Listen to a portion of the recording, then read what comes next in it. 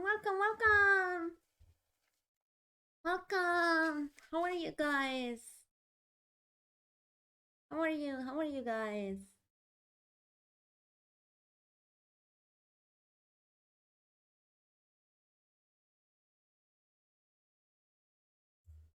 Ah, wait a second, I'm making a mess. Uh, I'm good, I'm good. I'm good. I'm gonna wait a second, I'm gonna start the game because there's no music right now. Ah, wait a second. My PC decided to act strange.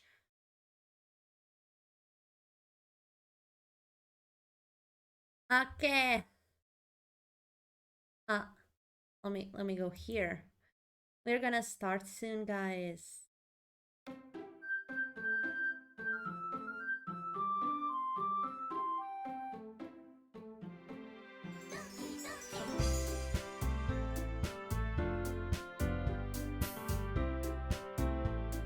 Okay, okay. Are you sure you want to bring Doki Doki today? Why not? Why not? Why shouldn't? It's totally not a horror game. Totally chill. You know? Just, friendly girl to hang out with. Turn the game audio down a bit. Okay.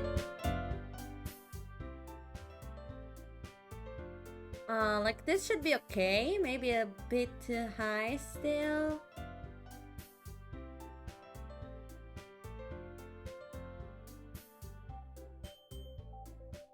Okay? Okay, okay.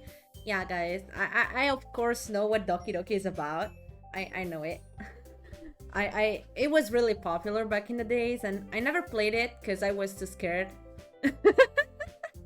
I mean, I wasn't really scared because I saw the gameplay and the jump scare were like, I wasn't really scared about the jump scare, but you never know when you're the one playing. You can't be sure. So yeah, here we are today. Let's see. I feel like we can start. Yeah. Look how cute they are. Also, guys, choose one between Sayori and Natsuki that we will start. We will start with one of those two because I want to do the Yuri in the next one. Also, you know what? Never mind. You can choose between all of them.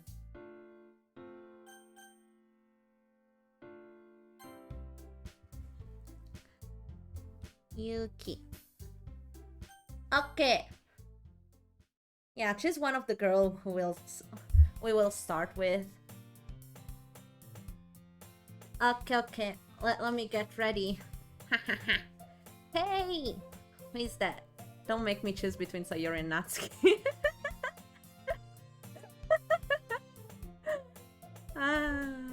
I'm evil. I see an annoying girl running towards me from the distance, waving her arms in the air like she's totally oblivious to any attention she might draw to herself. Oh yeah, I forgot this game has a lot of talking. That girl is Sayori, my neighbor, and good friend since we were children. Childhood friend! Yay, the best trope ever! The kind of friend you never see yourself making today, but it just kind of works out because you've known each other for so... What the fuck are you saying, man? What is your problem? We used to walk to school together on days like this, but starting around high school, she would oversleep more and more frequently, and I would get tired of waiting up. But if she's going to chase after me like this, I almost feel better off running away. Why are you so evil? For a girl! However, I just sighed and idle in front of the crosswalk and let Sayori catch up to me. Okay, now that's better. That's better. I won't read that. I overslept again. Yeah, we know this, Sayori. But I caught you this time. Yeah. Look how cute she is, guys. Ah! maybe, but only because I decided to stop and wait for you. Should I do a male voice? Maybe, but only because I decided to stop and wait for you. Okay, no, maybe not. This doesn't sound right. Eh, you say that like you were thinking about ignoring me. Yeah, best girl. That's mean, Yuki. I'm not mean. I'm just, you know, sometimes I may be a bit of a bitch. Well, if people stare at you for acting weird and I don't want them to think we're a couple or something. I thought Natsuki was the tsundere, not you. You know what, guys? I don't care what you choose. I will choose Sayori. I don't freaking care. I'm sorry. I made my choice. Sayori. Fine, fine. But you did wait for me after all. Yes, I did. I guess you don't have it in you to be mean, even if you want to. Whatever you say, Sayori. Yes, I agree here. Okay. We cross the street together and make our way to school. Yay, let's go to school. A place I didn't miss a bit. As we draw near, the streets become increasingly speckled with other students making their daily commute. By the way, Yuki, yes, what it is, Sayori? Have you decided on a club to join yet? Of course I didn't. A club? What is a club? I'm so stupid. I told you already I'm not interested. Oh no, we know what clubs are. Okay, we're not completely stupid. I told you already I'm really not interested in joining any clubs. I haven't been looking either. Eh, that's not true. You told me you will join a club this year. I did. I'm sure it's possible that I did in one of our many conversations where I dismissively go along with whatever she's going on. Why is the main character so mean? Sayori likes to worry a little too much about me when I'm perfectly content just getting by on the average while spending my free time on games and anime. That's relatable. That's relatable. Uh-huh. I was talking about how I'm worried that you won't learn how to socialize or have any skills before college. Good morning, Levi. Welcome. How are you? Your happiness is really important to me, you know? And I know you're happy now, but I die at the thought of you becoming a need in a few years because you're not used to the real world. Oh my god. I'm sleepy. I have to wake up if I want to play this game, so I'm kind of awake right now. Are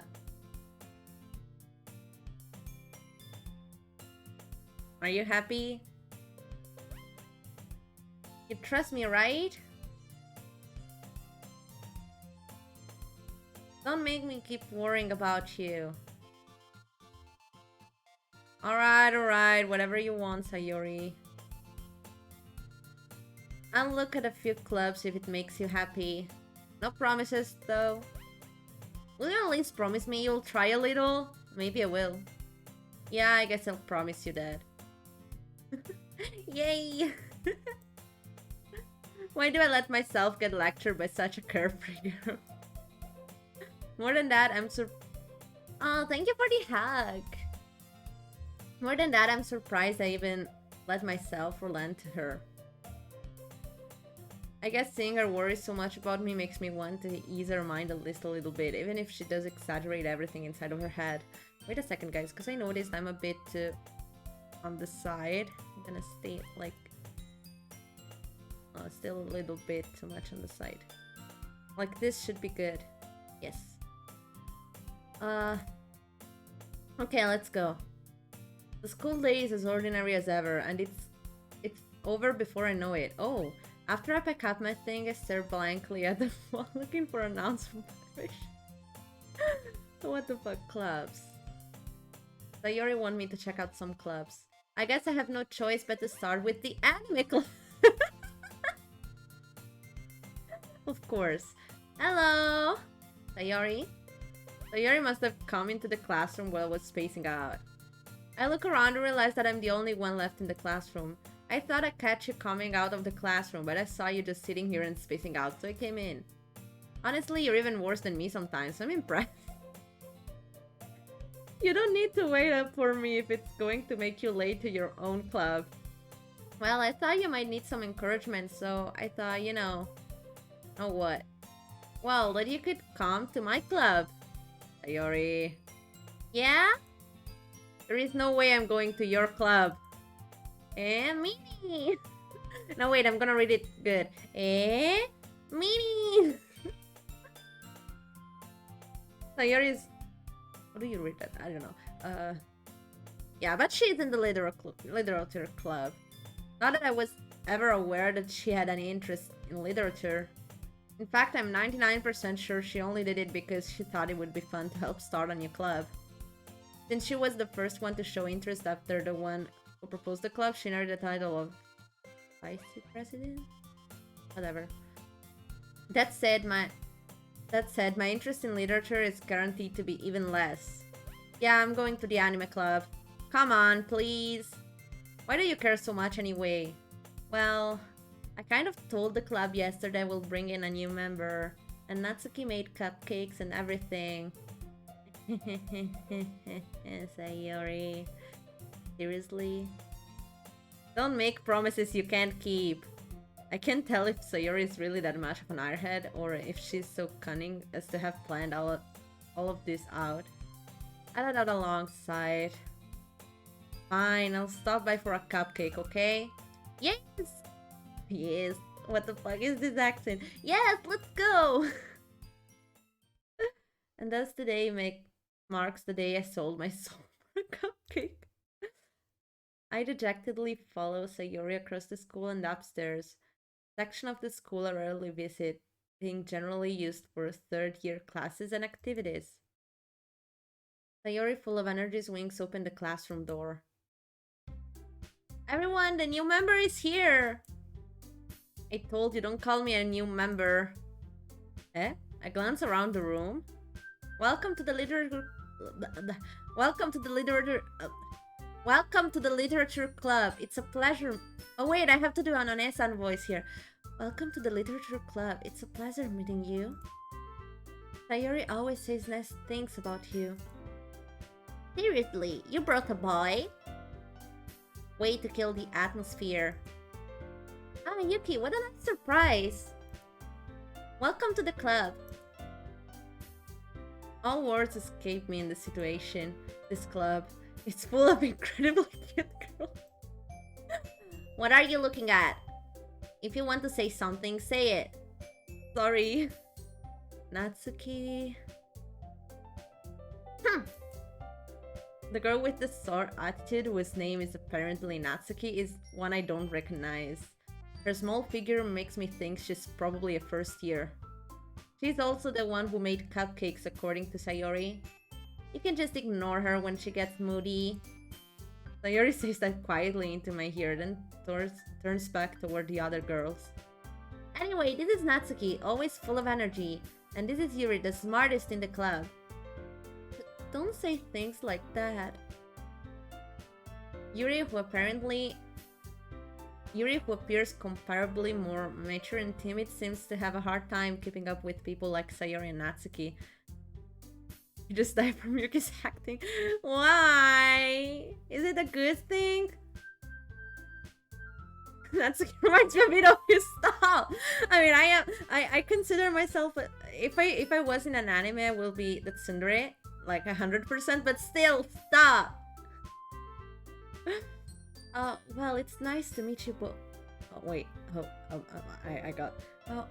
wait, that's me! That's not Yuri! Yuki and Yuri are too similar. Well, it's nice to meet both of you. Because you're pretty good. I'm good. I'm not good. What are you saying? Shut the fuck up. And it sounds like you already know Monica, is that right? That's right. It's great to see you again, Yuki. Why does she make that pose, guys? I still have to understand that. It doesn't make any sense. She's straining her back. Monica smiles sweetly. We don't know each other. Well, we rarely talk, but we were in the same class last year. Monica was probably the most popular girl in class. Smart, beautiful, athletic. Basically completely out of my league. So having her smile at me so genuinely feels a little... You too, Monica. Come sit down, Yuki. We'll make room for you at the table, so you can sit next to me or Monica. I'll get the cupcakes. Hey, I made them! I'll get them! Sorry, I got a little too excited. Then, how am I... Oh my god, reading in Ara voice is freaking hard, guys. I mean, it's not even Ara Ara, it's a mix between Hara Ara and Quiet Girl, but it's freaking hard. Then how about I make some tea as well?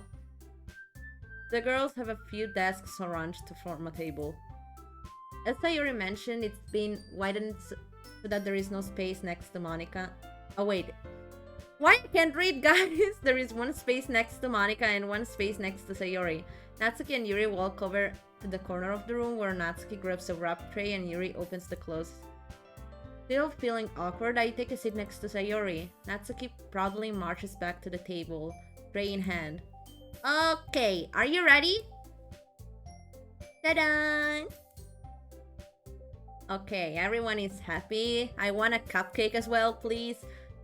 Natsuki lifts the foil of the tray to reveal a dozen white fluffy cupcakes decorated to look like little cats. Oh my god, so cute! What are you telling me, Natsuki? Little cats? Seriously? Oh my god! The whiskers are drawn with icing and little pieces of chocolate where we used to make ears. Oh my god! So cute! I agree, this is so cute! I had no idea you were so good at baking, Natsuki. Well, you know. Just hurry and take one. Hat pat? Wait. Hat pat.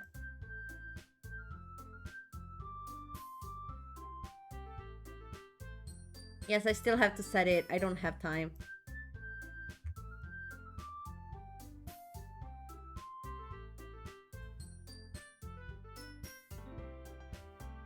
It's delicious! Sayori talks with her... Oh, wait, I had to tell it better. It's delicious! Sayori talks with her mouth full and has already managed to get icing on her face. I turn the cupcakes around with my finger, looking for the best angle to take a bite. Natsuki is quiet. I can't help but notice her sneaking glances in my direction. Is she waiting for me to take a bite? I finally bite down. The icing is sweet and full of flavor. I wonder if she made it herself. This is really good. Thank you, Natsuki. Why are you thanking me? It's not like Haven't I heard this somewhere before? Made them for you or anything? I thought you technically did, so Sayori said. Well, maybe. But not for you. No, you, dummy. Alright. I give up on Natsuki weird logic and dismiss the conversation. We already agreed that we work on everything after your exams are over. Yes, but I want to clarify that. Yuri returns to the table, carrying a tea set. She carefully places a teacup in front of each of us before setting down the teapot next to the cupcake tray. You keep a whole tea set in this classroom? Don't worry, the teachers gave us permission. After all, doesn't a hot cup of tea help you enjoy a good book? I guess. What? No! That's not me! Stop! You freaking idiots. Don't let yourself get intimidated. Yuri's just trying to impress you. Eh? That's not... Insulted, Yuri looks away. I mean... I meant that, you know? I believe you. Well, tea and reading might not be a pastime for me, but I at least enjoy tea. I'm glad. Yuri faintly smiles to herself in relief. Monica raises an eyebrow, then smiles at me. So, what made you consider the literature club? I was afraid of this question. Something tells me I shouldn't tell Monica that I was practically dragged here by Sayori. Well, I haven't joined any club yet and Sayori seemed really happy here, so... That's okay, don't be embarrassed. We'll make sure you feel right at home, okay? As president of the literature club, it's my duty to make the club fun and exciting for everyone. Do you enjoy some tea with British accent? I don't know how to do a British accent, so I'm just trying to speak in a normal language. Because, guys, I swear, this past few days, English has been fighting against me. For some reason. Like, I was talking in English and couldn't talk at all. I was like... The almost, you know, every time I spoke in English, I was just, you know, just I didn't know what I was saying most of the times. Sometimes it's like this. Sometimes English leave my body for some time and then come back stronger than before. uh, Monica, I'm surprised. How come you decided to start your own club? You could probably be a board member for any of the major clubs. Weren't you a leader of the debate club last year?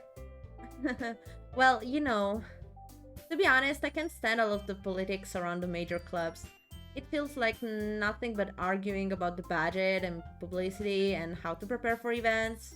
I'd much rather take something I personally enjoy and make something special out of it.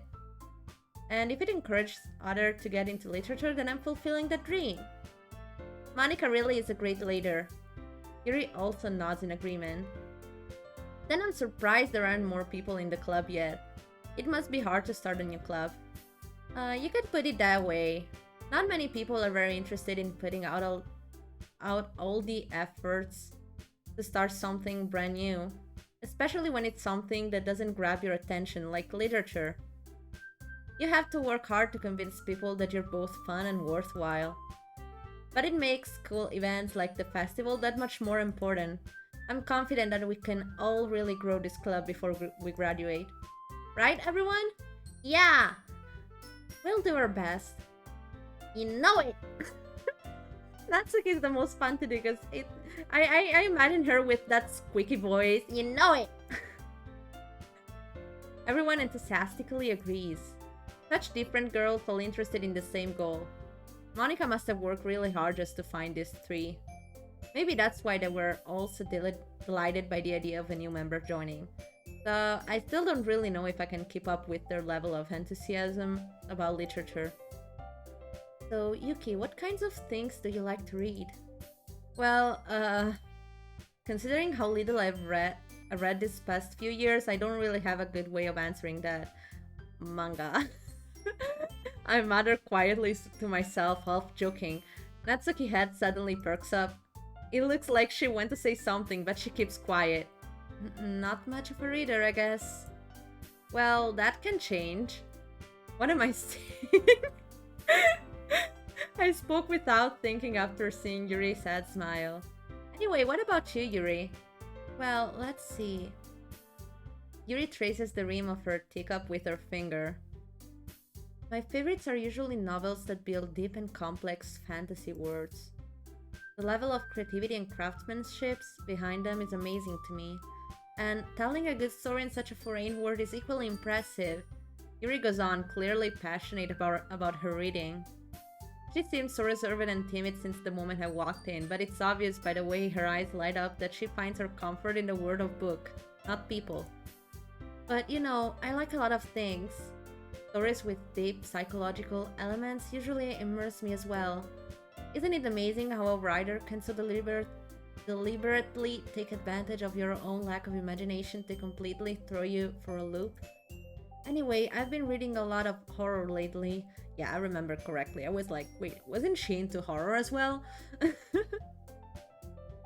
I read horror. I read a horror book once. I desperately grasped something I can relate to at the minimal level. At this rate, Yuri might as well be having a conversation with a rock. Really? I wouldn't have expected that, Yuri. For someone as gentle as you, I guess you could say that. But if a story makes me think or takes me to another world, then I really can't put it down. The real horror is often very successful at changing the way you look at the world, if only for a brief moment. Ugh, I hate horror. Oh, why's that? Well, Natsuki eyes dart over to me for a split second. Never mind. That's right, you usually like to write about cute things, don't you, Natsuki? What?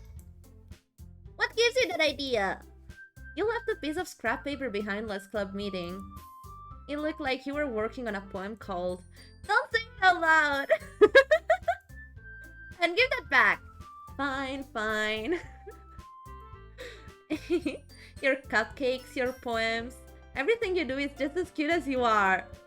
Sayori sidles up behind Natsuki and put her hands on her shoulders. I'm not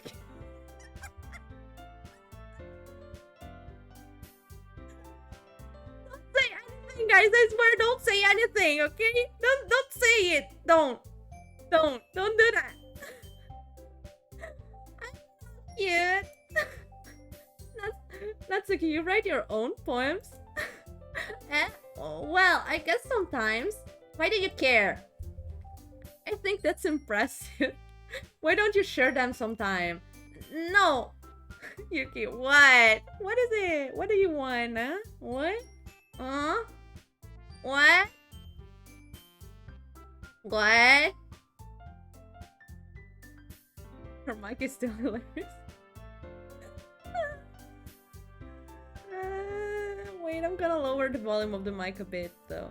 Because maybe that's the problem, and also the game music, because if I... Okay. Sorry, guys, I got a little bit carried away. No! Natsuki averts her eyes. You wouldn't like them.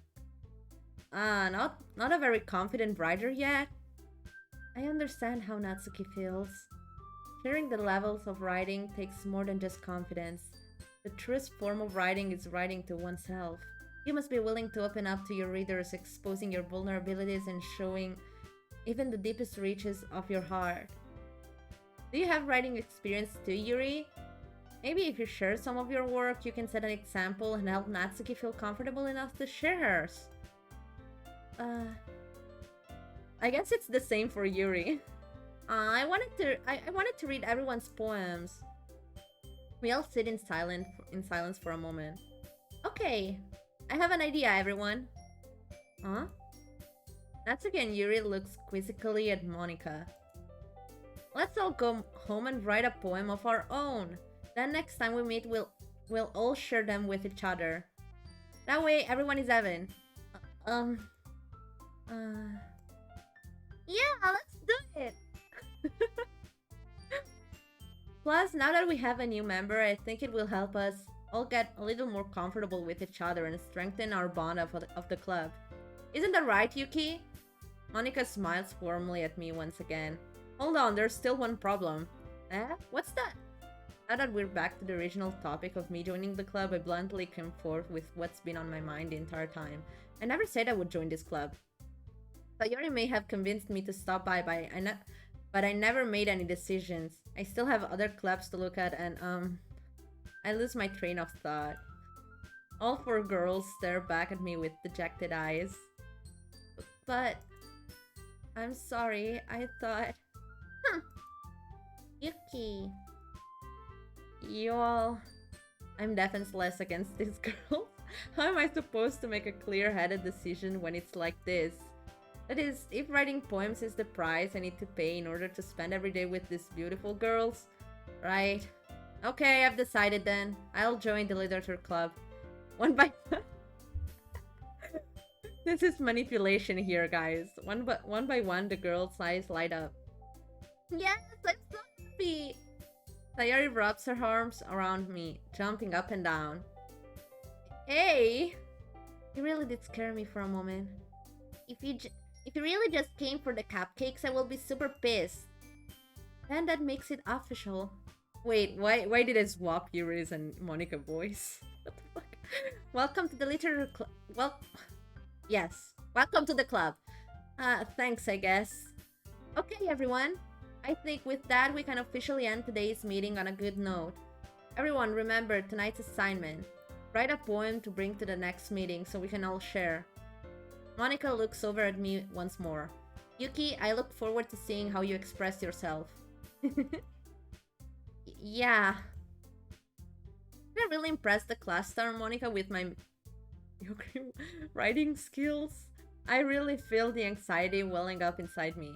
Meanwhile, the girls continue the chit-chat as Yuri and Natsuki clean up their food. Hey Yuki, since we're already here, do you want to walk home together? That's right, Sayori and I never walk home together anymore because she always stayed after school for clubs. Sure, might as well. Yay! But by the way, guys, is the mic better? Is the mic better? With that, the two of us depart to the club room and make our way home. The whole way my mind wanders back and forth between the four girls. Sayori, Natsuki, Yuri, and of course Monica. Will I really be happy spending every day after school in a literature club? Perhaps I'll have to change to grow closer to one of these girls. A chance. Why I didn't notice any cut off yet. I mean, I didn't even scream, so yeah. Or talk in a high voice. Alright, I'll just need to make the most of my circumstances and I'm sure good fortune will find me. And I guess that starts with writing a poem tonight. Okay, now there is the mini game. It's time to write a poem. Pick words you think your favorite club member will like. Something good might happen with whoever likes your poem the most. Guys, I don't know who to choose. Cause now I'm like, I want both Natsuki and Sayori.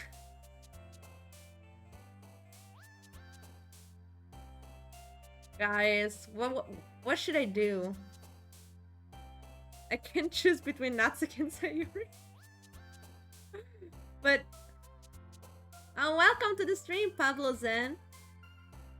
I am actually verted over Natsuki because reading her lines is hilarious. Both. I want to read her Natsuki's lines though, so I will choose Natsuki.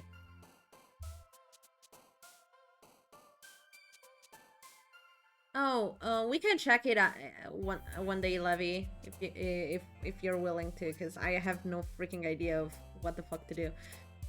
But you know, I will choose Natsuki, guys. I wanted to choose Sayori, but I like Natsuki more. I'm sorry. I love Tsunderes, guys. I love Tsunderes so much. I think I will choose Natsuki. Okay. Let's try and do my best here. Okay, ready? Go. Pink. Candy. Milk. Vanilla. Oh, fireplace is anime. Kid. Love. Doki Doki. Kawaii. Bunny. Dance. Oh. Bouncy. Sparkle. Oh. No. Giggle.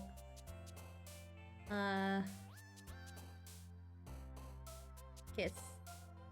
And let's see this one.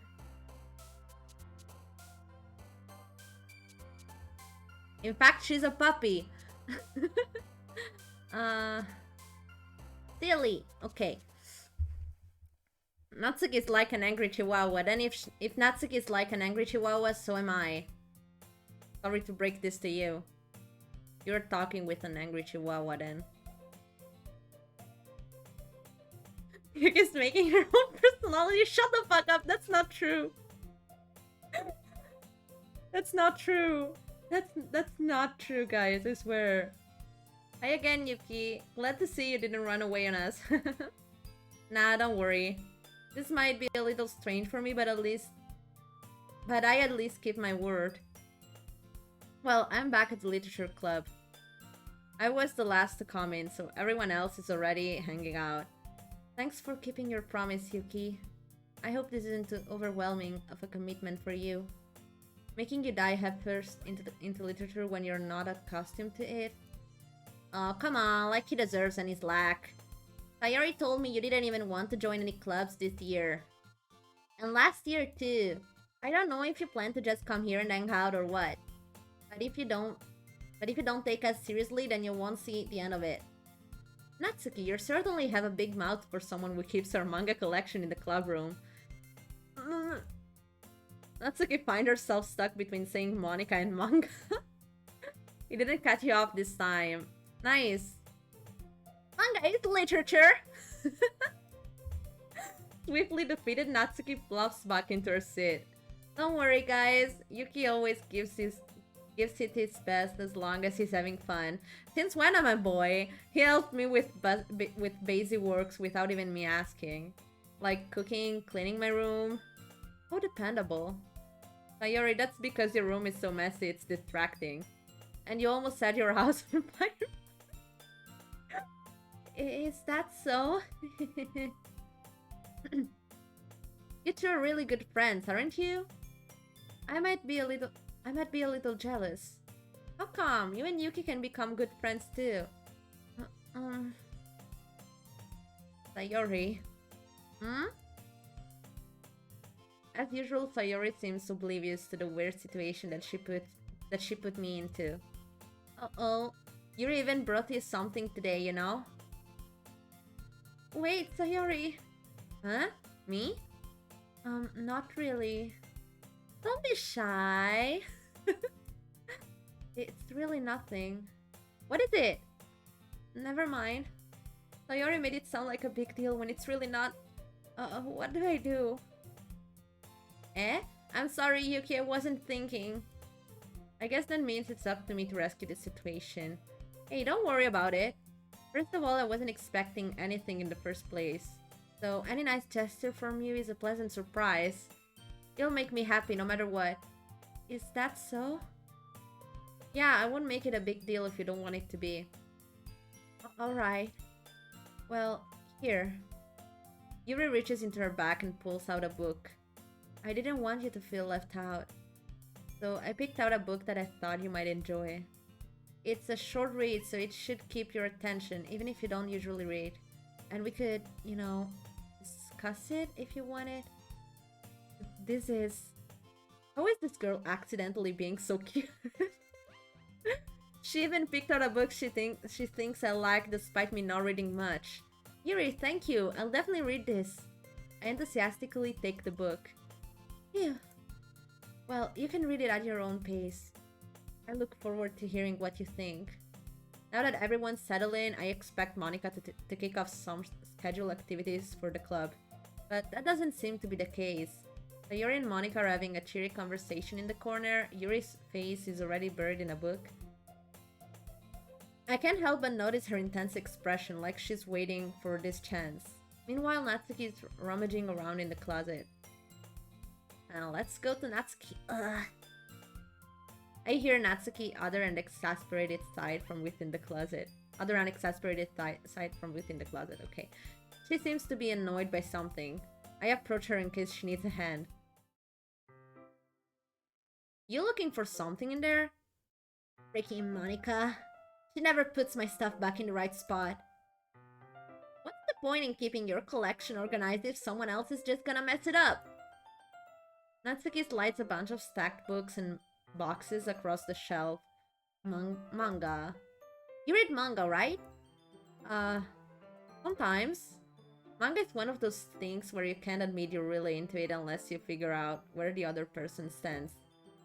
How did you know anyway? I heard you bring it up at some point. Besides, it's kind of written on your face. What that's supposed to be? I see. There's a lone volume of manga amidst a stack of various books on the side of one of the shelves. Curious, I pull it out of the stack. There it is! Oh, thank you for the follow, Deadlock! 887.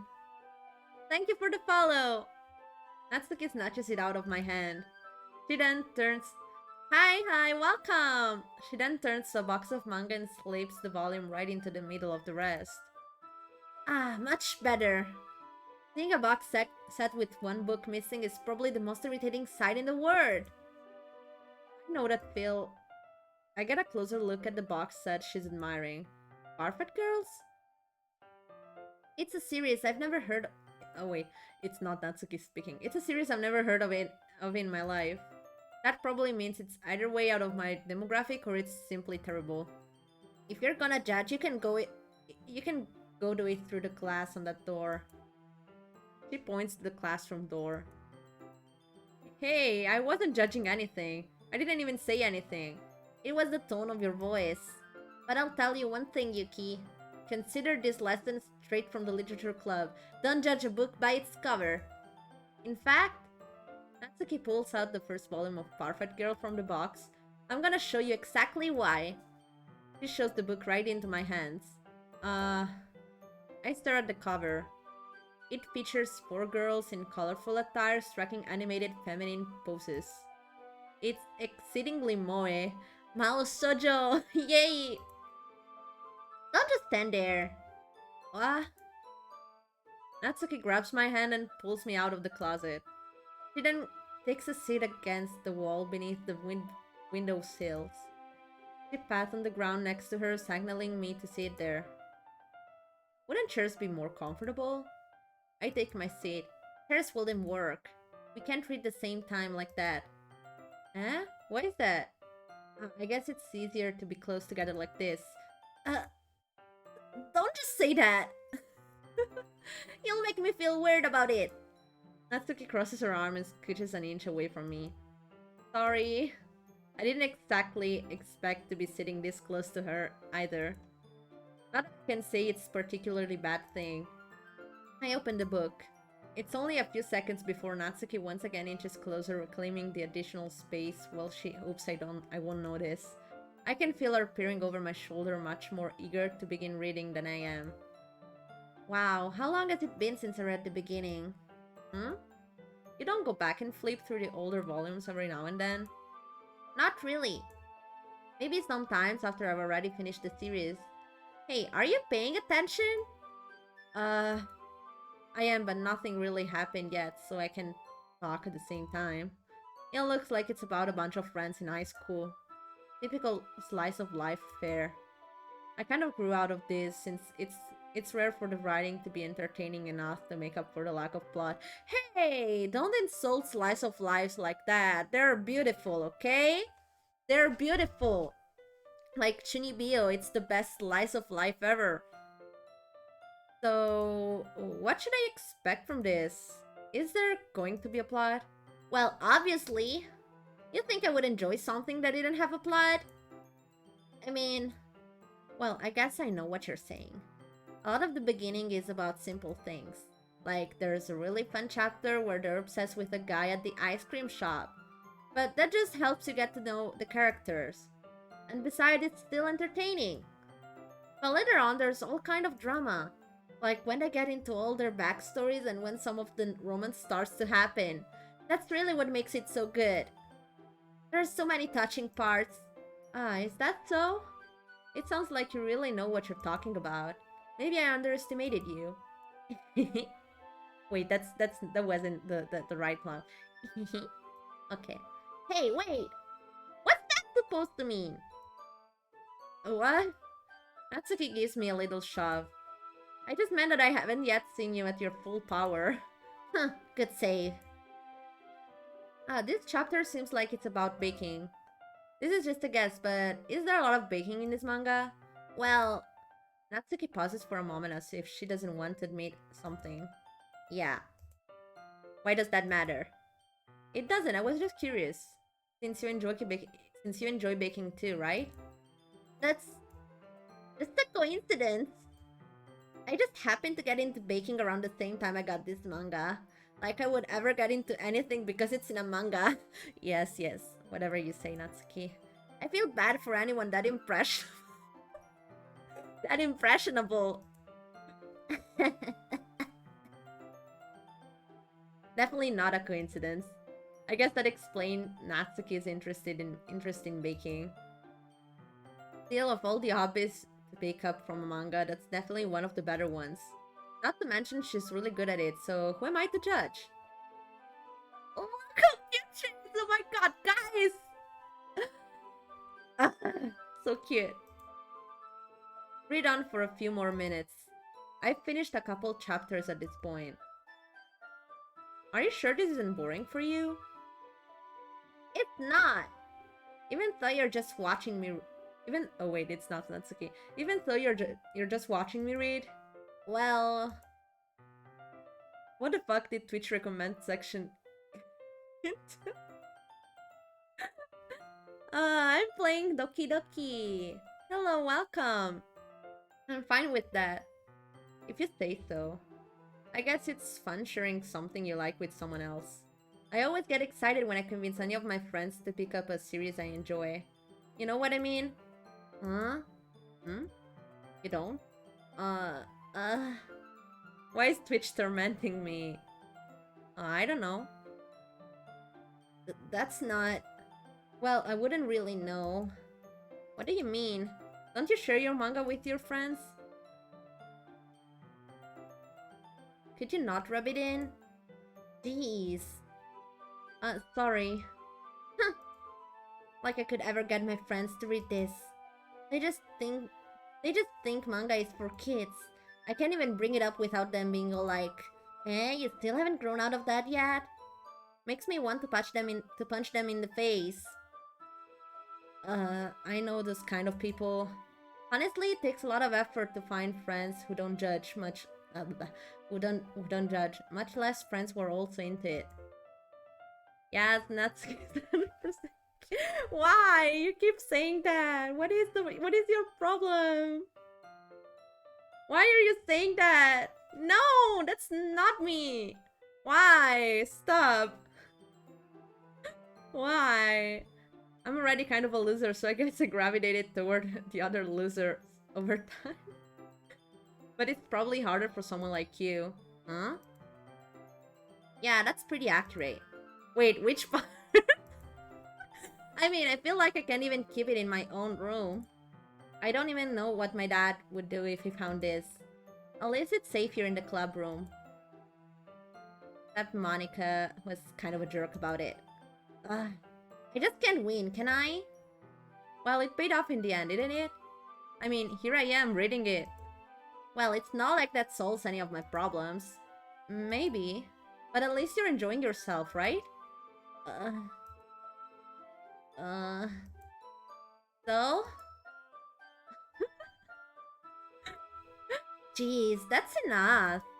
Are you gonna keep reading or what? Yeah. I flipped the page. Suddenly Natsuki starts laughing. What the fuck, Natsuki? I totally forgot that happens. Natsuki puts her finger on one of the panels. Minori is my favorite character.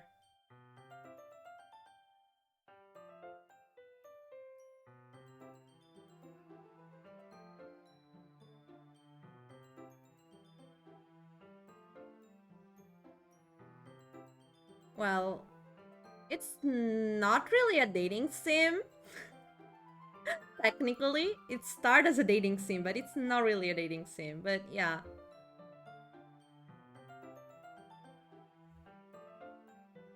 You always feel a little bad for her since she's so unlucky. But it gets especially bad when I shouldn't be talking about that yet. I just finished this chapter.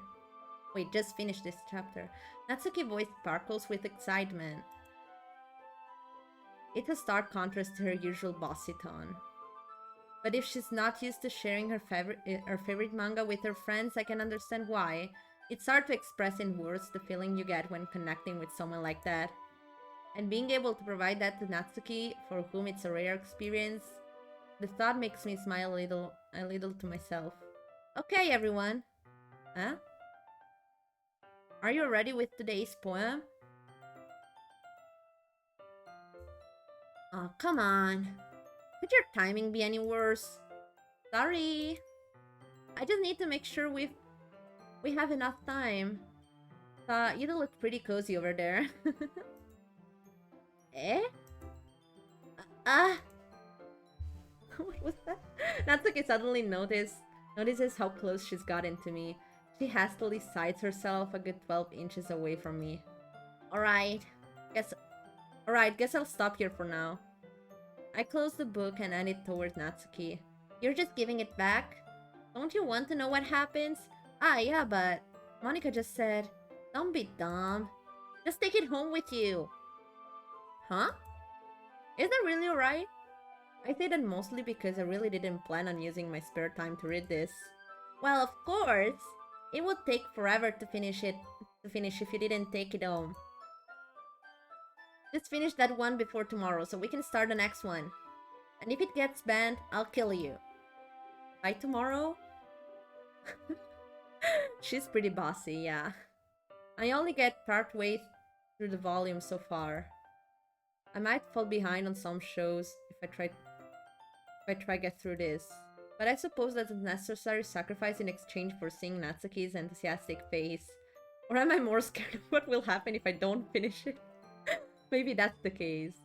Alright then. I stand up. I return to where I put my stuff and carefully slip the book into my bag. By the way, did you remember to write a poem last night? Yeah? Natsuki. She's the pink-haired girl, by the way. My relaxation ends. I can't believe I agreed to do something so embarrassing. I couldn't really find much inspiration since I've never really done this before. Well, now that everyone's ready, why don't you find someone to share with? I can't wait! Sayori and Monica enthusiastically pull out their poems. Sayori is on the wrinkled shade. What? What the fuck? On the other hand, Monica wrote hers in a composition notebook. I can already see Monica pristine handwriting from where I sit. Natsuki and Yuri reluctantly comply as well, reaching into their bags. I do the same myself. Okay, guys, who should we show the poem first?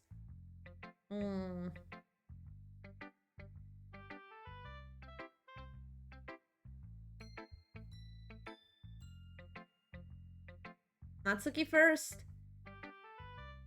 Okay.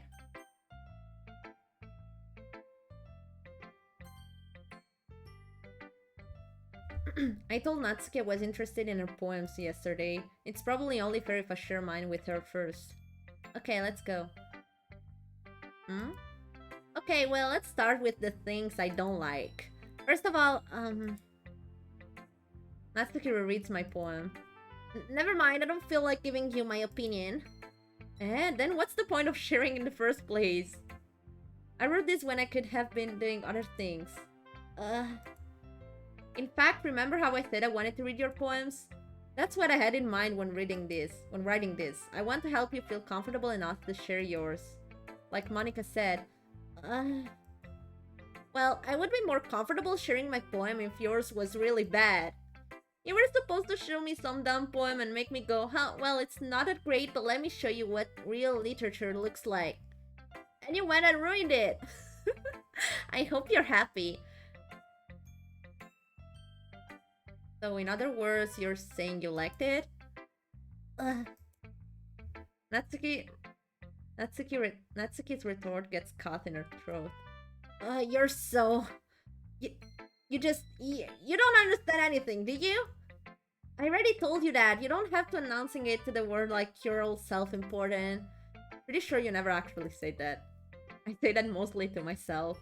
Natsuki must really hate me or something. I can't figure out if it's a win or a loss that she liked my poem. She doesn't hate you, you freaking dumbass. She's just a tsundere. In any case, you still need to show me yours, right? Fine, I guess. Only because Monica will make me if I don't. Okay, let's see. Eagles can fly. Monkeys can climb. Crickets can leap. Horses can race. Owls can seek. Cheetahs can run. Eagles can fly. People can try, but that's about it.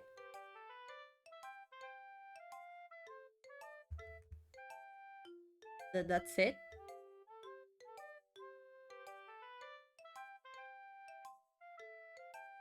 Let's find a meaning to it. Yes, I was about to say that. I was like, let's find the meaning of this. And yeah, I was about to get to that conclusion. Yeah, probably it is. Like, especially for the that's about it. Like, yeah, there's nothing else to it. Yeah, I told you that you weren't gonna like it. I like it. What? Just be honest. I am. Why are you so convinced that I wouldn't like it? Well, because everyone in high school thinks that writing has to be all sophisticated and stuff. So people don't even take my writing seriously. But isn't the point of poems for people to express themselves? Your writing style wouldn't make your message any less valid. Yes, exactly! I like when it's easy to read but it hits you hard. Like in this poem. Seeing everyone around you do great things can be really disheartening. So I decided to write about it. Yeah, I understand. But the other nice thing about simple writing is that it puts more weight into on the wordplay. Like I set up for a rhyme at the end, but then made it fall flat on purpose. It helped bring out the feeling in the last line. So you did, I guess, more went into it than I realized. That's what it means to be a pro. I'm glad you learned something. Didn't expect them from the youngest one here, did you? Yeah, I guess not. I decide to humor her with the last comment. I don't really care how old everyone is, but if Natsuki is feeling proud, then I won't take that away from her. Okay, let's see. Let's go in order from now on. How freaking old are these girls? The game is set in high school, technically. It's not really about the dating. Like, my favorite girl is Natsuki because I love her personality, but it's not really about dating here. The first part is kind of like, it makes you think it's a dating simulator, but it's really not, trust me. But yeah, it's set in high school. So yeah, from... let's see. How? At what age they start high school in Japan? They start at 16, I think? From 16 to 18 years old, I think. Like, the oldest one should be around 18 years old. But I don't know. Don't really know. No, not for 14, 18. From 16 to 18, technically. But I'm not sure. Like, I never checked. I just like the game in general. Sayori. It's Japan. Yeah, it's Japan. Oh, she likes it. This is a good poem, Yuki. Are you sure it's your first time? Of course. It's not a good. They're all 18 years old? Okay. Because I didn't check. Am I the kind of guy who would be writing poems in his spare time? I guess you're right. But that's why it impressed me.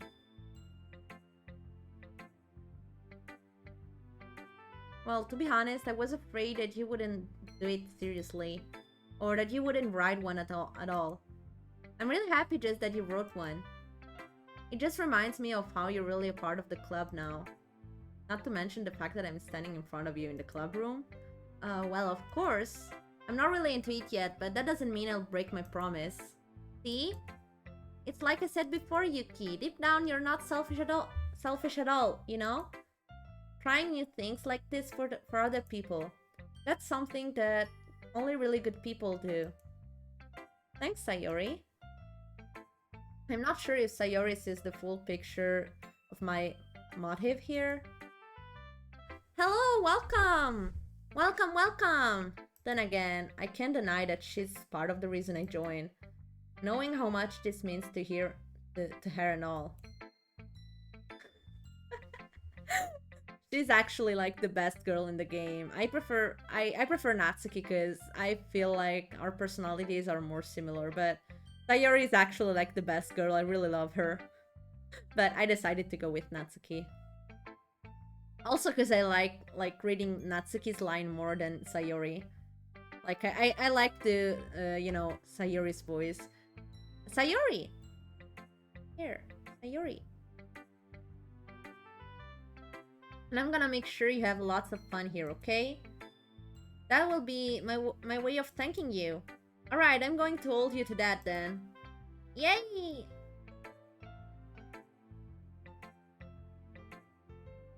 Now you read my poem too, right? Don't worry, I'm really bad at this.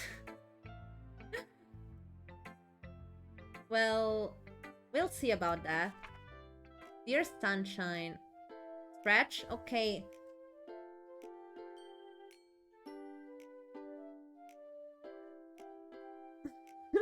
It's okay, it's okay.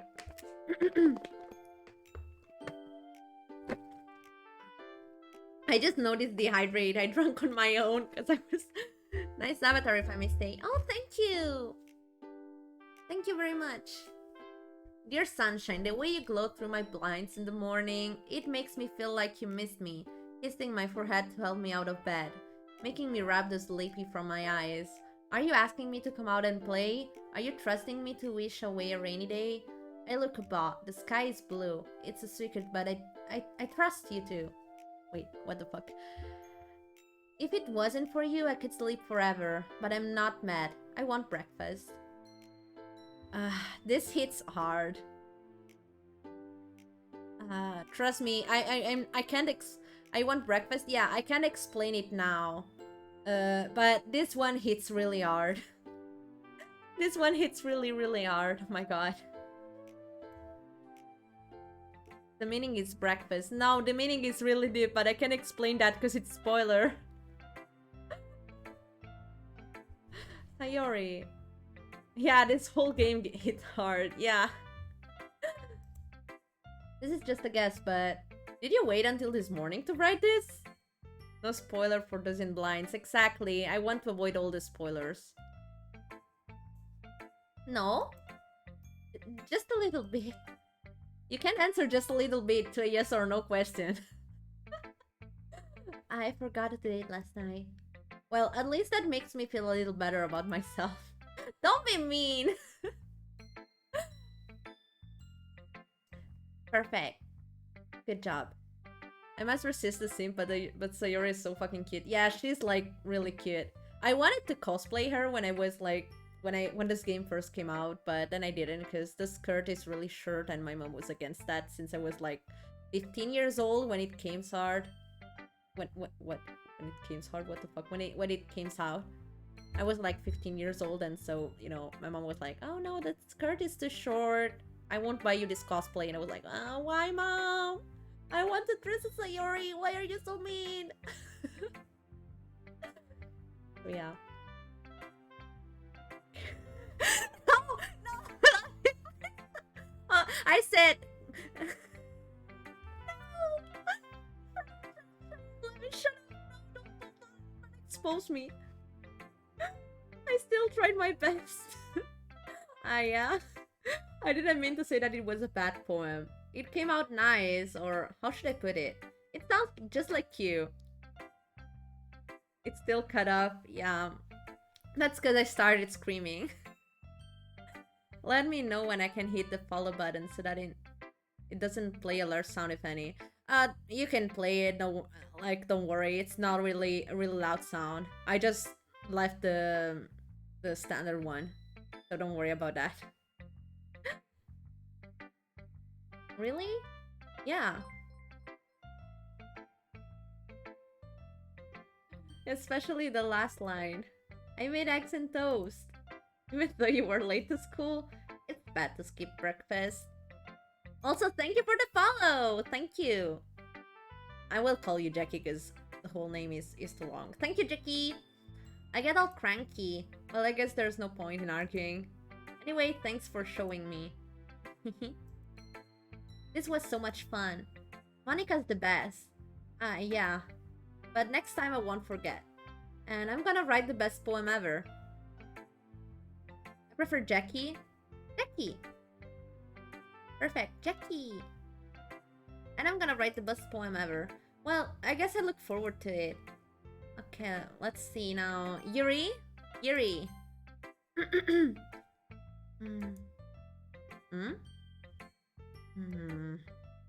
Yuri stares at the poem. A minute passes, more than enough time for her to finish reading. Oh. Sorry. I forgot to start speaking. It's fine, don't force yourself. I'm not... I just need to put my thoughts into words. Hold on. Oh, okay. This is your first time writing a poem, right? Yeah? Why do you ask? I'm just making sure. I guess that it might be after reading through it. So it's that bad. No! Did I just raise my voice? I'm sorry. Yuri buries her face in her hands. I couldn't help but notice that it's been several minutes and we really haven't gotten anywhere. It might take you a while to get used to new people. It's fine, I really didn't notice. What were you saying? Right, it's just that there are specific writing habits that are usually typical of new writers, and having been through that myself, I kind of learned to pick up on them. I think the most noticeable thing I recognize in new writers is that they try to make their style very deliberate. Why does Yuri seems like the silent but deadly as fuck character? No comment. Yeah, no comment. In other words, they tend to pick up a writing style separate from the topic matter, and they form feed the two together. The end result is that both the style and the expressiveness are weakened.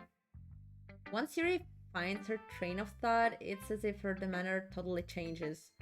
Her stammering is completely gone and she sounds like an expert. Of course, that's not something you can be blamed for. There are so many different skills and techniques that go into writing even a simple poem. Not just finding them and building them, but getting them to work together is probably the most challenging part. It might take you some time, but it all comes with practice and learning by example and trying new things. I also hope that everyone else in the clubs gives you valuable feedback. Natsuki can be a little bit biased though. Biased? How? Well... Isn't from Assassin's Creed? Well, never mind. I shouldn't be talking about people like that. Sorry. It's fine. I'm not sure if Yuri is apologizing to herself, to me, or to Natsuki. Do you mind if I read your poem now? Please do. I love to share my thought process behind it. Yuri smiles dreamily, as if that's a rare opportunity for her. Which itself is kind of funny. After all, isn't this supposed to be a literature club? Ghost under the light. The tendrils of my hair illuminate beneath the amber glow. I can't read shit.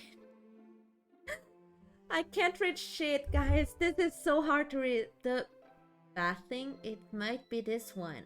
The last remaining streetlight to have withstood the test of time.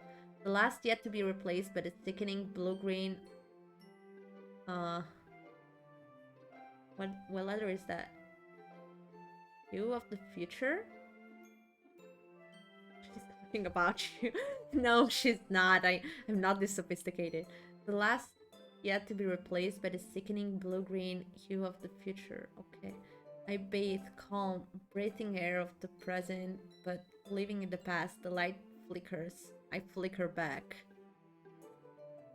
Yeah, the long-lost art of cursive writing. I'm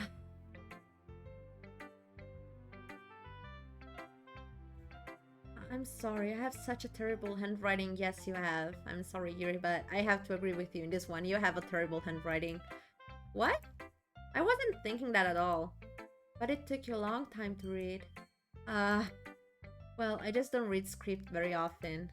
I actually think your handwriting is pretty. You're fake. Huh? That's a relief. Also... Oh wait, that's me. We have really similar names, guys. Like, I read my name and I read Hiri instead of Yuki. That... Also, I like the poem. Even though it's short, it was really descriptive. It wasn't too short. I usually write longer poems. Not at all. I'm really glad you like it. I'll be honest. Since it's our first time sharing, I wanted to write something a little more mild. Something easy to digest, I suppose. Are you into ghosts? Are you into ghosts, Yuri? What is that? Is it flirting? Yes, this entire club is made of girls. Actually, the story isn't about a ghost at all, Yuki. Really? Yuki, same. Only the R and K is different. Yes, this is really confusing. Yes, I'm waiting for that song too. I must have totally missed the point. Well, I suppose you did only glance over it after all. But remember, the poets often express their own thought, feelings, and experiences in a work. They usually do more than tell a simple story or paint a picture. In this case, perhaps the subject of the poem is only being symbolically compared to a ghost. lingering on her last remaining place of comfort, unable to let go of the past, and soon to be left with nothing. That's a lot more solemn putting it that way. I hadn't even thought of that. That's impressive. It's nothing, really. Well, it makes me happy that you think that. Just remember, just remember that it won't be long before you pick up on these things too. Yeah, maybe you're right. I guess I'll have to keep trying. I'm counting on you. Okay. It remains just Monica. Let's go. Hi, Yuki. Having a good time so far? Yeah. Good, glad to hear it. By the way, since you're new and everything, I would be having a mental breakdown and having face-to-face conversation with a girl, and I would be on fucking floor if it was an entire club of girls. Maybe that's why. No, don't say that. I mean, I can understand. I mean, I have problem talking with people in general. Yuri on Ice, yeah, the best. I love Yuri on Ice. Oh my god. But yeah, I have problem talking with people in general, so I can kind of understand. But it's okay. It takes training to talk with people. If you ever have any suggestion for the club, like new activities or things we can do better, I'm always listening. Don't be afraid to bring things up, okay? Alright, I'll keep that in mind. Of course I'll be afraid to bring things up. I'm much better off just going with the flow until I'm more settled in. Anyway, want to share your poem with me? It's kind of embarrassing, but I guess I have to. Don't worry, Yuki. We're all a little embarrassed today, you know? But it's that sort of barrier that we'll all learn to get past soon. Yeah, that's true. I hand Monica my poem. I like it, Yuki. Really? It's a lot cuter than I expected. The main character literally described me in one sentence. 6 people. Oh jeez. No. It kind of make me think of something Natsuki would write. And she's a good writer too. So take that as a compliment.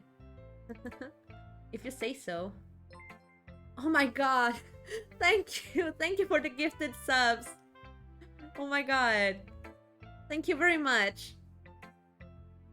Yep.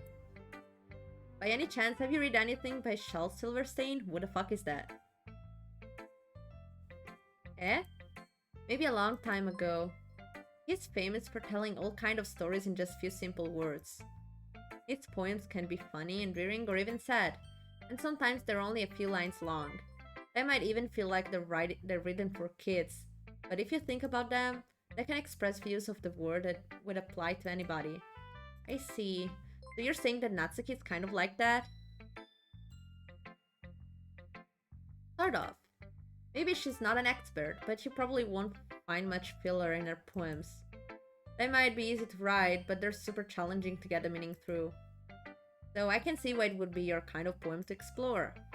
I'm sure I'll end up trying different things a lot. It could take a while before I feel comfortable doing this. That's okay. I love to see you try new things. That's the best way to find the kind of style that suits you.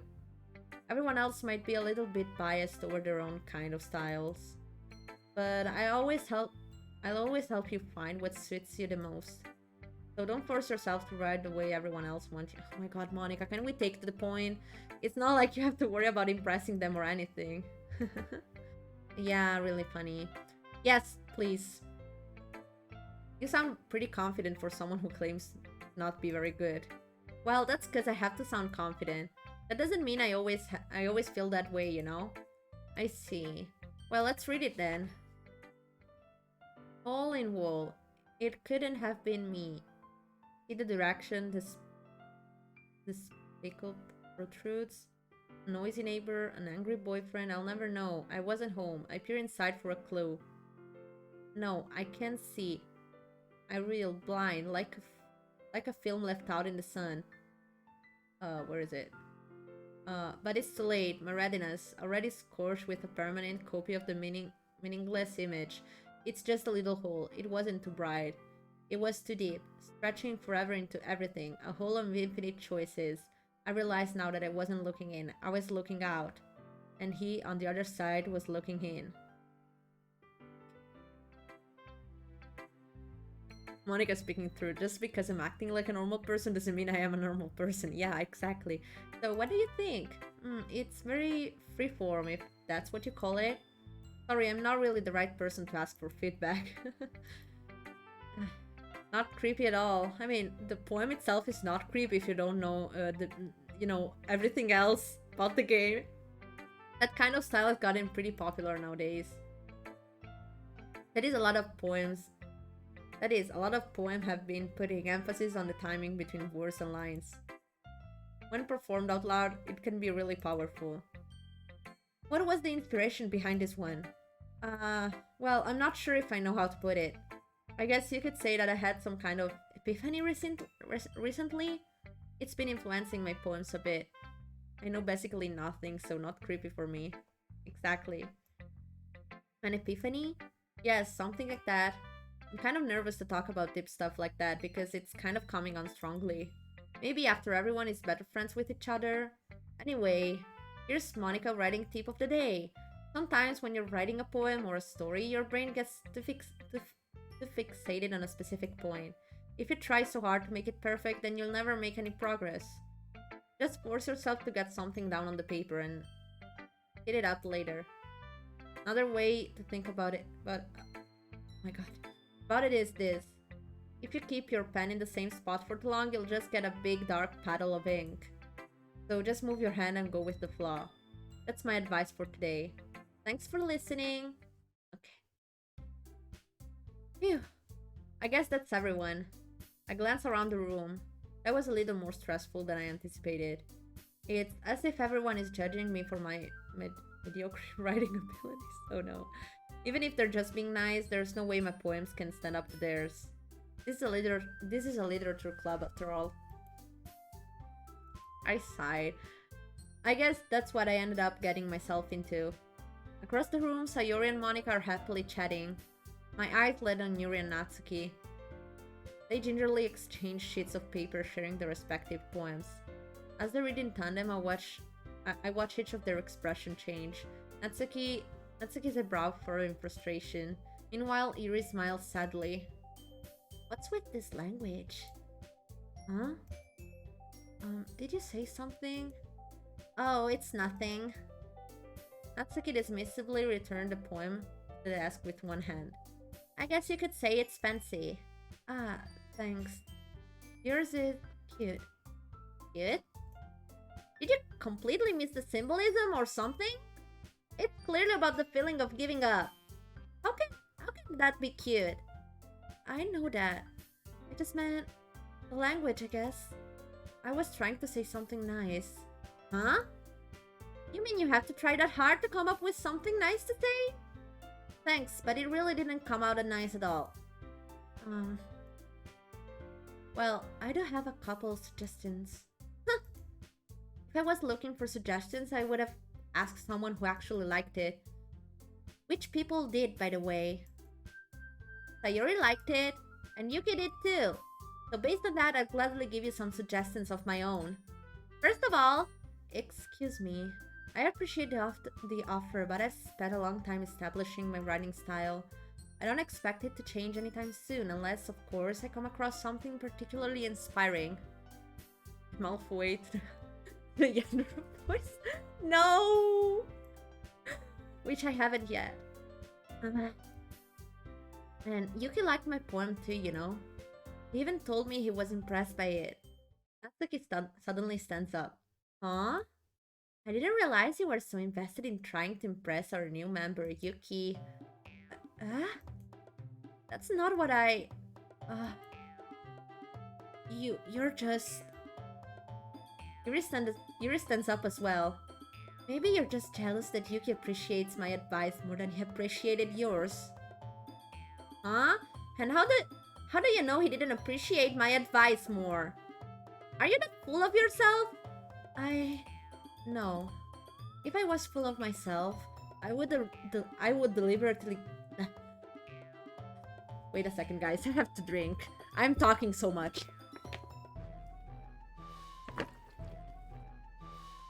My favorite Doki? Uh, I can choose between Natsuki and Sayori. But if I have to say those two, I can choose between them. I would deliberately go out of my way to make everything I do overly cutesy. Ah! Um, is everyone okay? Well, you know what? I wasn't the one whose boobs magically grew a size bigger as soon as Yuki started showing up. Natsuki! Natsuki, that's a little... This doesn't involve you! I don't like fighting, guys. Suddenly, oh gosh, Natsuki. Suddenly, both girls turned towards me as if they just noticed I was standing there. Yuki, she's just trying to make me look bad. That's not true. She started it. If she could get over it herself and learn to appreciate that simple writing is more effective. I'm trying to get points to hear you talk like Stitch. Oh no. What's the point in making your poems all convoluted for no reason? The meaning should jump out to the reader, not force them to have to figure it out. Oh my god, thank you for the cheers. Thank you very much. Hex, help me explain that to her, Yuki. Wait. There's a reason we have so many deep and expressive words in our language. Oh, thank you for the follow. Thank you very much. It's the only way to convey complex feeling and meaning most effective. Oh my god, it's the only way to convey complex feeling and meaning the most effectively. Oh no. Not here, come on! Please, not in the stream! I hate you all, guys. I was trying to dub. I was trying to voice acting, and you make me do this? Seriously? Now I can't convey my emotion properly.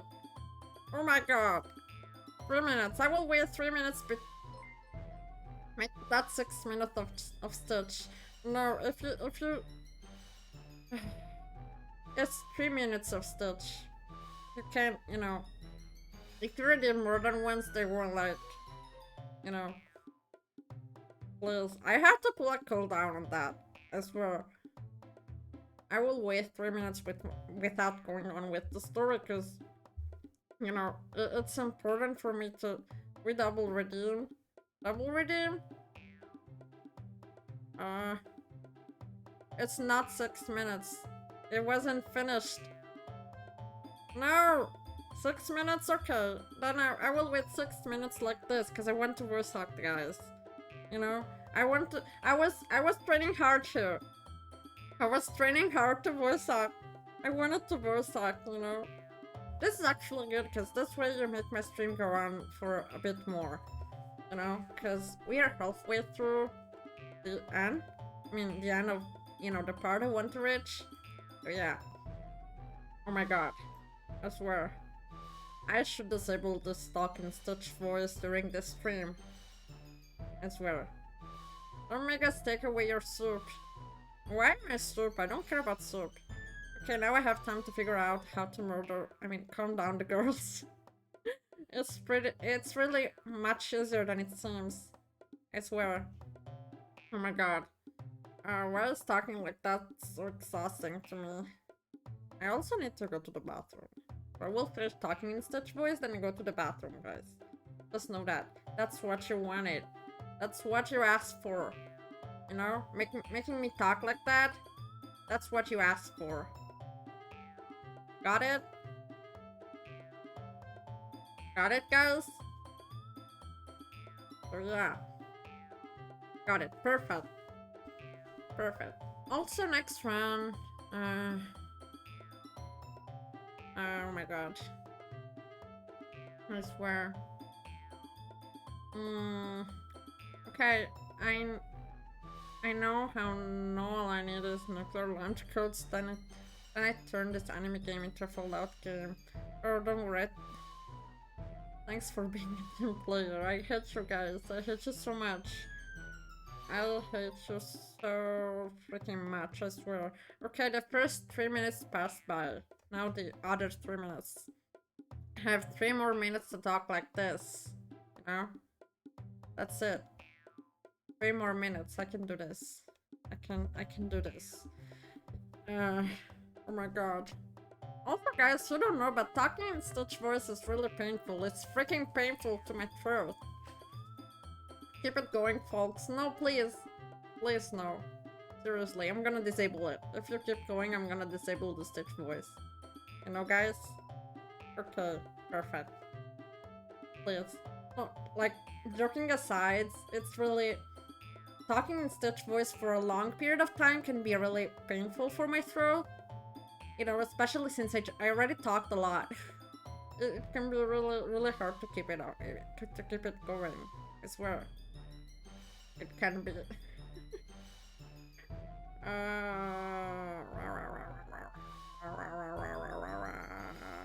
Katsuki? Okay, we'll put on Katsuki. If someone redeemed the Mao, I'm gonna freaking kill them, you know? I'm gonna freaking kill you guys. Let me put on the cat.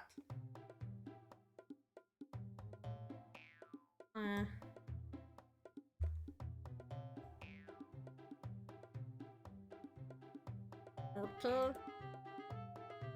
This and the other one.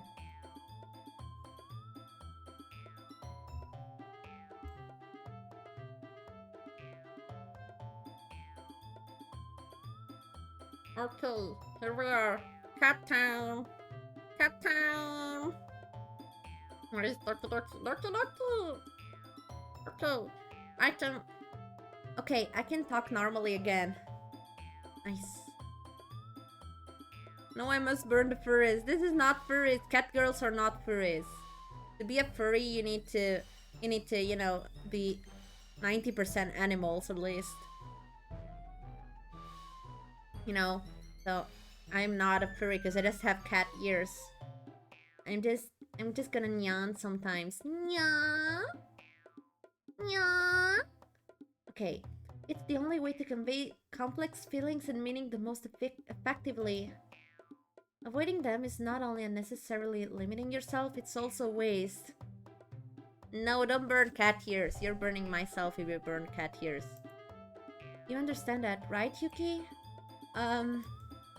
Well... How did I get attracted to this in the first place? It's not like I know anything about writing, but whoever I agree with, they'll probably think more highly of me. So of course that's going to be Natsuki, because to be a furry, you just need to be an anthropomorphic animal or creature. Yes, exactly. That I consider 90% animal, because you're like an animal, but anthropomorphic. Yeah, I'm a ghost. I'm a really powerful ghost, you know. I'm the king of all ghosts. But yeah. We're gonna choose Natsuki because we're going, you know, we're romancing her. Yuri, you're really talented. Well, but Natsuki has a point. I think that I racked my brain and attempted to back myself up. I think that conveying feelings with few words can be just as impressive as well. It lets the reader imagination take over. And Natsuki's poem did a really good job at that. Yeah, it did, didn't it?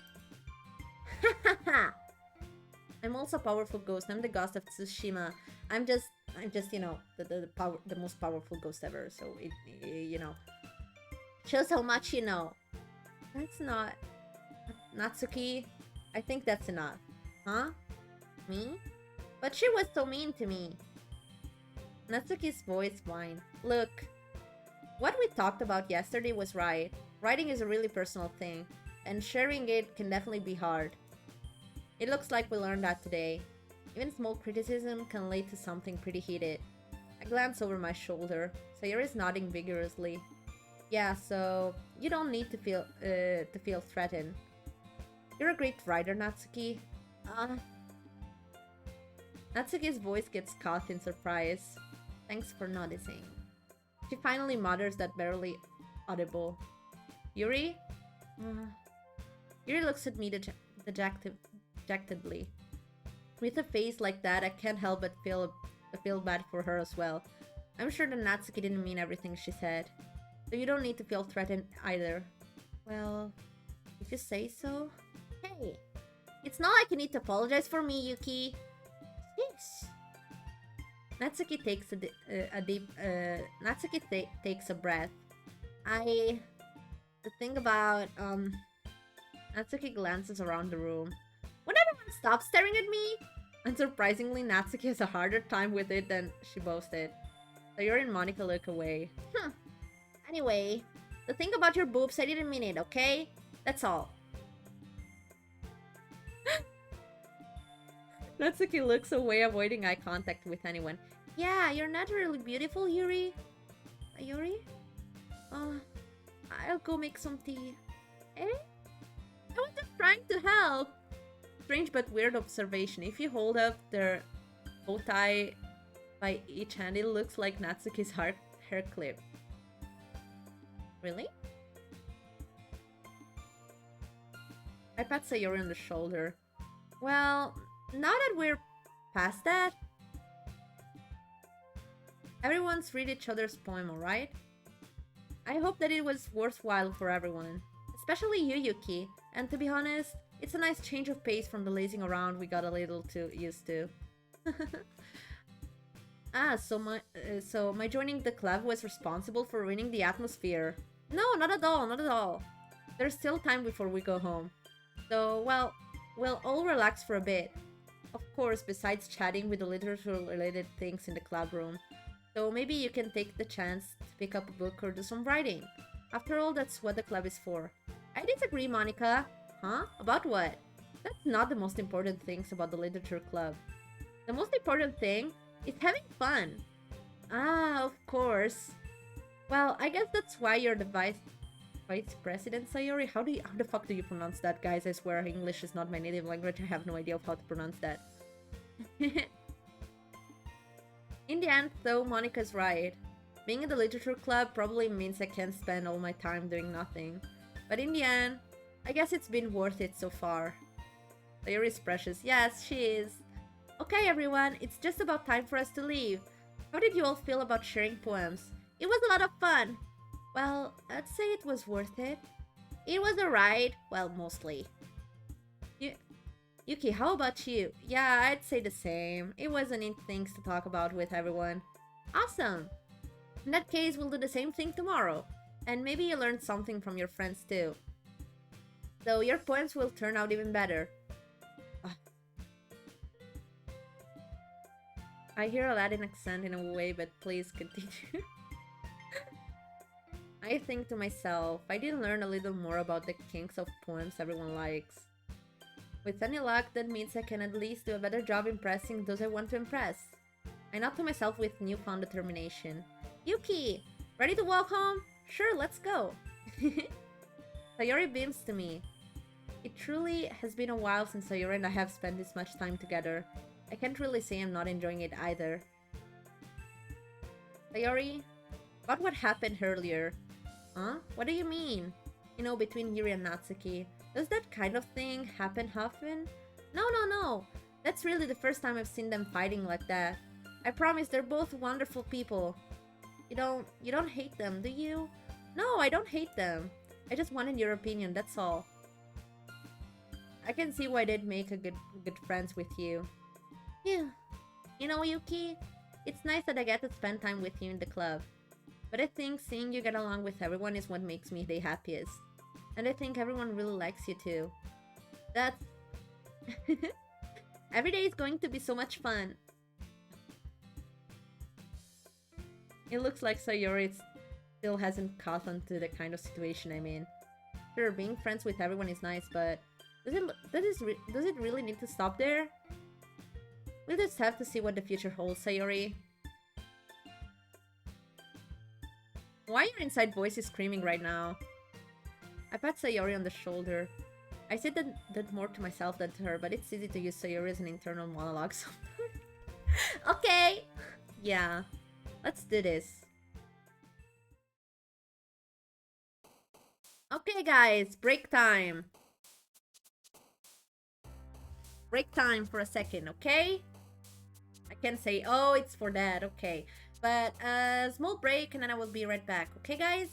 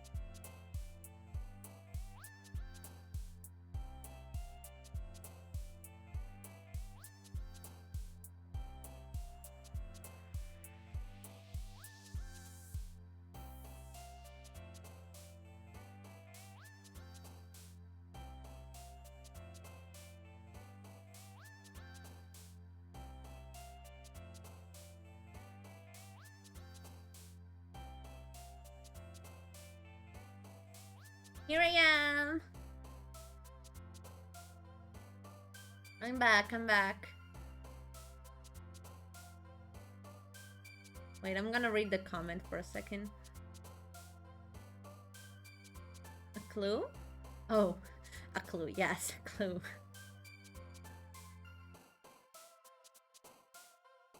Thank you guys. Okay, are you ready?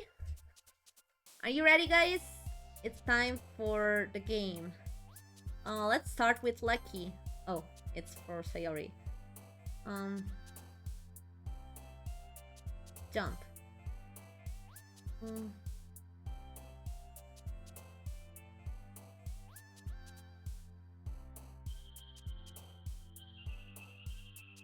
Oh, thank you. Giggle. Valentine. I feel like Poof is for Natsuki.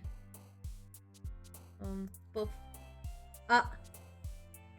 I misclicked. Okay, I'm back.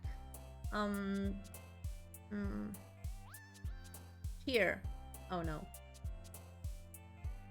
Flower! No. Okay, pink.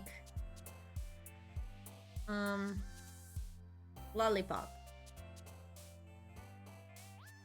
Kitty! Cute.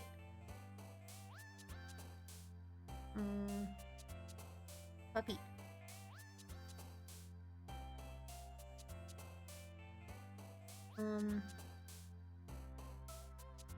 Heart. Nope. Mouse.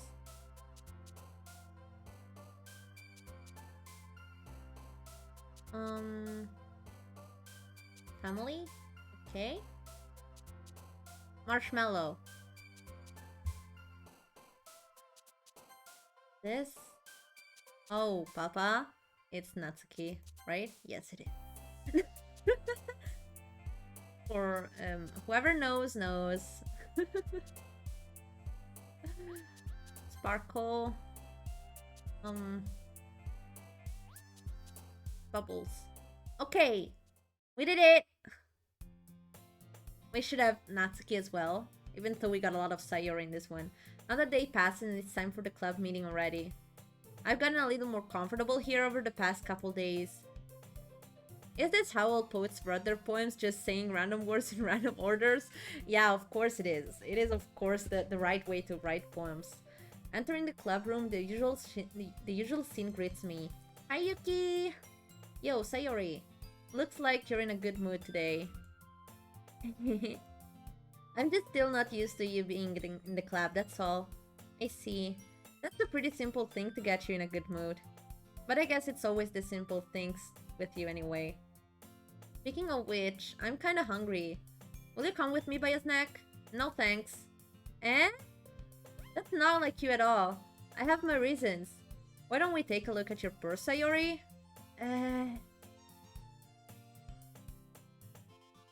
Why that all of a sudden? No reason, really. I just wanted to look at it. Sayori nervously retrieves her coin purse. I decided to go with Natsuki, because it's fun. It's more funny to read her lines than Sayori's. I'm sorry. Sayori is, you know, she has a normal voice. With Natsuki, I have to go with tsundere, and I like it. She fumbles with the latch and gets it open. Then she turns it upside down and lets its contents spill onto the desk. Only two small coins fall out. I'm into the vending machine, no? Because I have the event with Natsuki. I knew it. I can see right through you, Sayori. That's not fair. How did you even know? It's simple. If you had enough money in the first place, you would have bought a snack before coming to the club room. So either you're not hungry and want an excuse to take a walk, or you're planning to conveniently forget that you spent all your money so that I would lend you some. But there's one more thing. You're always hungry. And so that only leaves the one option. I give up. Don't make me feel guilty. If you feel guilty, that means you deserve to feel guilty. Yuri suddenly giggles. Eh? I didn't notice that she was listening in. Her face is in her books, as always. I wasn't listening or anything. It was just something in my book. Yuri! Tell Yuki to let me borrow some money. That's... Don't get me involved like that, Sayori. Besides, you should only buy what you can responsibly afford. And frankly, after pulling a mischievous little stunt like that, your suffering is fair enough retribution. Wait a minute, that same shape is the same as Sayori. Coincidence? What shape? What shape?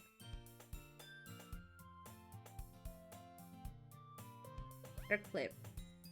Hair clip?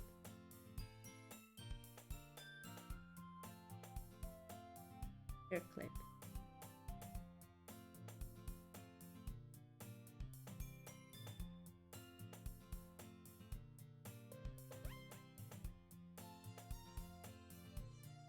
The bow. Yes, I got the bow, but... What? Whatever, let's go! Did I just... I didn't mean that. I got too absorbed into my book. I really like when you speak your mind, Yuri. It doesn't happen much, but it's a fun side of you. There's no way you could think that... You were right, though. If you hold up the tie by each side, it makes the shape. Oh! Well, yeah, I mean... They are bows themselves, so yeah. I did something bad and now I have to accept the revolution. Retribution. That. Coming from you, Sayori. Still, coming from you, Sayori? I guess there's a little devil inside all of us, isn't there? Don't let her fool you. Sayori knows exactly what she's doing. After all, she told you guys she was bringing me to the club before she even told me. But you wouldn't have come if it weren't for the cupcakes. So I had to trick Natsuki into making them. Come on, give me more credit than that, Sayori. It was that. Yeah. Out of nowhere, something smacks Sayori in the face and tumbles onto the desk.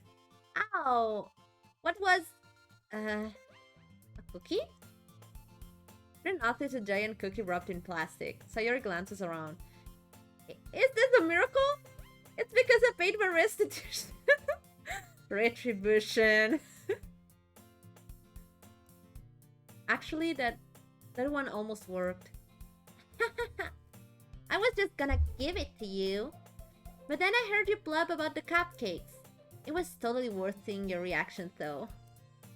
Natsuki! That's so nice of you. I'm so happy. Sayori hugs the cookie. Jeez, just did it. Oh wait, that wasn't Natsuki.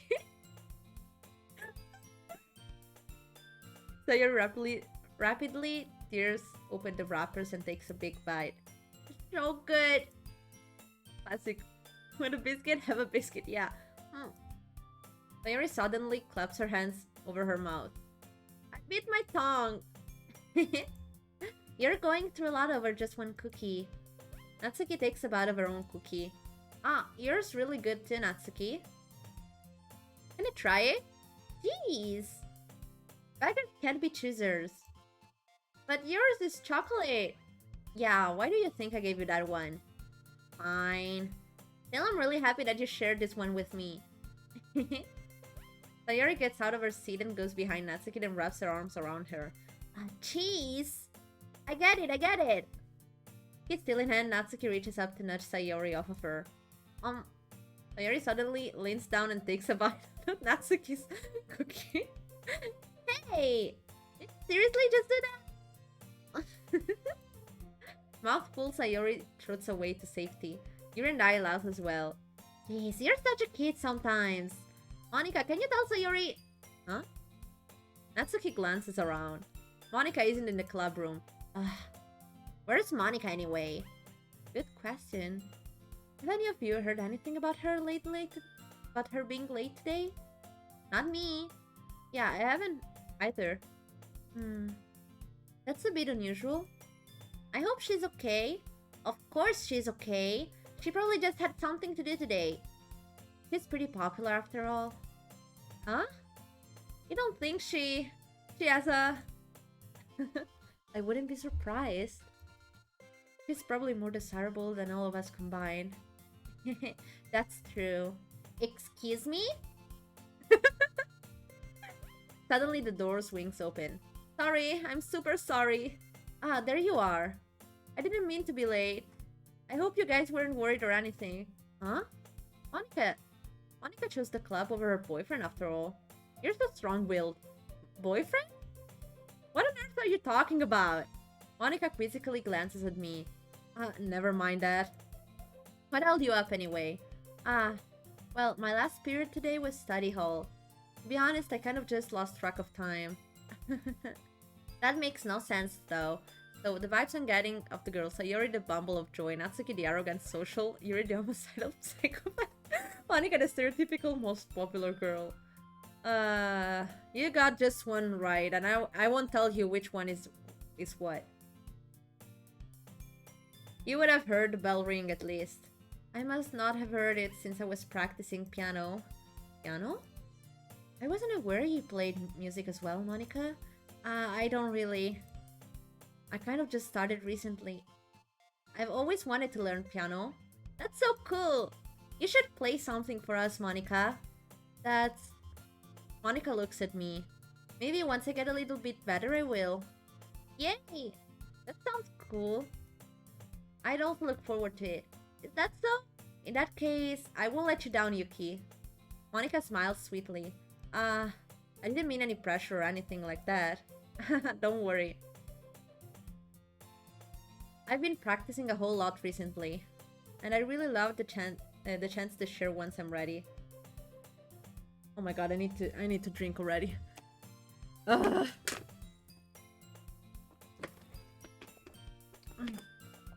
I see. In that case, best of luck. Thanks. So I didn't miss anything, did I? No, not really.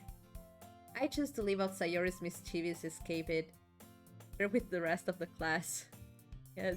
I'm sure Natsuki will end up complaining to her anyway. It looks like everyone has already settled down. Sayori somehow already finished her entire cookie. Yuri's back to her book and Natsuki disappeared into the closet. Ah, there we are. Drowned. Okay. Sibling. Welcome, sibling.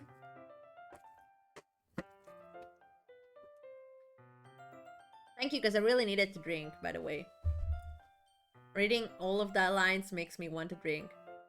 Lurk, okay, I accept that. It's not long before Natsuki comes to me expectantly. Yeah, don't worry, I kept my promise. I pull the first volume of Perfect Girl out from my bag. Natsuki takes it from my hand and then quickly turns it over, presumably to check for wrinkles. Hey, I'm not that careless. I handle manga all the time, you know. I just wanted to make sure. Can you blame me for being paranoid?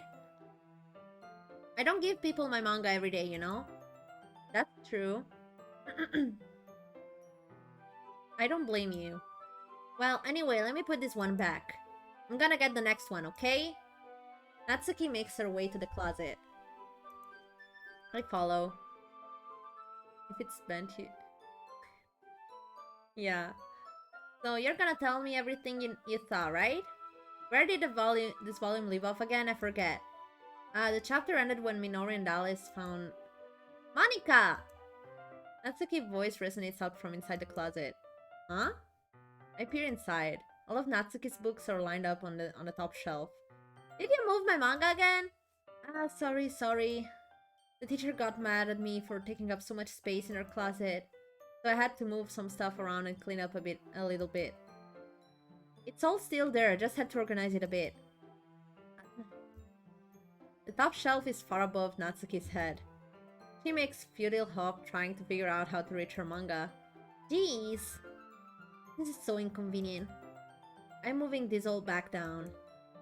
There's plenty of room on these shelves. And besides, they're really pretty to look at when they're all lined up. Why would you waste that on the top shelf? Natsuki's short up. I mean, if you couldn't already tell. Natsuki, there's a stool on the wall there. In the closet, there's a collapsible stool that's hanging on the wall. If you want, I can reach up there and hand them to you. I can get them myself. Natsuki grabs the stool from the wall and folds it. You think I'm too short or something? I mean, I knew it. Well, you know what? Just watch me. Natsuki hops into the stool, which ends up being a little wobbly because if it's of its collapsible design. Ah, careful. I know what I'm doing. Standing on the stool, Natsuki's fingertips reach the top shelf. The stool would be enough for me to easily grab the books, but Natsuki is being stubborn as usual. Uh, uh? Natsuki uses her finger to scoot one of the smaller boxes to the edge of the shelf. See? Oh my god. The box suddenly tips. Natsuki barely catches it before it falls to the floor. The stool wobbles. Wah! Losing balance, Natsuki hops off the stool. Thankfully, she was able to stay on her feet. She holds the box triumphantly. There! Having almost fell, Natsuki is a bit shaken up. Please restrain from swearing too much on the chat, thank you. Oh, okay.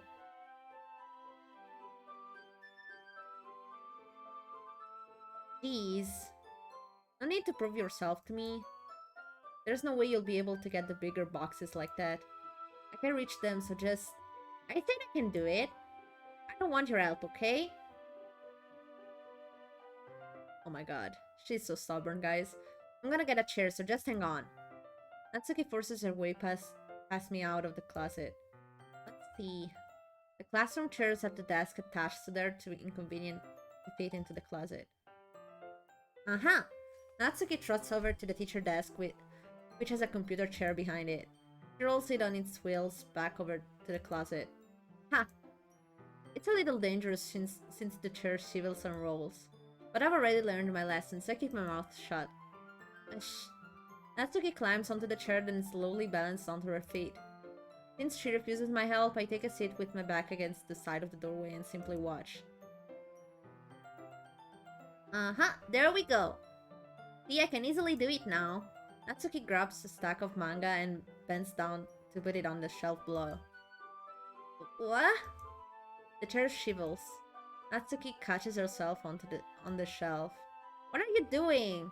Can you at least hold the chair steady instead of sitting and doing nothing? Who was it who told me not to help? Yeah, I got you. I hold the chair while Natsuki reaches back up. I can... What a pervert. Ugh. I force myself to turn away. Natsuki seriously didn't think this through. Once she realizes, I'll be dead.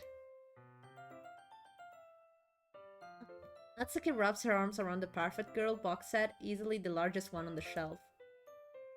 Heavy. Hey Yuki, I don't think I can bend down without falling. Hurry and take this one. Eh? But I have to let go of the chair. That's fine. Just for a second. Hurry up. Alright, let me just stand up. I slowly release my grip from the chair. What do you mean stand up? Natsuki looks down at me. Why are you all the way back? Eh? Natsuki looks like she just realized something, but she'll lose her balance if she moves. Natsuki the box. What are you looking at? You're trying to look at my... Natsuki legs shake. I'm not, I was just... Natsuki, don't try to move. Just give me the box. You perv. You set me up. Go away. Get out. But I'll do it myself. The chair suddenly shivels beneath Natsuki's feet. Natsuki! Oh no. The scene turns to chaos in a split second. The chair flies from under Natsuki's feet. Frantically, I try to catch her. The box topples out of her hands and the books go flying. I got you! Oh my god. The full force of Natsuki's body against me threw me to the ground. A whole bunch of books pelted me in the face. No time for a lawyer, just grab my... Natsuki tries to shield herself with her own arm, as her face lands straight on my chest.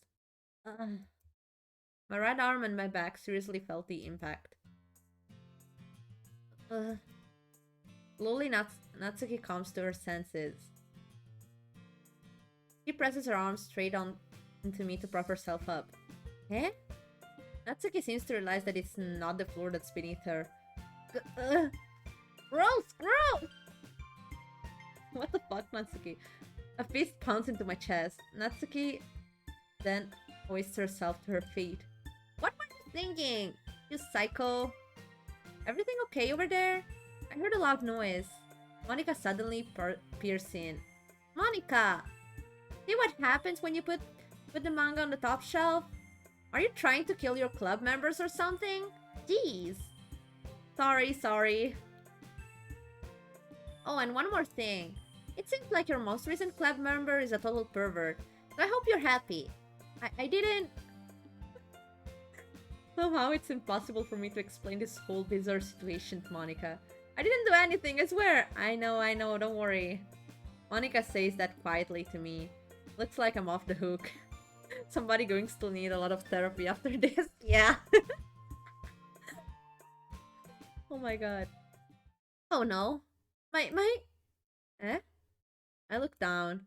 Natsuki's kneeling on the floor, holding one of the books that are scattered all over. There's a large diagonal crease along the page that she's desperately trying to smooth out. It must have landed on the page. Natsuki tries a bit more to fix the crease, but she can't get it out. Suddenly, she gives up and slams the book shut, then throws it to the floor. Instead of continuing to yell, she just lowers her head. Oh no, she's crying. Natsuki, are you... No? Natsuki's voice squeaks. I see tears on her face. I'll help you get the crease out, okay? It's partially my fault, so... Natsuki shakes her head, still looking down. No. I don't even care that much. I'm just... having a really bad day today. I know I would need more than therapy after this, considering I would have a mental breakdown after having a face-to-face conversation with a girl. Natsuki sobs again. I didn't mean to take it out on you. I really didn't mean to. It's fine. Is there anything you want to talk about? Natsuki shakes her head. Just... every day is so hard. I just want to come to the club and... Okay, I'm gonna go to bed.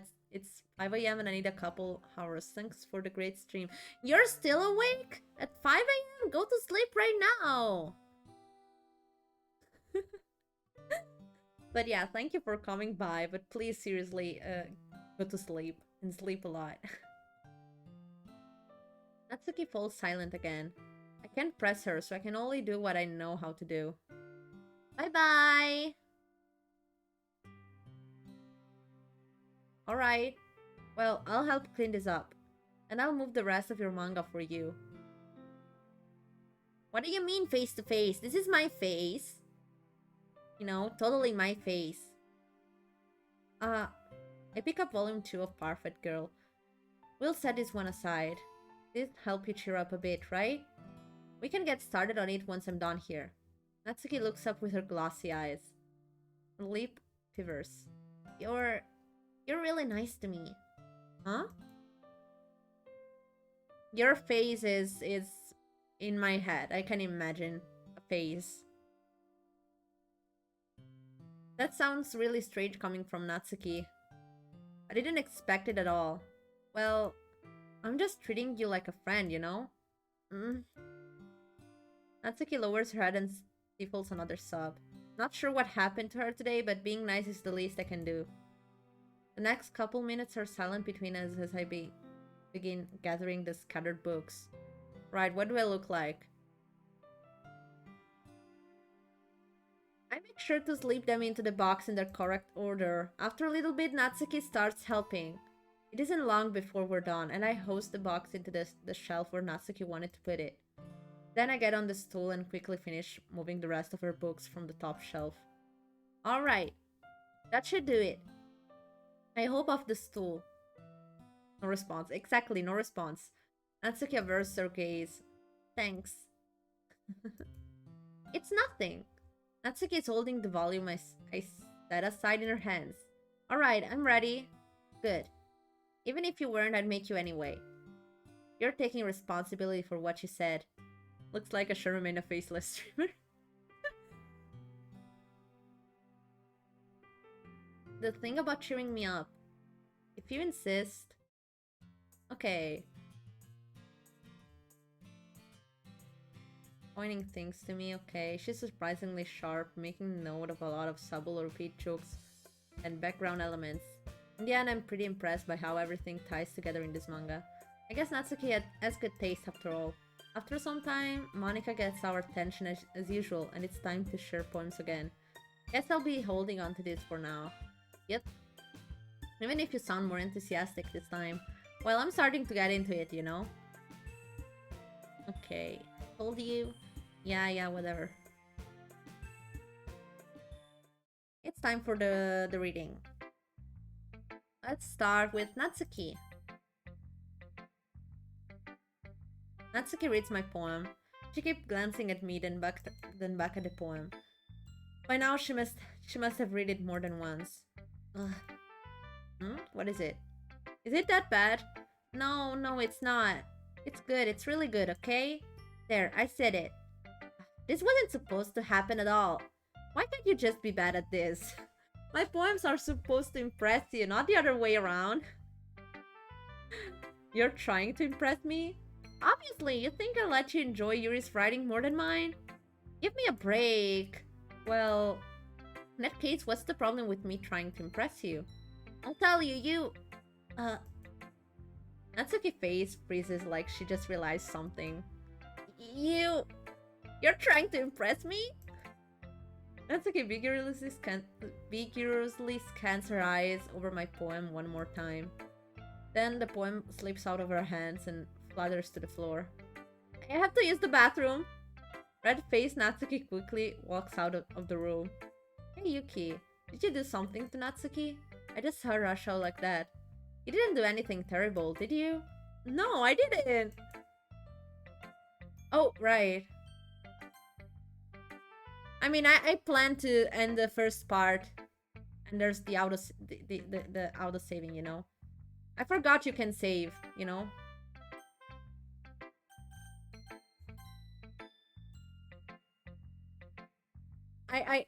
I forgot there's the saving option in this game because they didn't say that. I forgot about it. My voice gets caught in my throat. There's no way I could tell Monica that I'm trying to impress Natsuki. Monica sees the poems lying on the floor and swiftly picks it up. She reads through it, her smile not fading from her face. I see. You wrote this for Natsuki, didn't you? I mean, not really.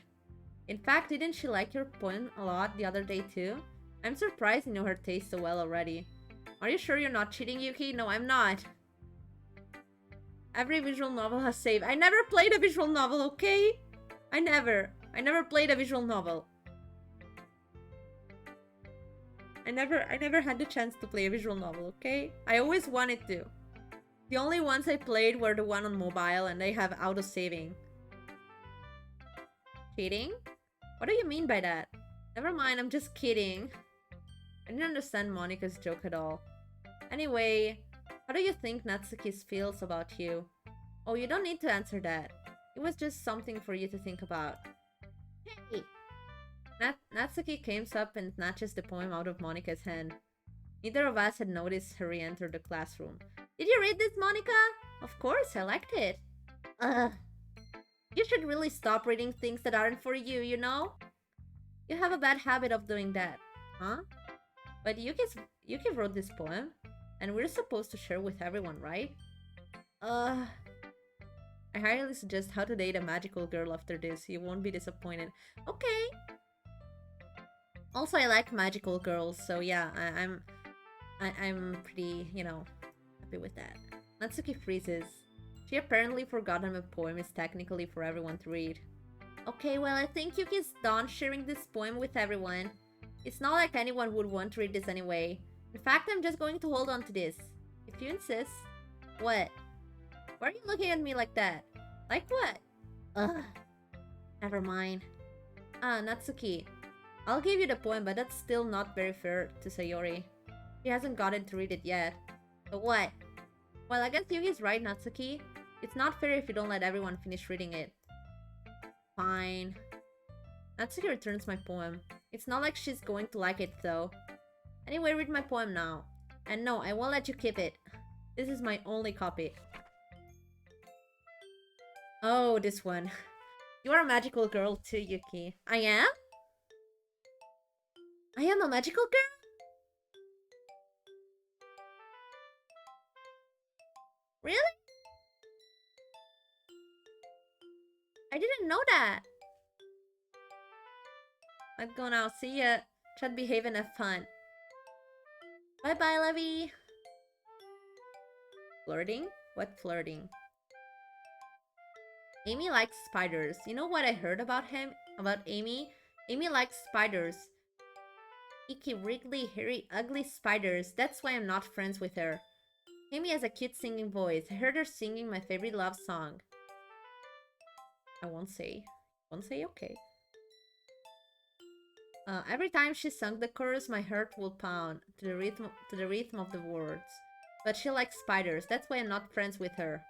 One time I hurt my leg really bad. Amy held me up and took me to the nurse. I tried not to let her touch me. She likes spiders, so her hands are probably gross. That's why I'm not friends with her. Amy has a lot of friends. I always see her talking to people. She probably talks about spiders. What if her friend starts to like spiders too? That's why I'm not friends with her. It doesn't matter if she has other hobbies. It doesn't matter if she keeps it private. It doesn't matter if it doesn't hurt anyone. It's gross. She's gross. The world is better off without spider lovers. And I'm gonna tell everyone. Yes, you're magically dumb. Shut the fuck up, you idiot.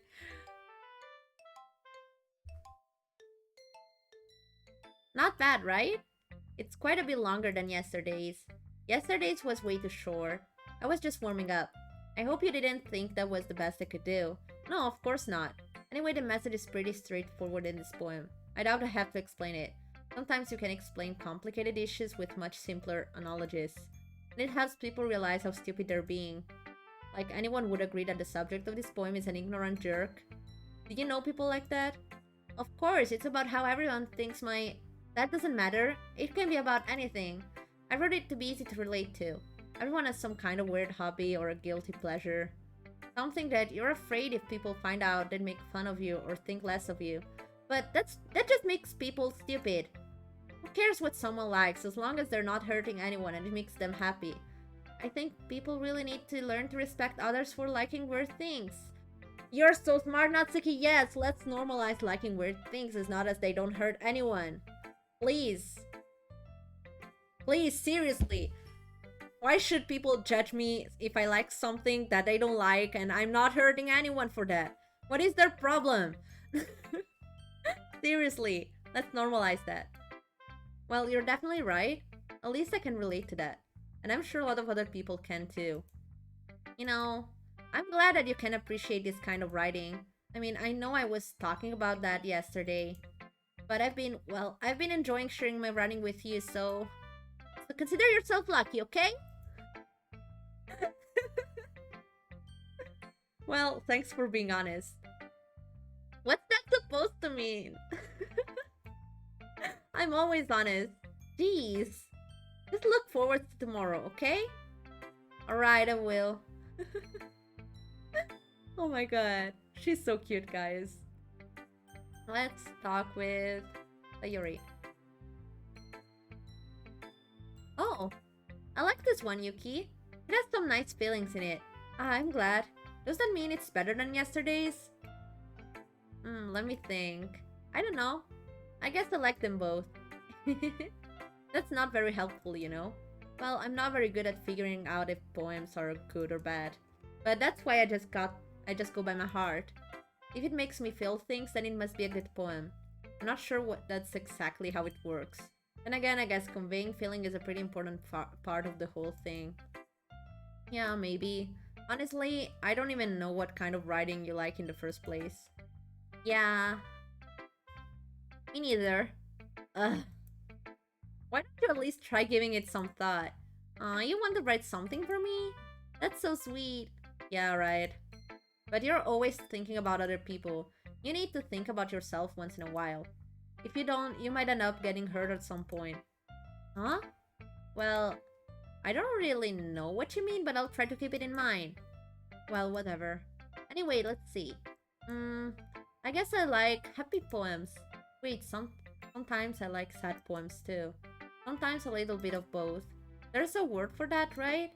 What's the word I'm looking for? Bittersweet! Yeah, I like things that are happy and things that are sad. Happy and sad? I can see you liking something sad, Sayori. Well, I like happy the most. But sometimes when you have a little rain cloud in your head, a sad poem can help give the rain cloud a little hug. And makes a nice happy rainbow. That's true too. What am I saying? I am a redacted old man who got freaking traumatized by anime at a very young age. Naruto? Really? I never watched Naruto. It's too long. My attention span is too low. I already watched a lot of Precure series, so that's the most I can do. Yuri, that's unexpectedly poetic. Huh? It is? Maybe I'm getting better at expressing my feelings after all. Thanks, Yuki. I should go write that down then. You can read my poem now, okay? Yep. Bottles. I pop off my scalp like the lid of a cookie jar. It's the secret place where I keep all my dreams.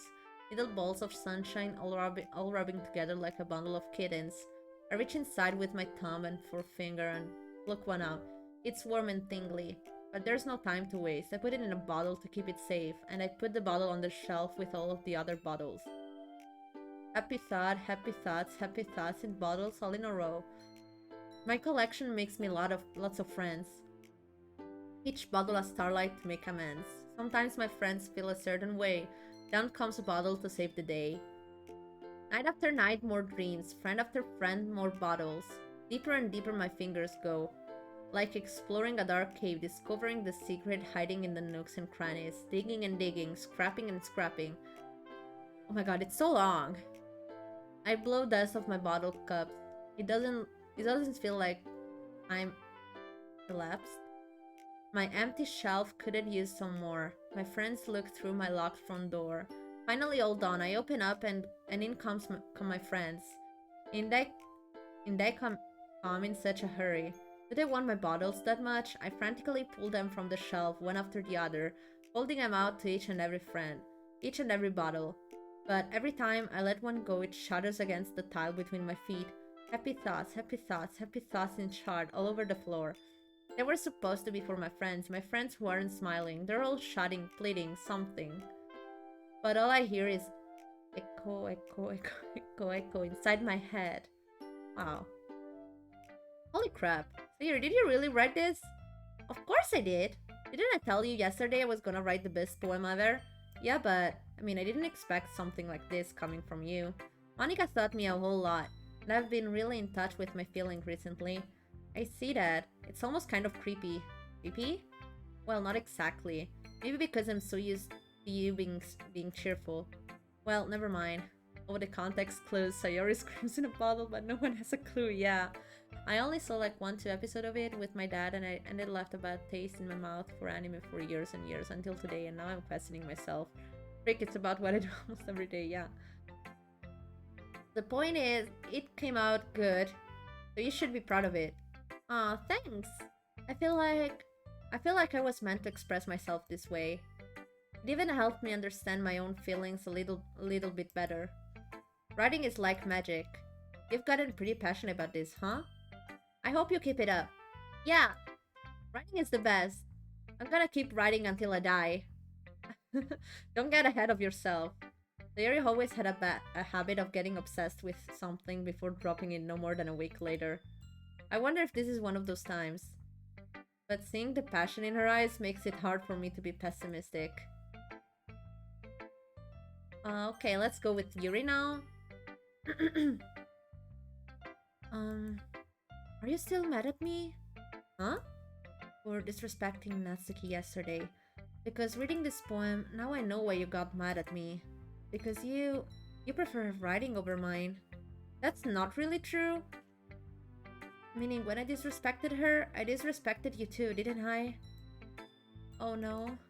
Yuri, you might be reading into this a little too much. How could I be so stupid? I always let these things happen. Whenever I think before I speak, I just come off as awkward and unlikable. But if I speak without thinking, the things I want to keep inside come out and make people hate me. If you think about it, you write until you die, whether it be writing a note or a poem or a book. Yeah. please don't force yourself to be around me. I know this is what Monica wants, but it's not fair to you when you could be enjoying your time with Natsuki and Sayori. Yuri, please. It makes it easier for me if you don't express any concern. Besides, I have my books with me. That's all I need. Yuri smiles sadly and puts her head down on her desk. I'm frustrated. I don't hate her.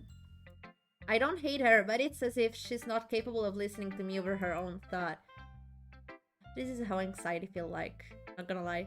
I sighed to myself. All I can do is accept that's how she is. If she wants to be left alone, then I have no choice but to abide to that request.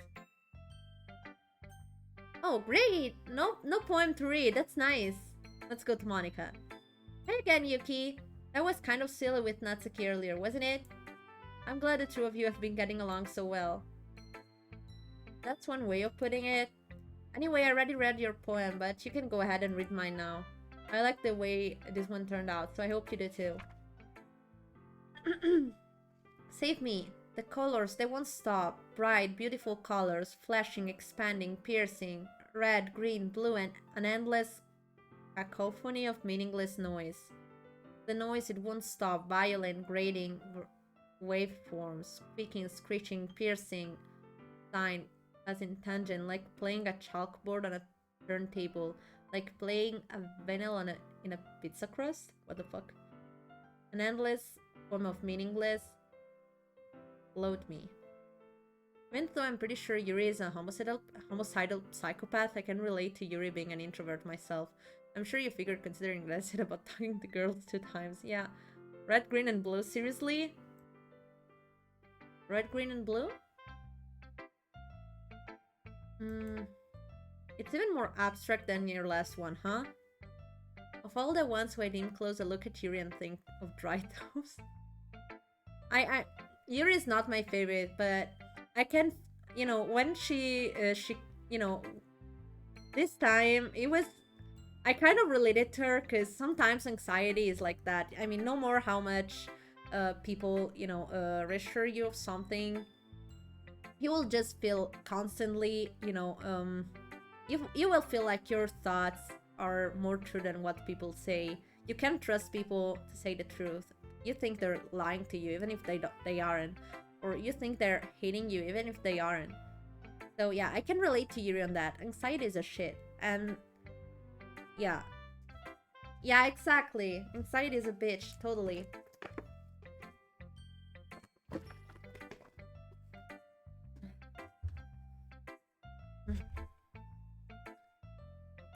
Okay, it's even more abstract than your last one, huh?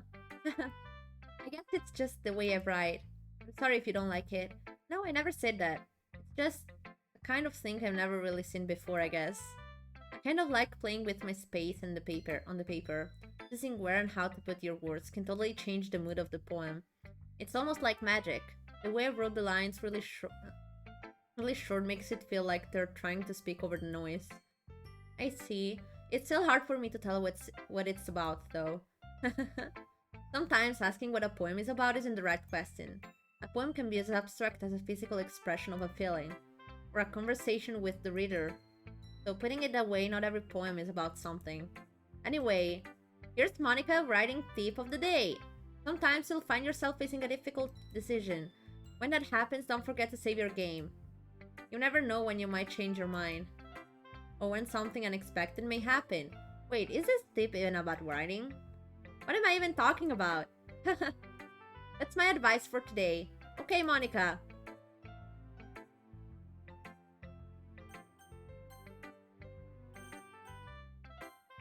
Stretch? Head pad? Okay. Stretch. And wait, I have to set the head pad. Do I really have to?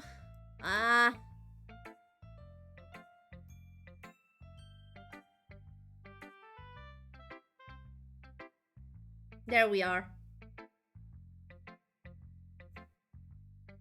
Stacked it out. No, I set it up now. Now it's gonna stay over my head. That's my advice for today. Thanks for listening. Okay, everyone. We're all done reading each other's poem, right? I have something extra planned today, so if everyone could come sit at the front of the room. Is it about the festival? Well, sort of. Wait. I'm gonna remove this stuff here, like this and this. Okay.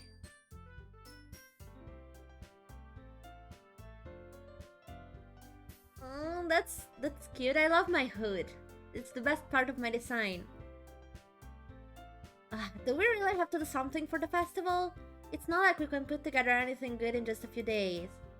We'll just end up embarrassing ourselves instead of getting any new members. That's a concern of mine as well. I don't really do well with last-minute preparations. Don't worry so much. We're going to keep it simple, okay? We won't need much more than a few decorations. Sayori has been working on posters, and I've designed some pamphlets we can give out during the event. Okay, that's great and all, but that doesn't tell us what we're actually going to be doing for the event. Sorry, I thought you heard about it already. We're going to be performing. Performing? Monica? Yeah, we're going to be having a poetry performance. Each of us are going to choose a poem to recite during this event. But the cool part is, we're also going to let anyone else come up and recite poems too. Sayori is putting it on the poster in case anyone wants to prepare ahead of time. Sayori was been coloring a poster, hold it up for us to see. Performing, if I was there, would be dead. Yeah, same. Are you kidding me, Monica? You didn't already start putting those posters up, did you? Huh? Well, I did. Do you really think it's that bad of an idea? Well, no. It's not a bad idea, but I didn't sign up for this, you know? There is no way I'm going to be performing in front of a group of people like that. I agree with Natsuki. I could never in my life do something like that. Imagining it, Yuri shakes her head in fear. Guys, no, Sayori. I understand where they're coming from. Remember that Natsuki and Yuri have never shared their poems with anyone until just a couple days ago. It's a lot to ask for them to recite their poems out loud to a whole room full of people. I guess I kind of overlooked that. So I'm sorry. But I still think we should give it our best. We're the only one responsible for the fate of this club. If we start the event and each put on a good performance, then it will inspire others to do the same. And the more people who perform, the better we'll be able to show everyone what literature is all about. Yeah, it's about expressing your feelings. Being intimate with yourself, finding new horizons, and having fun. That's right. And it's those reasons that we're all in this club today. Don't you want to share that with others? To inspire them to find the same feelings that brought you here in the first place? I know you do. I know we all do. And if all it takes is standing in front of the room for 2 minutes and reciting a poem, then I know you can do it. Natsuki and Yuri remain silent.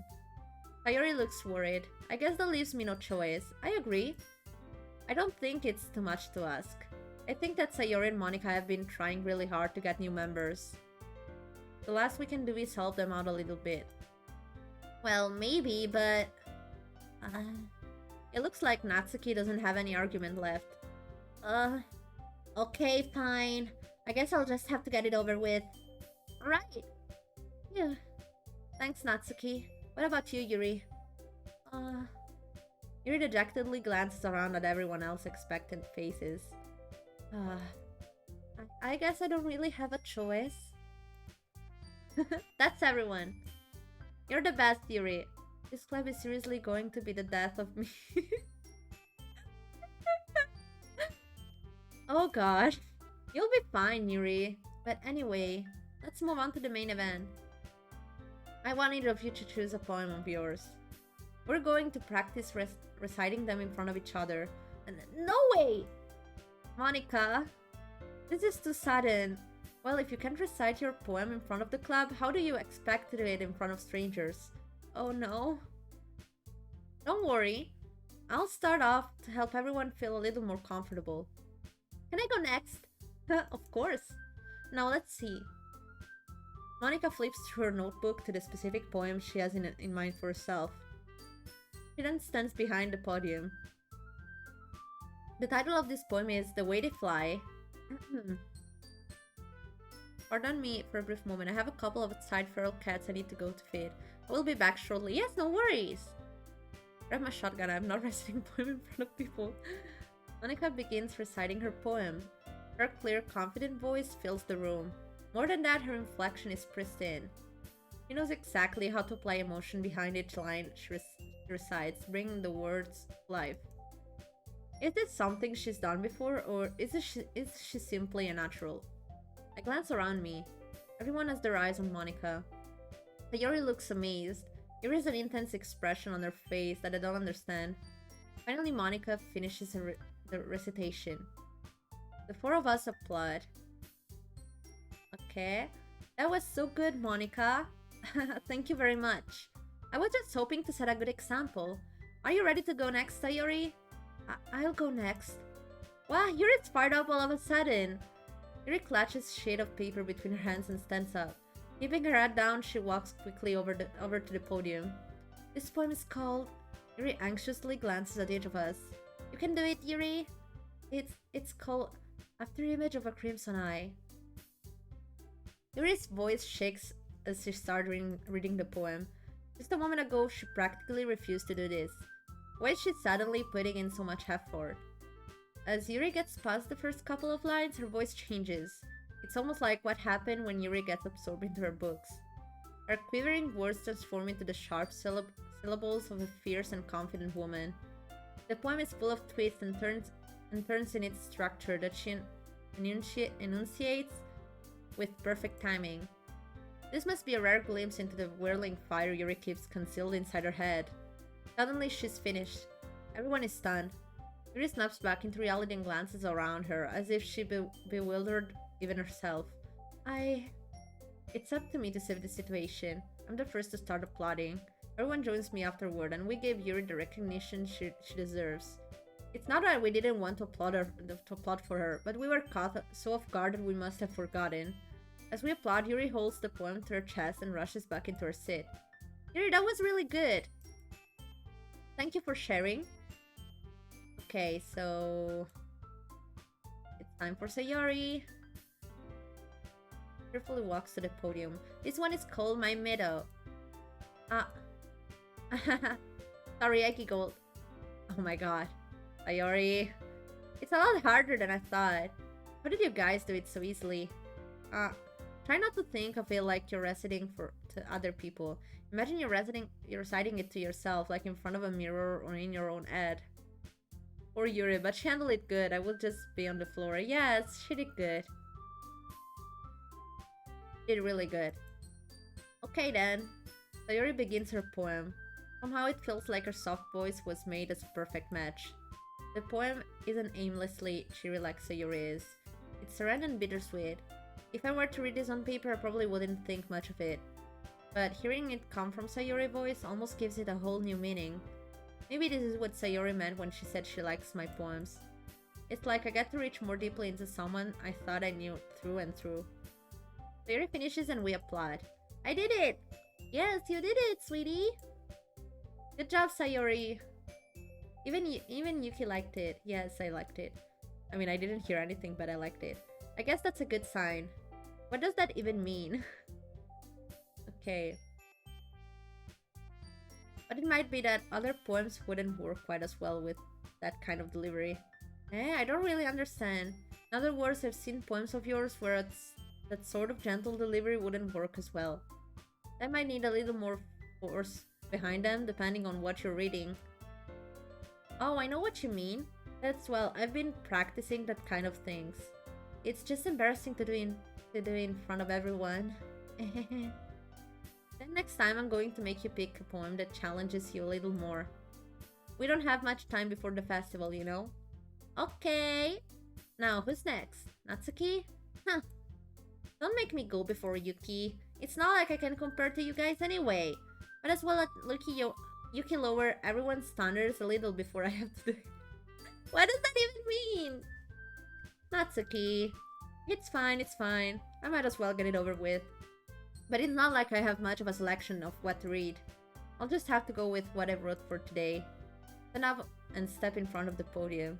Everyone has their eyes on me, making me feel terribly awkward. I recite my poem.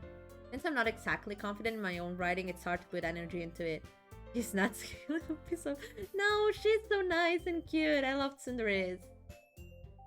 Despite that, once I finish, I receive applause anyway. Sorry, I'm not really as good as everyone else. Don't worry about it so much. I think it's less about your abilities and more about your lack of confidence in your writing. That's something that'll improve over time though. Yeah, maybe. Alright then. That just leaves you, Natsuki. Yeah, I'm going. Natsuki begrudgingly gets out of her seat and makes her way to the podium. The poem is called... It's called...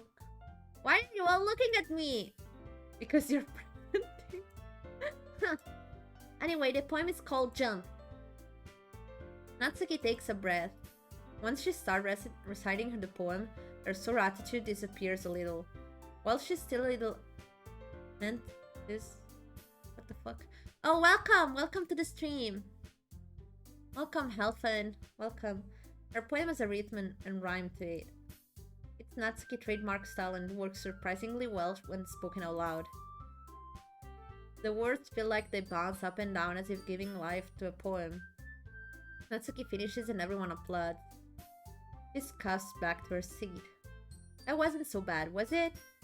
Easy for you to say. You'd better not make me do that again. Well...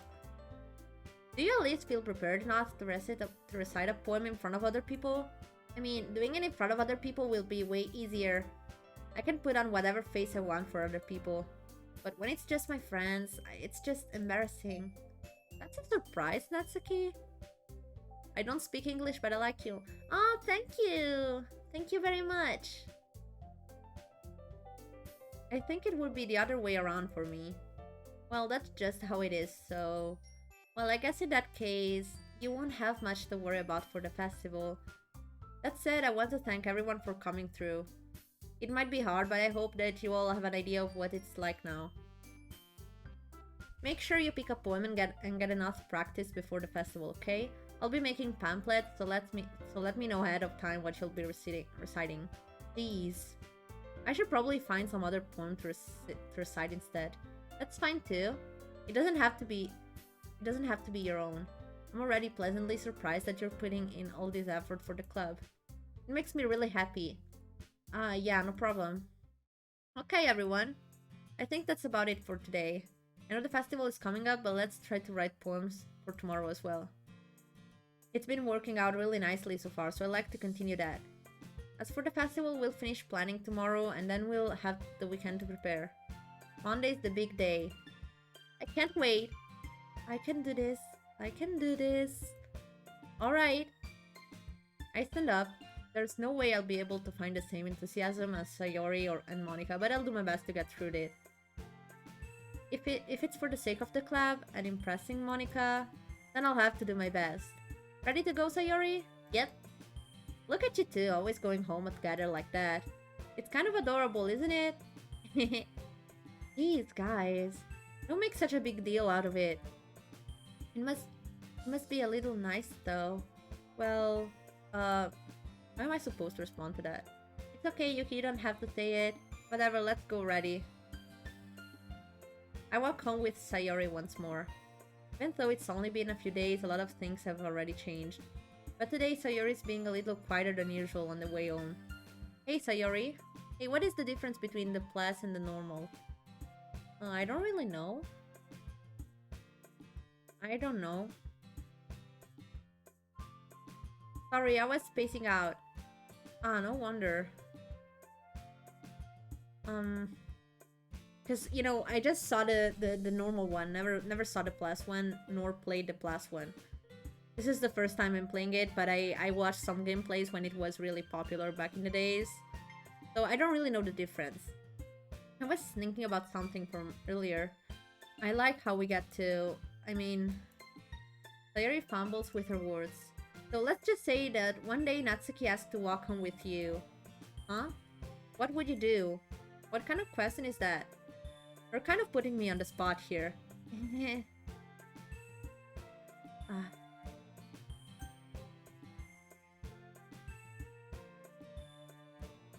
Welcome back!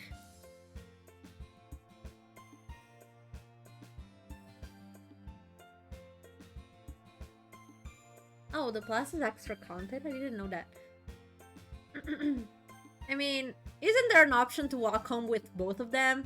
Like, you know...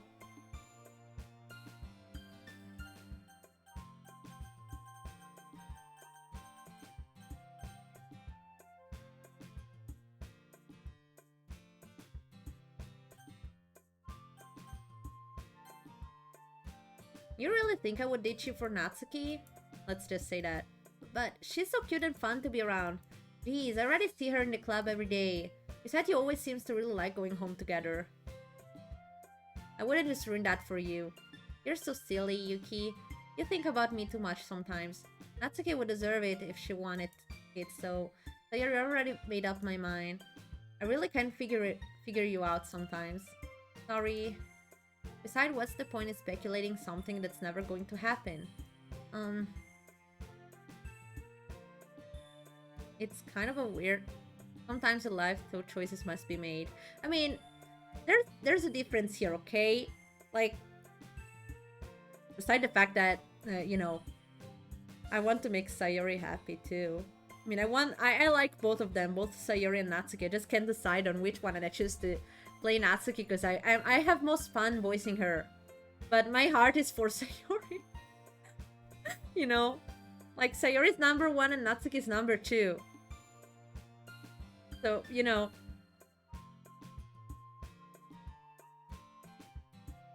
The festival is only a few days away. Who knows what will happen in that time?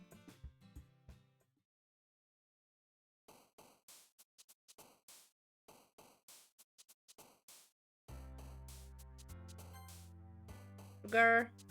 Strawberry. That was my same thought. Yeah.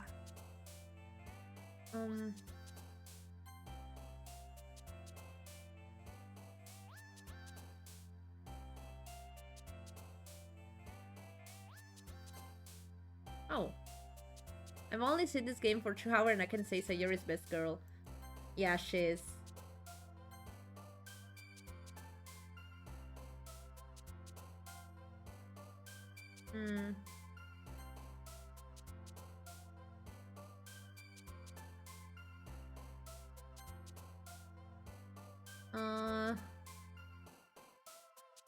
Flower. Oh, flower was also... Bubbles.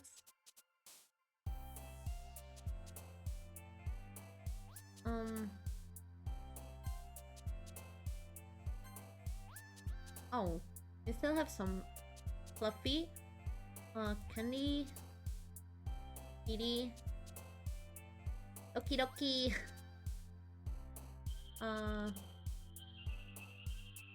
what the fuck, Inferno? This is probably Yuri, right? Yes, it is. I wanted to check. See, because I want to give a point to Yuri's skirt. Okay, here we are. Oh man, I'm the last one here again. Don't worry, I just walked in too. Were you practicing piano again? Yeah. You must have a lot of determination. Starting this club and now picking up piano. Well, maybe not determination, but I guess passion. Remember that the club wouldn't be here if it wasn't for all of you. And I'm super happy that you're all willing to help out for the festival too. I can't wait for the festival. It's gonna be great. Huh? Weren't you complaining about it just yesterday, Natsuki? Well, yeah. I'm not talking about our part of the festival. But it's a whole day of school where we get to play and eat all kinds of delicious food. You sound a bit like Sayori all of a sudden. Monica, do they usually have fried squid? Squid? That's a pretty specific thing to look forward to. Oh, come on. Are you saying you don't like squid? You of all people? Huh? I didn't say I don't like it. Besides, what do you mean by you of all people? Because it's right in your name. Monica? Eh? That's not how you say my name at all.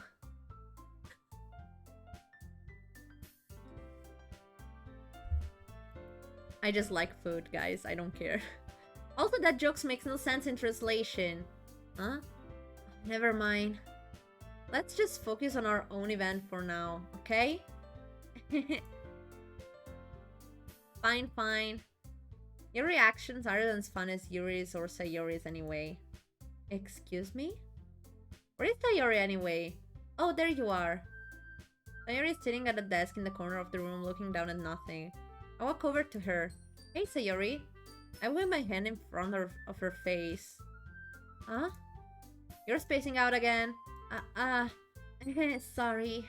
Don't mind me. You can go talk to everyone else. Huh? Is everything alright? Of course. Why wouldn't it be?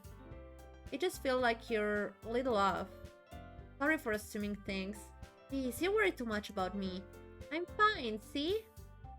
Sayori shows me a big smile. Don't let me distract you from having fun with everyone. Well, alright. If you say so. I worriedly glance at Sayori before turning back towards everyone else.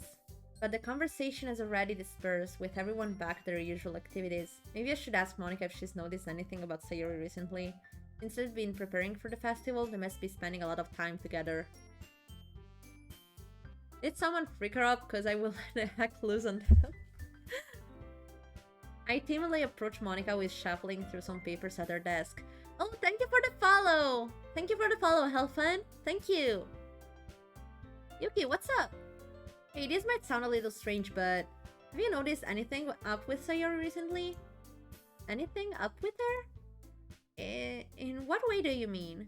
Maybe I'm reading into it a little too much, but she seems a bit downcast today. Oh, you think so? I can't say I've noticed anything about her. Monica peers across the room at Sayori, who is idly dragging a rubber eraser up and down her. What the fuck? I can't read anymore. Sayori is thinking about a piano composition. Monica is preparing in the key of C. The compass. Maybe there is something on her mind, but I'm surprised I'm not the one asking you, Yuki. You certainly know her a lot better than I do.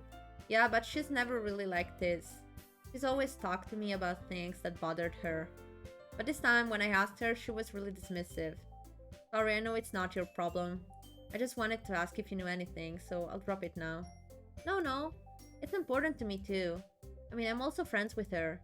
And I also care about the well-being of my club members, you know? Maybe I'll try talking to her myself. Huh? Are you sure about that? Since I played Pokemon Diamond, I'm afraid of pianos. No! It seemed like she wanted to be left alone. Are you sure? Maybe she just has a hard time bringing it up with the person of interest. Person of interest? What do you mean by that? I'm saying that maybe the thing on her mind is you, Yuki. Me? How on earth will you come to that conclusion? Well, I probably shouldn't say too much, but Sayori talks about you more than anything else, you know? Huh? She's been so much happier ever since you've joined the club. It's like an extra light was turned on inside of her. What? No way. Sayori's always like that. She's always been full of sunshine. It's not any different now. Wait a second, guys. Also, you know what? Break time. Break time, because I have to pause a little bit. Break time.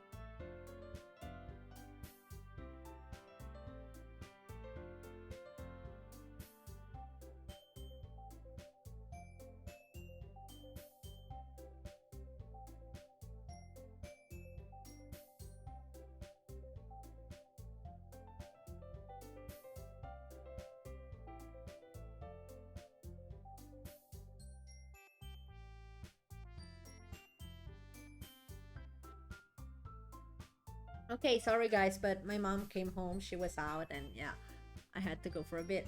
Here I am. Let me check. Okay. Thank you, thank you. It's not any different now that it always has been. You're so funny, Yuki. My mom.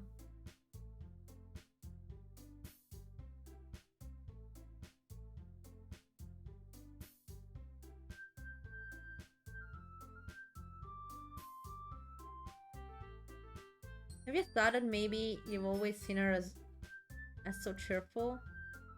Because that's just how she is when she's around you.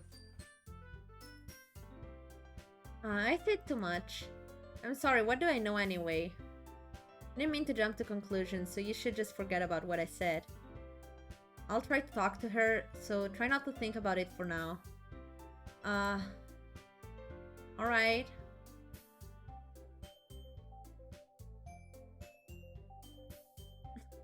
I don't have a problem with, some... I just, you know, I don't have a problem with some stuff in my... sharing some stuff in my life. I just don't share, like... I... like... How can I put that?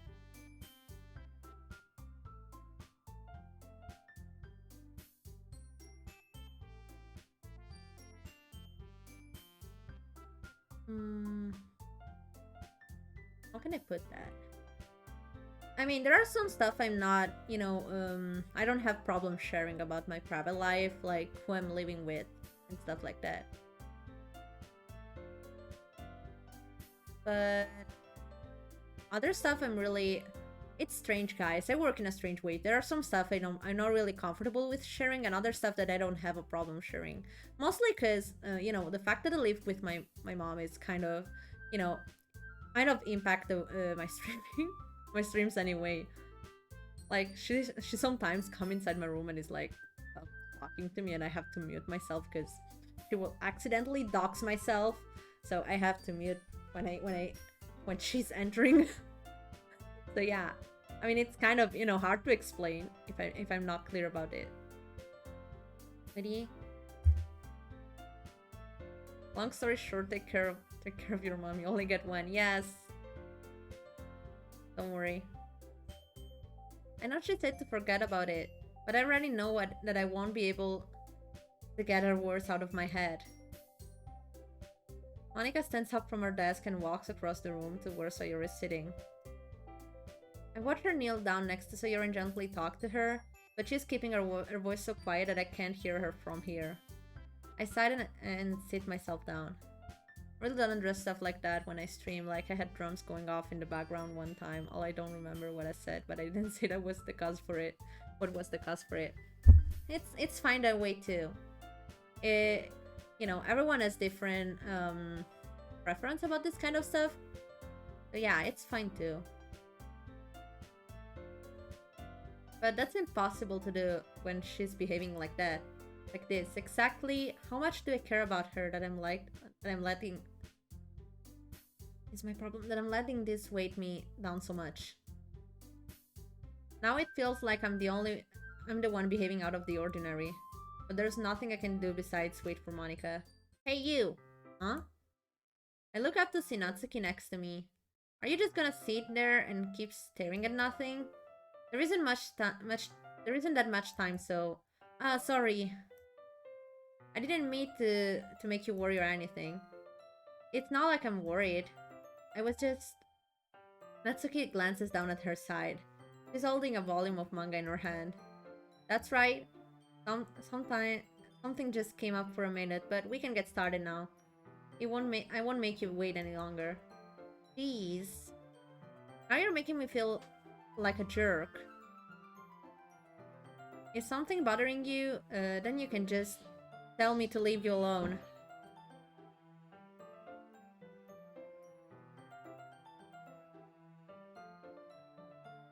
Talking about my mom entering my room without knocking on the freaking door.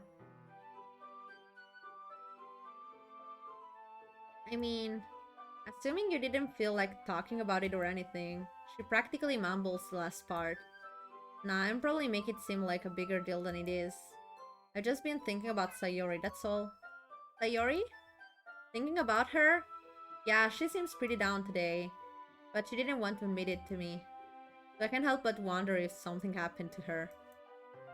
Oh. Natsuki exhales. Well, first of all, you should really work on your phrasing. Yeah, I have a cat. I have a kitty. But anyway, you're her best friend, right? Yeah, I guess so. Natsuki seems relieved. Well, yeah, she was kind of jealous, you know? Yeah, then in that case, I think you should trust her a little more. If she need you, then you would be the first person, the first person she would go to, right? Well, I guess that's true. I mean, some people just have those days. You can't always avoid it. If anything, she probably doesn't want you to worry about her because it's not important. Yeah, that's kind of what she said to me. Maybe it's not right for me to go asking her, to go against her wishes. Exactly. If she needs you to worry about her, then it'll be a lot more obvious. Yeah, I should have thought of it that way from the start. Natsuki fiddles with the book she's holding in her hands. She really means a lot to you, doesn't she? Don't get the wrong idea or anything. We've just been friends for a long time. It's normal to be worried about your friends. I mean, you were worried about me, so... I was not! Jeez, if you're fine, then let's hurry and get started already.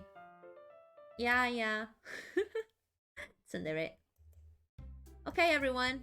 After some time passes, Monica calls out to the club room. Why don't we share our poems now? Before I know it, everything is back to normal. Everyone gets to retrieve their poems and I do the same. Make eye contact with Monica and she smiles at me. I wonder what she was talking about with Sayori. Let's go to Natsuki first. Let's see. You're certainly enthusiastic today. Of course. I like your writing. I'm just surprised. It seemed like you had a lot of trouble admitting that before. Well, of course. I just had to put you in your shape a little bit. It's not like I was shy or anything stupid like that. Or jealous. I really wasn't jealous. Just because you happen to be a good writer? That's such a dumb thing to get jealous about. Natsuki. What? You're not very confident about your writing, are you? Huh? What are you talking about? My writing is obviously the best, right? It took me a while to figure out, but I think I finally did.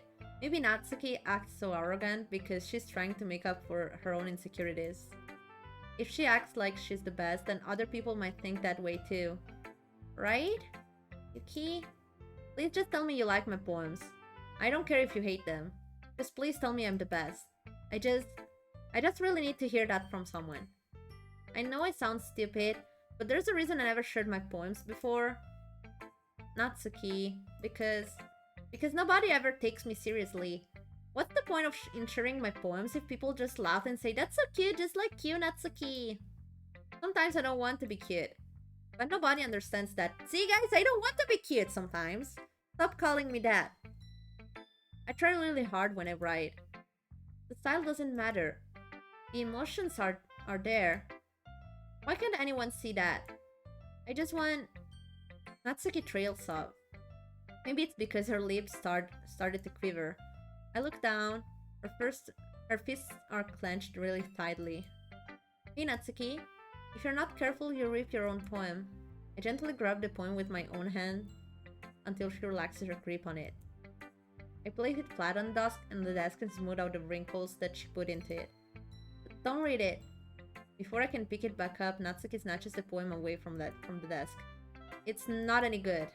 And I know you hate my poems. So you don't have to read this one, okay? But I want to read it. Why? Because I like your poems. I really do. Why would I judge you for your style? It's not like my own style is anything crazy. I mean, it's true that the first time I read one of your poems, I didn't look much into it. But I know you better now. And it's wrong for Yuri to think your style is more amateur than hers. And Sayori, she always means well. But sometimes she's so focused on simple happiness that she doesn't understand what people really want. Yeah, I guess I never really thought about how hard it is for you. And I'm sorry if I was part of the problem. I understand now. You're not just cute, you're a lot more than that. Natsuki, you're doing it again. Once again, Natsuki clutches her poem a little too hard. She looked down, hiding her eyes from me. I never realized how difficult this was for her. But finally, she forces herself to extend her arms and set her poem on the table. You can read it. Just turn that way. I don't want you to look at my face right now. Okay, I will. Okay, let me drink, guys, because I'm really thirsty.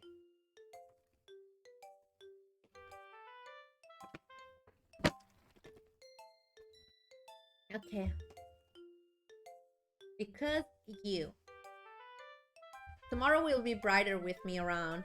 But when today is dim, I can only look down. My looking is a little more forward because you look at me. When I want to say something, I say it with a shout, but my truest feeling can never come out. My words are a little less empty because you listen to me. When something is above me, I reach for the stars, but when I feel small, I don't get very far. My standing is a little bit taller because you sit with me. I believe in myself with all of my heart, but what do I do when it's torn all apart? My faith is a little bit stronger because you trusted me. My pen always put my feelings to the test. I'm not a good writer, but my best is my best. My poems are a little bit dearer because you think of me. Aww. Hey, welcome! Welcome to the stream.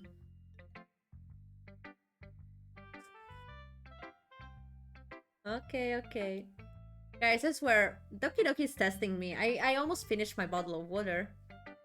Oh, what a nice poem, right? Yes, it is. Why are you looking at me like that? If you don't like it, then just say it. I won't get mad. No, it's not that I don't like it. It was just a little surprising to read. I guess I'm not used to hearing such nice things coming from you. Don't just say that, dummy. What do you think the point of writing is? Expressing things that you can't just say. Yeah, I understand. I'm sorry for missing the point sometimes. I always mean well, and I'm happy that you showed this to me. I liked it. Well, yeah. I'm a pro, so Natsuki mumbles, completely failing to sound confident like she usually does. Just remember that I can think this thing sometimes too. You know, when you're nice to me, it's meaningful. I'm glad.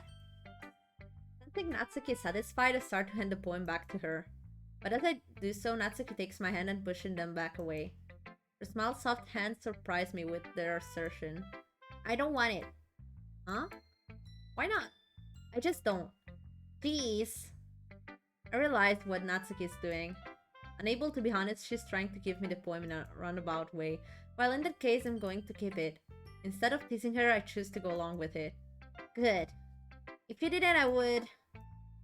never mind. Just, I'm glad that you want it.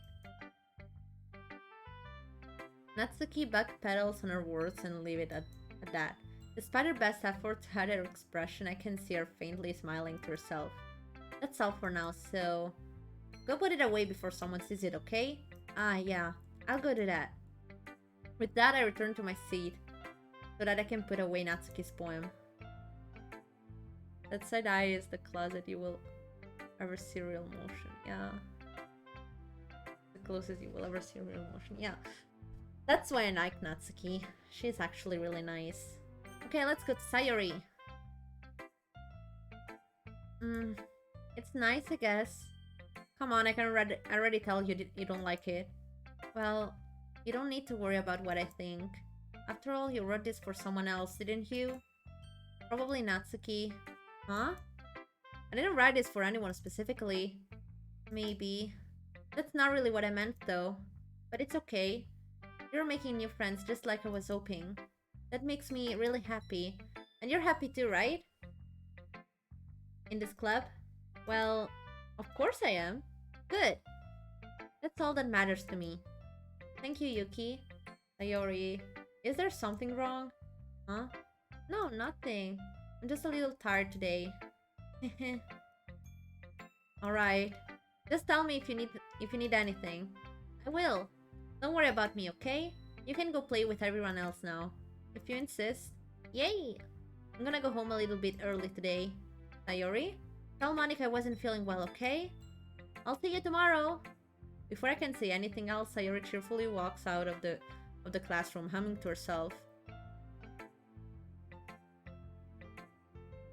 Let's go to Yuri. Yuri doesn't look too enthusiastic about spending time with me. I guess if she changes her mind, she'll come to me. But I should leave her be for now.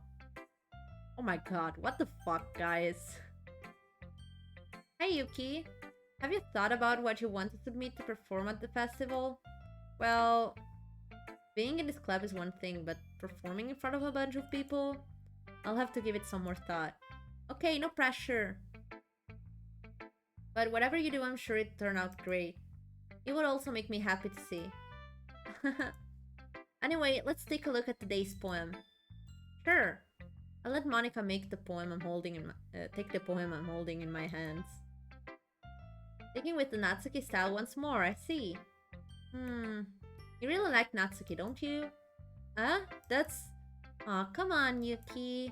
It's awfully suspicious, you know. Spending time with her in the club room every day, pretending to like the manga that she's into. You know how Natsuki is. If I don't indulge her, she'll end up hating me. Eh? No, I think you're misunderstanding, Yuki. It's not like Natsuki just hates anyone who doesn't give her what she wants. Yeah, she's assertive, but she's not that selfish. In fact, I think you're the only one who's indulged her as much as you have. Is that so? I kind of knew that, but I just didn't want to admit it. So I just need to ask one thing of you. Be careful, please. Natsuki is kind of unpredictable. A lot of times she doesn't even know what she wants. After all, she's the youngest one here. She might not know how to handle her own feelings properly. What I'm saying is, if something bad happens, then it could end up damaging the club too. And you wouldn't do that to me, right? I'm not sure how to respond to Monica. While I care about her and the club, it's also kind of unfair to bring that up. Well, you're smart. I'm sure you did the right thing. Monica smiled sweetly. Anyway, I'll share my poem with you now, alright? Alright. Lady who knows everything. An old tale tells of a lady who wanders earth. A lady who knows everything. A beautiful lady who has found every answer, all meaning, all purpose, and all that was ever sought. And here I am, a feather. Lost adrift the sky, victim of the currents of the wind. Day after day I search with little hope, knowing legends don't exist. But when all else has failed me, when all others have turned away, the legend is all that remains. The last dim star glimmering in the twilight sky. Until one day the wind ceases to blow. I fall, and I fall, and fall, and fall even more. Gentle as a feather. A dry quill expressionless. But a hand catches me between the thumb and forefinger. The hand of a beautiful lady. I look at her eyes and find no end to her gaze. The lady who knows everything knows what I am thinking. Before I can speak, she responds in a hollow voice. I have found every answer, all of which amount to nothing. There is no meaning, there is no purpose, and we seek only the impossible. I'm not your legend. Your legend does not exist. And with a breath, she blows me back afloat, and I pick up a gust of wind. You know, I feel like learning and looking for answers are the sort of thing that gives life meanings. Not to get too philosophical or anything, but it was kind of on my mind, so that's what I wrote about. I see. Never really put much thought into it. In a way, it's almost paradoxical, because if we had all the answer, wouldn't the world start to lose its meaning? You know, there's one thing I noticed. Seems like everyone in the club prefers writing about things that are more sad than happy. Are you surprised? I mean, if everything was okay, we wouldn't really have anything to write about, would we? Humans aren't two-dimensional creatures. I think you'd know that better than anyone. You mean one-dimensional? Ah, yeah, that. Anyway, here's Monica's writing tip of the day. Are you ever too shy to share your writing because you're afraid it's not that good? It can be really disheartening to get a lukewarm response to something you put so much into. But if you find other people who enjoy writing, then sharing becomes a lot easier. Because instead of just telling you that your writing is good or okay or bad, they'll want to focus more on everything that went into it, the thing you can work on. It's much more encouraging the way, and it will make you want to continue improving. It's almost like having your own little literature club, don't you think? That's my advice for today. Okay, Monica.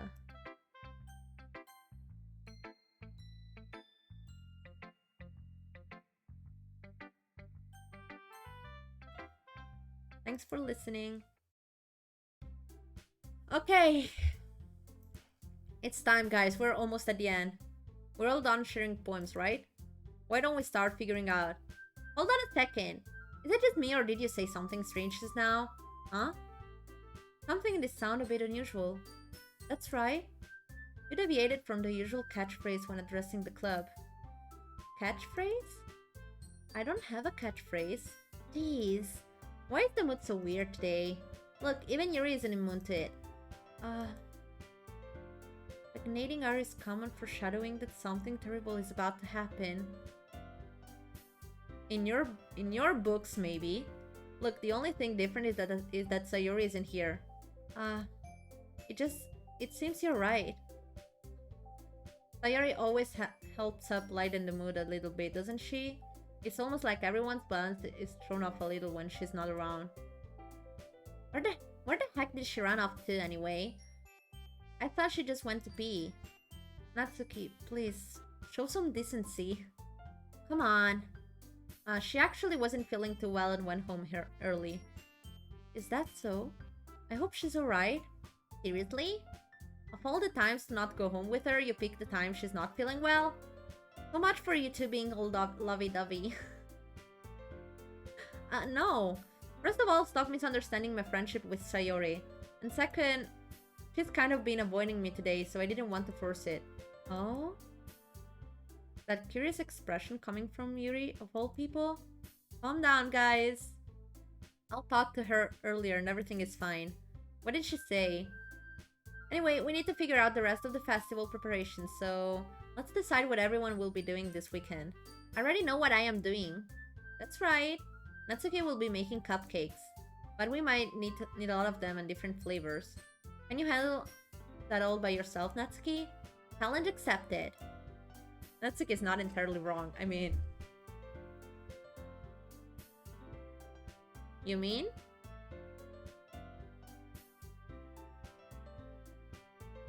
Let me drink a bit.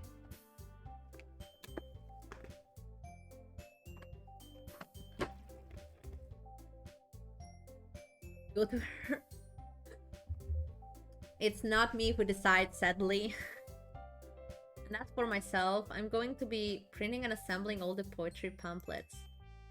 Sayori will be helping me design them. And as for Yuri... Yuri, you can...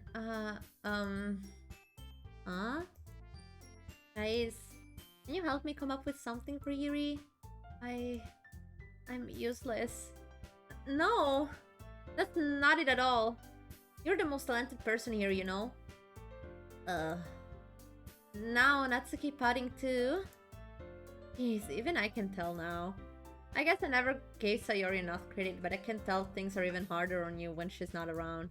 That may be the case. But if I can also be the leader on my own, then I won't grow as a person.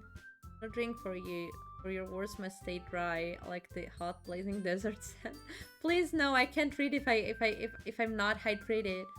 So Yuri, you have beautiful handwriting, you know? So you should make some banners and decoration to help set the atmosphere. Atmosphere? About that, I love atmosphere. Yuri's expression suddenly changes as she stares at her desk and focuses on the stars, nodding to herself.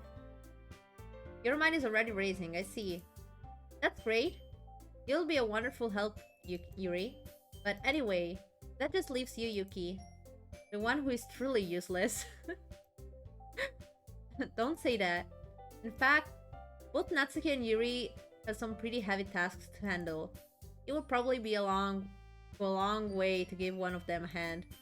You could always help me out as well. I would be really appreciative of that. Uh, that's... Is Monica suggesting I spend a weekend with one of my club members? How on earth are they going to respond to a suggestion like that? I suppose I wouldn't mind a bit of help. At least main character is self-aware, yes. Well, even if you don't know how to bake, there's always some dirty work I could give to you. It's not like Monica's going to give me a choice, and you shouldn't be sitting on your butt anyway. Natsuki tries to mumble a bunch of excuses like that. If I recall, Natsuki, you mentioned that you would like to handle the baking on your own. Yuki may not like to be around if you only make him out to be a nuisance. So therefore, he may be more suited to assisting with the decorations. Hold on, I never said that. How hard could it be to make a few decorations anyway? Sounds more like you're just making excuses for Yuki to... What are you saying? It will be extremely meticulous work. And baking isn't? Just what do you think? Guys, let's settle down for a moment. In the end, I think it's up to Yuki to decide how he'd like to contribute. Besides, he hasn't really gotten the chance to spend any time with me yet, you know? So I'm sure he's interested in... You literally just said... I'm surprised as well. Sorry. I was just saying though. Jeez. Can we just settle this already? Yeah. Yuki, you're okay with this, right? In the end, it's up to you. Of course. Very well. In that case, everyone looks straight at me. But of course I'm going to go with... Skip. Well, baking sounds like it could be fun. And you guys made it sound like a lot of work, so it could probably use to people. Don't worry, run boy. Baking is a ton of fun. You'll definitely agree. Huh? Just a minute ago you were saying that... That's because... Never mind, okay? Well, anyway... You'll be fine by yourself, right, Yuri? Of course. I'm used to it after all. This is awkward. That's good. Even though Yuri's being melodramatic, it's a little hard to not feel bad. So that's everything, right? Anything else we need to talk about? No, I think that's it. Are you guys excited? Yes! Everything except the performance is gonna be awesome. I don't think that really counts. What about you, Yuki? Me? I guess you could say I'm interested to see how it turned out. That's good enough for me. What about you, Yuri? Yuri? She's still sulking. Natsuki starts potting too. It's not a big of a deal or anything. Well, it might not be just that. Huh? I think that Yuri might just be feeling a little underappreciated in general. Having to come up with something for her to do and then nobody offering to help. That doesn't mean... Natsuki glances back and forth between everyone with a worried expression. Look. Natsuki goes over and puts her hand down on Yuri's shoulder. Yuri, you really are the most talented one here. And you're going to help make the event a lot more fun and welcoming. I mean, the cupcakes will probably help a lot too. But you're gonna make the atmosphere special. That'll be really important for the way that people feel during the performances. So, you need to stop being dumb and give yourself a little more credit. Natsuki releases her hands and turns around to face the other direction. You didn't really mean that, did you? Not really, but Yuri isn't the only one surprised. Monika and I are also taken aback by Natsuki's word. Natsuki of all people to be saying such encouraging things? But I begin to understand. Natsuki was trying to sound like Sayori. Even if it didn't work perfectly, I can tell that she tried to say something Sayori would say at a time like this. Because Sayori always helps everyone smile and feel good about themselves. I'm sorry for being dumb. I'm going to do my best. And all of us are going to make it a really great event. Yeah. I hope to see everyone do their best. But with that, there's nothing more for today. So I guess it's time for us to head out. Okay, but I'm staying here a bit longer. I barely got to do any reading today, so... Fair enough, there's nothing wrong with that. Everyone packs up their things. I start to follow Monika and Yuri out of the door as they chat between each other. Where are you going? Huh? We still need to figure out our plans for this weekend. You literally would have gotten home and realized that you didn't even have a way to contact me. Oh, that's true. I have no idea how that slipped my mind. Geez, good thing I stopped you. I'm giving you my number, okay? You'd better not make it weird or anything. Why would I do that? Huh. Natsuki gives me her number. Okay, I'm coming over on Sunday. I'll bring all the ingredients. Wait, you're coming to my house? Well, yeah. What's wrong with that? I mean, I just figured that since I'm the one helping, I would be going to your house. Yeah, right. Like I could have a guy over my house. My daughter would kill me. Really? That's kind of strict if you ask me. Yeah, how do you think I feel? I can't do anything when my dad is home. Anyway, I just needed to complain for a second. We have each other's number now. That's all I needed from you. Guess I'll text you when I'm coming over. Alright, fine by me. Yeah, I'm really gonna show you why I love baking so much. So you'd better look forward to it. Huh? Didn't you say you were just going to give me the dirty work? Well, I was just saying that. Not like I could act like in front of everyone. But I was looking forward to it. Wait, really? Well, kind of. Just because I never got to bake with someone else before. That's all it is, so... Alright, I get it. Sorry for overreacting. Anyway, I'll be heading out now. See you on Sunday. Uh... Never mind. I didn't remember Doki Doki to be this awkward at this point. I thought the awkwardness came after this part.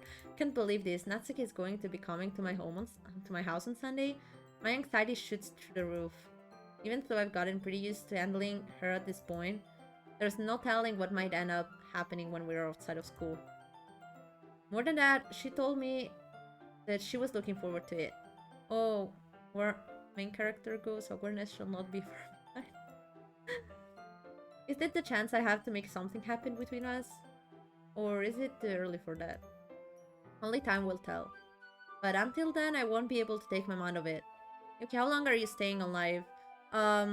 Till the end of the arc. You know? You know what I mean. I'm planning to reach that thing. And then quit. I can't spoil that. It's already Sunday. I've been getting increasingly anxious about Natsuki's upcoming visit. Oh boy. Yeah, right?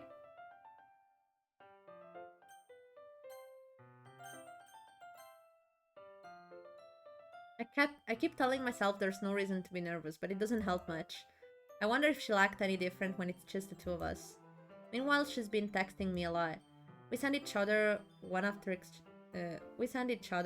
exchanging numbers to double check, but it turned into conversation. She's almost a different personality on the phone, using tons of emoji and cute language. I have to go lunch. If you need, write me in private. Okay! She also really likes complaining about things, but I kind of saw that one coming. But putting Natsuki aside, I haven't heard a thing from Sayori since she left club early the other day. It's not like we text each other all the time or anything, but I've been worried about her in the back of my mind. Between what Sayori said and what Monica said, is it really okay for me to put Sayori's feeling aside when she might need me? I mean, you're stupid, you're freaking stupid, but whatever. No one really follows the path of Natsuki, so one truly knows that much about her. That's all I can say about that. I really like Natsuki, but yeah, she's like the least picked girl between all of them. Most people do Sayori, most of them, and then Yuri. Most Sayori and then Yuri. I decide to visit Sayori before Natsuki comes over. Rather than asking, I simply tell her I'm coming over, much like we've done in the past. Once I reach Sayori's house, I knock on the door before entering it myself. Again, we used to play so often that we made it a habit of simply entering each other's house like we were a family. But I'll be right back, guys. Just wait a second.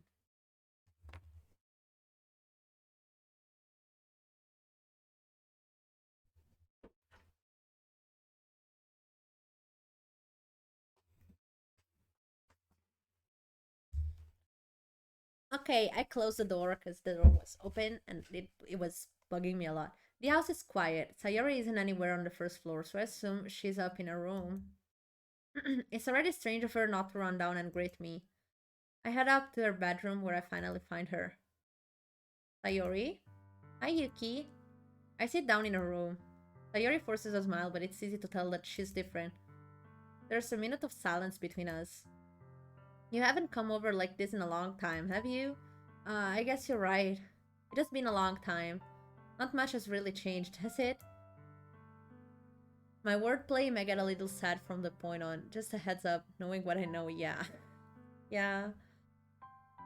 The every room is as messy as it's always been. I also recognize the same stuffed animal and wall decoration that she's had for years now. If you come over more often, it wouldn't be such a mess. That's because I end up cleaning it for you. How come you suddenly wanted to come over today? Aren't you supposed to see Natsuki today? Yeah, but... Wait, how do you know that? Sayori had already left by the time we decided the last meeting. Monica told me. It's only natural for her to keep me informed about the festival preparations, right? Oh, that's true. But what about you? Aren't you going to be helping Monica today? Of course. But I'm just helping her online.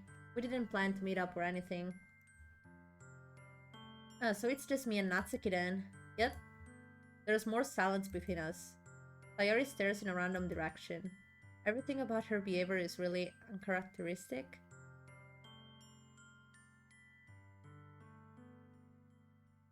Yeah, don't... Guys, behave. My Confession, the name of the song. Oh my god, this makes everything a lot more sad. I finally get to the point. I just wanted to see how you were doing after you left on Friday. When something's wrong, you can't hide it from me. I know you too well. So, Sayori smiles, shaking her head. That's no good, Yuki. Huh?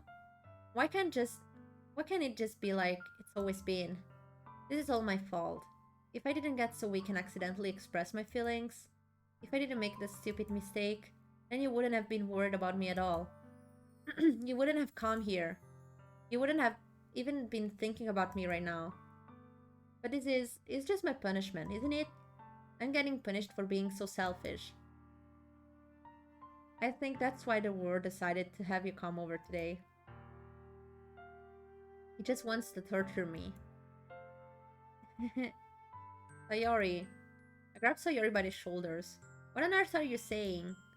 Are you listening to yourself right now? I know something happened to you. There's no other explanation for you to be like this. So tell me already. Until I know, I won't be able to stop thinking about it. Sayori gives me an empty smile. You really put me in a trap, Yuki. But you're wrong. Nothing happened to me. I've always been like this. You're just saying it for the first time. Think what? What are you talking about, Sayori?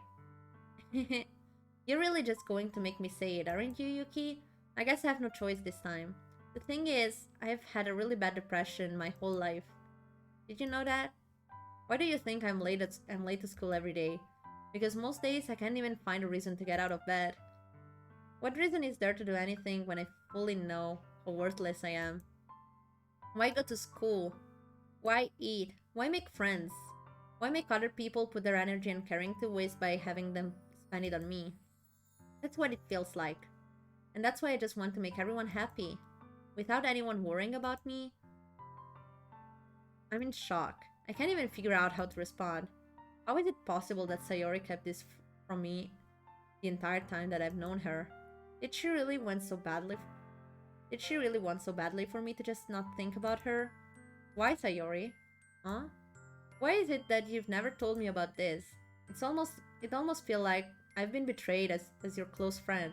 Because if I knew, I would have done everything I could to support you. Even if there's only so much that I could do. I would have tried a little bit harder to make every day a little better for you. That's why I'm your friend. All you had to do was tell me. I don't understand at all, Yuki. Why do you think I didn't tell you? Because if I told you, then you would have to waste effort. Oh my god, guys. It's so hard to read at this point. I've been reading so much. Because if I told you, then you would have to waste effort caring about me instead of doing important things. I don't want to be cared about. It's bittersweet when people try to care about me. It feels nice sometimes. But it also feels like a bat being swung against my head. That's why I wanted so badly for you to make friends with everyone else. Helping everyone be happy together is the best thing for me. But then I discovered something else too. Seeing you make friends and get closer with everyone in the club, it feels like a spear going through my heart. So that's why I decided the world just wants to torture me. Every path leads to nothing but hurt. You're right that I don't understand. I don't understand your feeling at all, Sayori. Oh my god, this is such a long dialogue.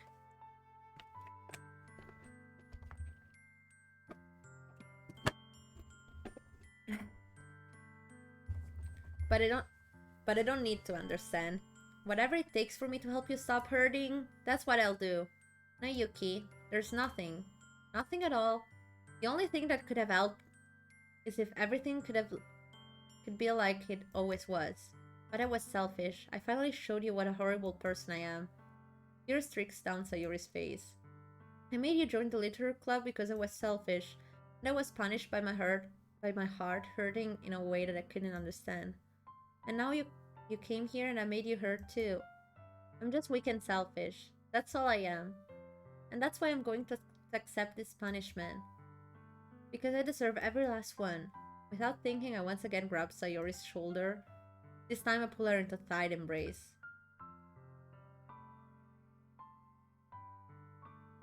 I don't care if you feel selfish. I'm really happy that you've convinced me to join the club. Seeing you every day makes it worthwhile enough. If I make friends with everyone else, then that's just a bonus. Oh, son! Thank you for the raid! Thank you, son! For some reason, you know, how is it called?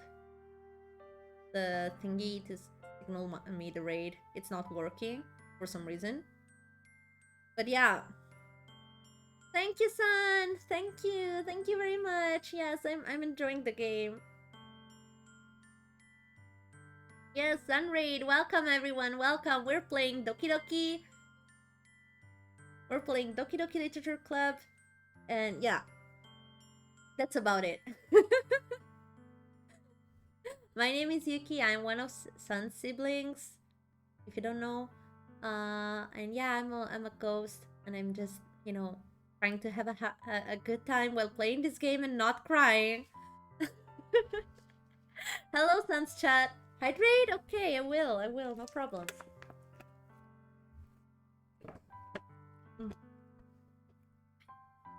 Good water.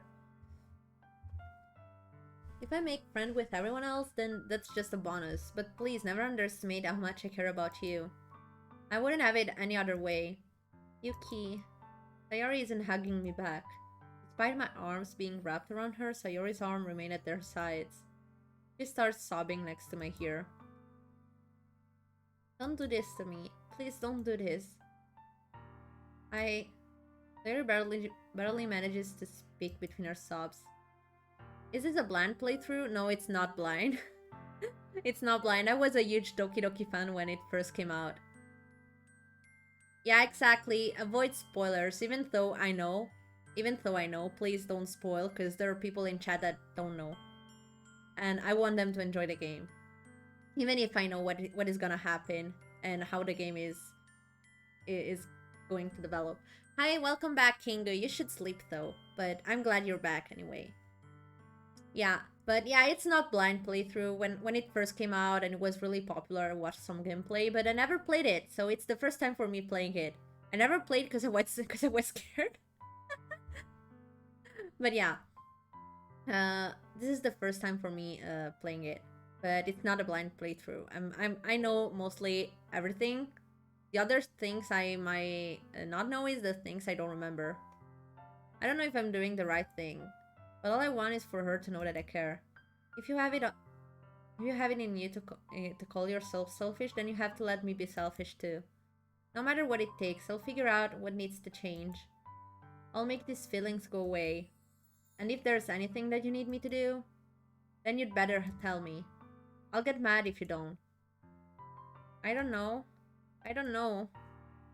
Hey, we got it, Sayori. Gently, Sayori finally puts her arms around me in return. I don't know anything. It's all really scary. I don't understand any of my feelings, Yuki. The only time I'm not feeling nothing is when I'm feeling pain. But Your rugs are so warm. And that's really scary too. Sayori lets me go. As she does so, I let her go as well. The festival is tomorrow. Yeah. It's going to be fun, right? Yeah. How would you like for me to spend it all with you? Uh, um... Uh... It's what I want. I promise. I... I think that would be nice then. Yeah. Sayori wipes her eyes. If I could spend a whole day here, I would. Of all days, this has to be the one where I have other plans. Maybe I should cancel. No, don't. Please don't. If you did that, then I really wouldn't forgive you. But it's almost time for Natsuki to meet me at my house. At the very least, do you want to come along and help out? It would be fun. To my surprise, Sayori shakes her head. I'm sorry. I don't know if that would be very good for me today. You understand, right? It's kind of hard for me to fully understand, but I'm trying my hardest. It's okay. Don't worry too much about it. I'll see you tomorrow, okay? Alright. I look forward to it. I say goodbye to Sayori and exit her house. On the way home, I find myself still feeling uneasy, but it's hard for me to keep thinking about it when Natsuki is about to come over too. I think Sayori is right. I shouldn't be worrying too much, and we're definitely going to have a great time tomorrow. I should just focus on what's ahead of me. I spent only a few minutes back at home anxiously waiting Natsuki's arrival. Before I know it, she texts me to let me know she's outside the front door. Without delay, I opened the front door to let her in. Oh, she has a cat here. So cute. Hey, I don't know what I was expecting, but seeing Natsuki in something other than her school uniform totally threw me off. Seeing her in such cute clothes make the uniform seems totally unfitting in comparison. Jeez, don't make it feel so awkward already. It's gonna be a long afternoon, so don't be weird just because you're not used to seeing me outside of school. Anyway, I'm coming in. I see, you brought a lot of stuff. Natsuki is carrying a large bag that is probably full of baking supplies. Yeah, I mean, you know, you have to bake, you idiot. Well, I didn't want to come all this way to find out that your kitchen isn't equipped for the job. You bought everything I asked you to, right? Oh, Shay, you're back. Yeah, I did. Yesterday, Natsuki asked me to buy a bunch of ingredients if I didn't already have them at home. Good. Glad I could count on you to do your part. Well, of course. I'm surprised to hear Natsuki suddenly say that, rather than something snarky like she usually does. Temporarily, yes. Oh, okay. Could it be that she is a little bit different outside of school after all? Anyway, let's go to the kitchen. What, you're not even gonna offer to take this heavy bag from me? Where's your hospitality, Yuki? Come on. Since when did I need to be a gentleman? I'm a gentleman. I grab the bag Natsuki holds out to me. This is ridiculously heavy. Oh my god, she's even laughing. I carried that all the way here. Are you impressed? I see now. Yeah, I am impressed, Natsuki. It seems like I always underestimate you. And I'm out again, okay. It's because I'm so small, isn't it? You jerk. Natsuki hits a fist into my chest. Hey, hey! Your size has nothing to do with it. Do you really hate being small that much? Huh? It's not like I hate it. I mean, sometimes I like proving people wrong when I only think I'm worth my size. It's fine when I get to be small and also better than other people. But, please, never mind. What are you making me say? I don't think you can make me talk about weird things just because we're not at school. Are we getting started or what? There's a lot of stuff I gotta teach you. Okay. What? That's a little bit more like you. Oh, thank you for the follow! Thank you! Thank you, Shansiku. Thank you for the follow. You're more fun when you just speaks your mind like that. Hey! Now, you're treating me like a kid. I was just trying to be a little nicer to you, you know? And just because I don't have a mature and sexy figure like Yuri doesn't mean you should treat me like... Natsuki catches her words and her face turns red. Natsuki, forget it. I didn't say anything. I should apologize. Huh? I appreciate that you were trying to be nicer. I should have been a little more considerate too. But also, if that's what you're thinking, then you should know that there are tons of guys who are into body types like yours. Uh, how would you know that anyway? Just treat me on this one. Gross. Hey,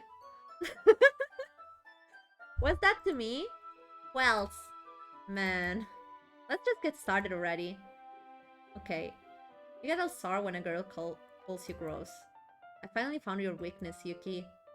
Natsuki smiles deviously. Please spare me. Well, if Natsuki decides to dish out more insults like that, there's no way I'm not fighting back. But she's satisfied enough for now, finally starting to pull things out of her bag, so we can get started. Okay, guys. Before long, the whole kitchen is a mess.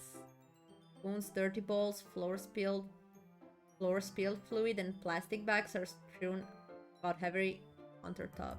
But the true question here is, where are our parents in all of that? The mixer isn't big enough to make all the batter at once, so we've had to do it several times. Meanwhile, Natsuki is babysitting all of my movements to make sure I don't mess up her precious baking. Yuki, where did you put the food coloring? The batter's going in the oven soon, so I need to fill the trays. I think it's still in the bag next to the table. What are you using it for? The color the batter, of course. I'm making each tray a different color. That way, even if the flavors aren't different, everyone can still pick their favorite. That's a cute idea.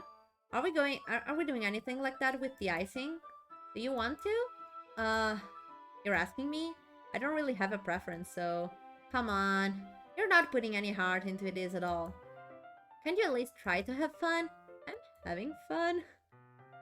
I'm having fun, guys.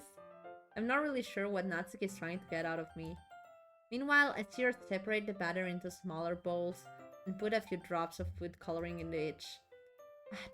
That does look pretty cool. See? It's not like baking is just about following instructions. The presentation is where you get to be creative and have the most fun. It's a million times more worth it in the end if just looking at it makes everyone eyes light up. What do you want, cat? What is it?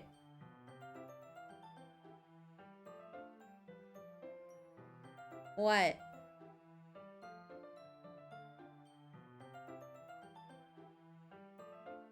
Oh no. Oh well. Like the ones you made on my first day, huh? I recall Natsuki proudly presenting her cat-shaped cupcakes. Oh my god.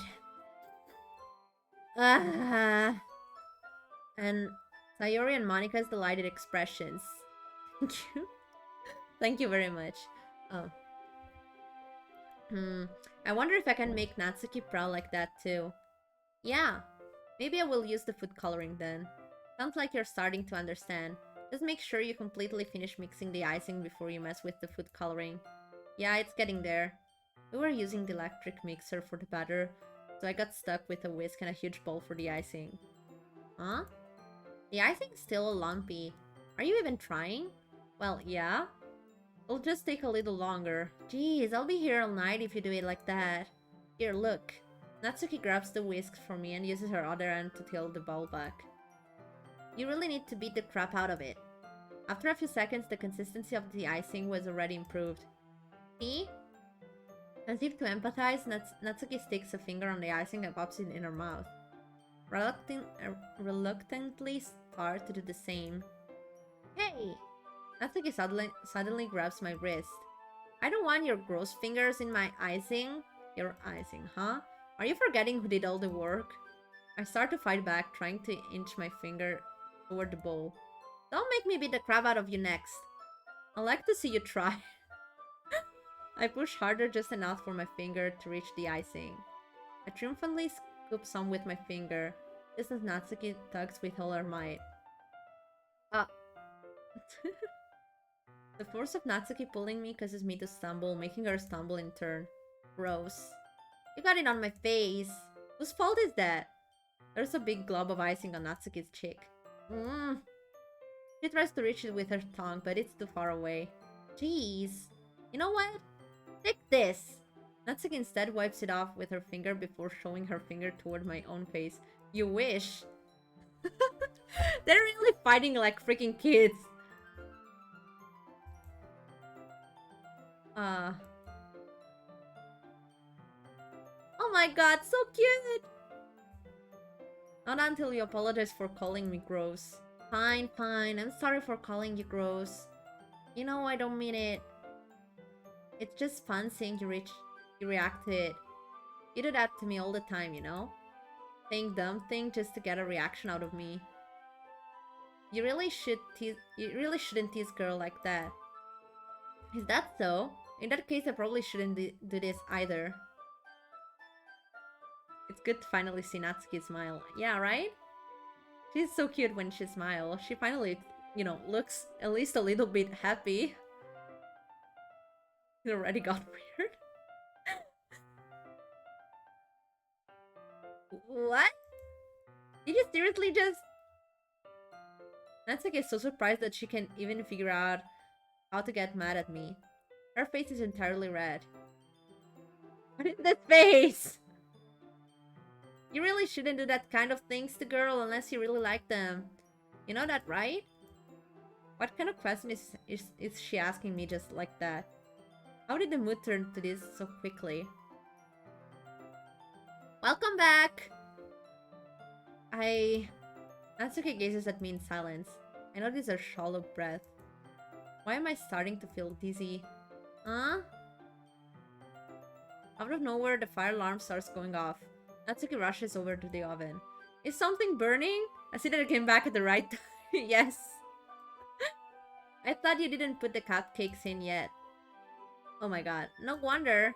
You left the dirty tray in there, dummy. How could you make a mistake like that? You should have checked before turning the oven on. Don't blame me for your mistakes.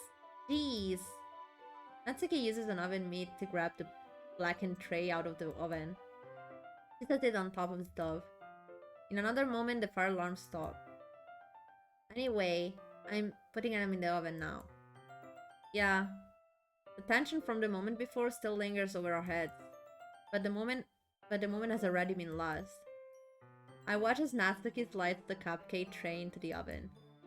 Then I reluctantly pick up the whisk and continue with the icing like nothing ever happened. That smells so good! The cupcakes are ready to be pulled out of the oven. As soon as Natsuki opens the oven door, a blast of sweet-smelling warm air fills the room. Look at how cute they all look! She proudly shows off the different colored cupcakes in each of the trays. They all look even better once we add the icing. Not like you need to tell me that. I brought decorating stuff, so I hope you can get creative. Here, scoop the icing into the bags. Natsuki hands me some plastic bags. I have these nozzles that will make it look nice and fluffy. This one can even make flowers. You probably wouldn't be using it this time though. What's this one for? Pick one of the nozzles that has a much thinner tip on the others. That one is really thin, so you can use it to make stripes or other patterns. But you can also use it to write stuff on a cake. Like happy birthday or whatever. I see. That gives me an idea actually. Huh? Well, it's a literature event, right? We could make it more literature themed by writing a different word on each of the cupcakes. It would be fun to see people choose their cupcake based on a word they like. Oh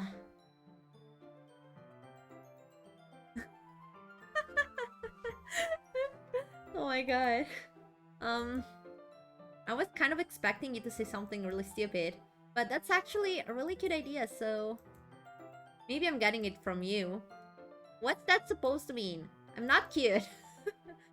Come on. We're not at school, nobody's judging.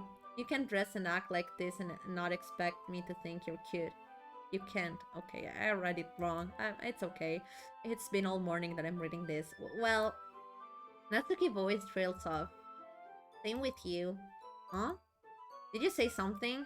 No, nothing. Just like, no, it's not like me. Shut the fuck up, it's not like me, okay? One of the most entertaining live shows I've seen and I don't know English.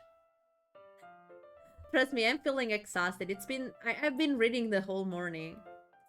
It's tiring. It's tiring me out. Let's just do the eye thing.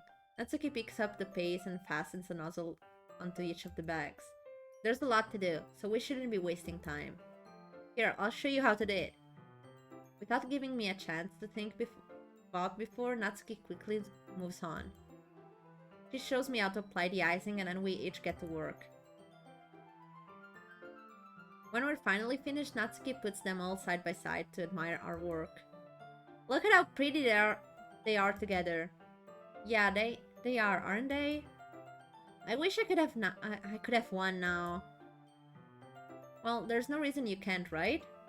I don't see any harm in that. Well, yeah, but my dad's making dinner tonight, so I really need to save my appetite. Sayori's the exact opposite in that regard.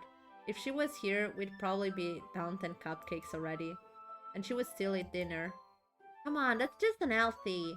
Besides, when my dad cooks, I need to eat as much of it as I can. Well, anyway, I was hoping we would have time for manga, but I need to be home for dinner. Already? That's a shame. It's your fault for working so slowly. You should have thought about that. It's not like you'll always have this chance. Man. As usual, Natsuki places the blame on me. You can bring the cupcakes tomorrow, right? If you and Sayori each carry some, then you can probably do it in one trip. Yeah, I can do that. And don't worry, I won't let her eat any. I wish she will listen to me the way she listens to you. Yeah. I again think back to the conversation I had with Sayori earlier today. I felt so helpless.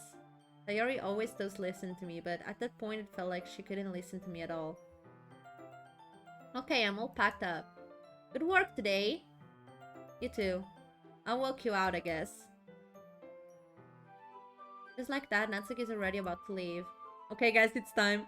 It feels like the afternoon went by in a flash.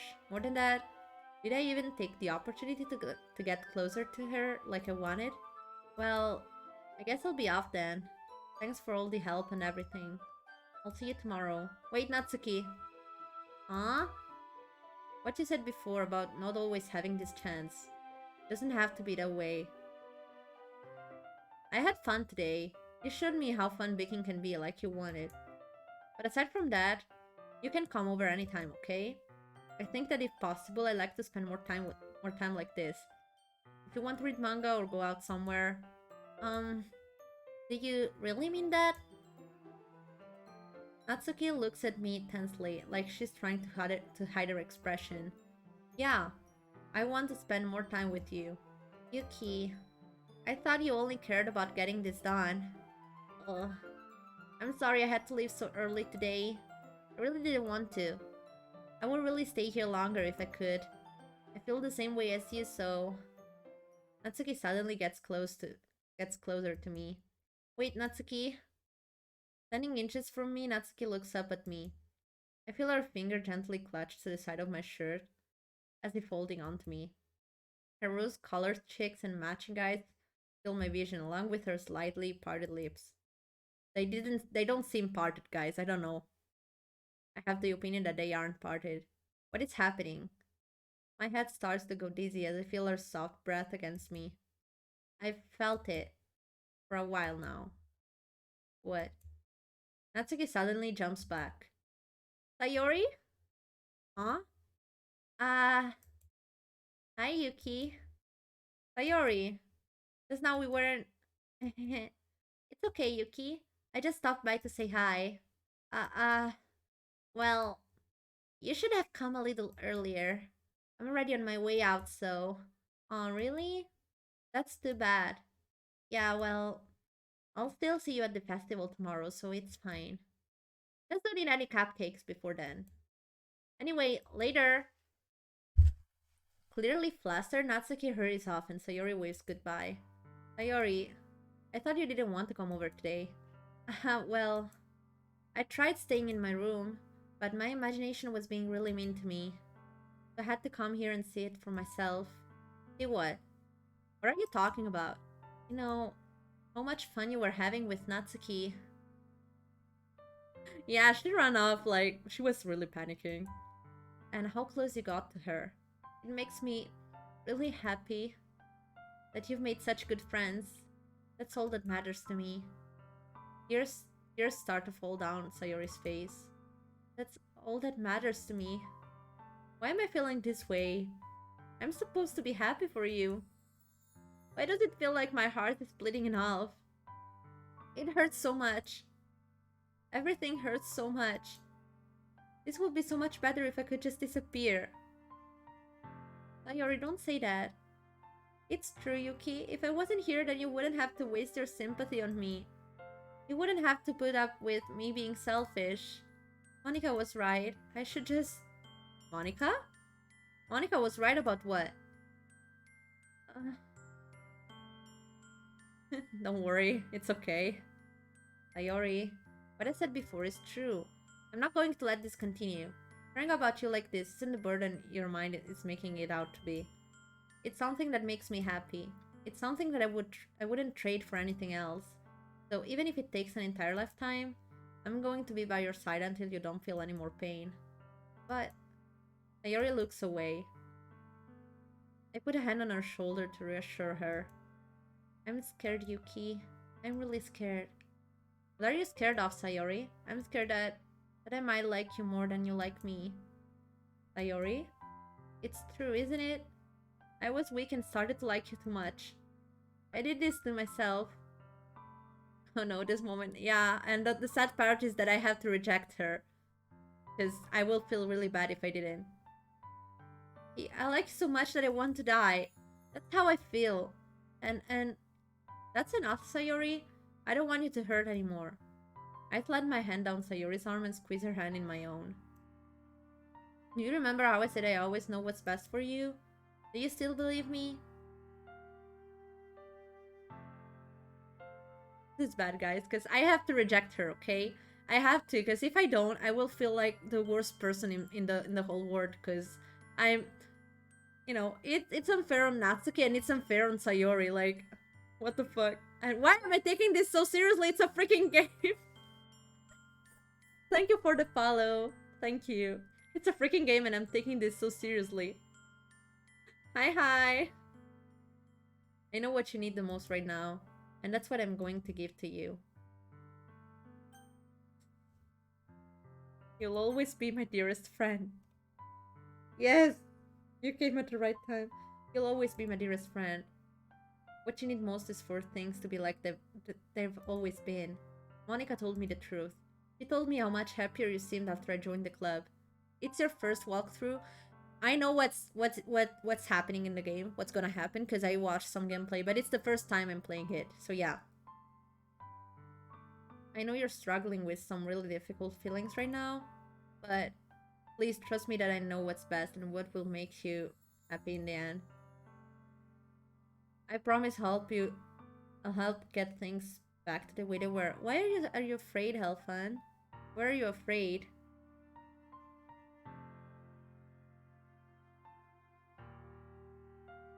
Yeah, I see. Sayori forces a smile through an incredibly pained expression. Is this what it feels like to get stabbed in the chest? I should write a poem about this. Sayori, it's okay. This is just my punishment, remember? For being so selfish. So please don't worry about those stupid feelings. I know you're right. I knew this whole time that there's no happiness down that path. That's why I came here. Just so I could get the answer I needed to hear. And the other thing, you're also right that I just want to go back to the way it was. I realize that now. You really do know me better than anyone. I'll trust you with anything. Anything at all. So, Sayori's smile finally breaks. All of a sudden, she turns around and drops to her knees.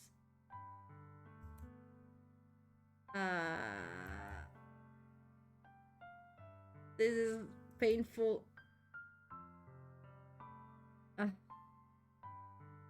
Sayori, no, come back. Come back, best girl. I changed my mind. Please, you can have me. I changed my mind. Come here. There's nothing more that I could have done. The most I can do is support Sayori through her feelings and help her on the path that's right. but I'm having so much trouble understanding Sayori's feeling as she is. Even though I can comfort her, I keep wondering if I should be doing something more or something different. I know this thought will continue to plague me until things are back to the way they were. I'm going to give it everything I've got. Sayori will always be my dearest friend, and I'll do whatever it takes to put a smile on her face every day. Okay, it's the day of the festival, guys. We got there. Of all days, I expected this to be the one where I'd be walking to school with Sayori, but Sayori isn't answering her phone. I considered going to her house to wake her up, but decided that's a little too much. Thank you for the cheers. Thank you. Meanwhile, the presentation for the event should be nearly complete. I managed to carry. I want curry, guys. Now, I managed to carry all the cupcakes myself by carefully stacking to trays. I had to do something to lighten the mood. Oh, thank you for the hydrate as well, Sully. I have to open another bottle of water because the one I was drinking is finished.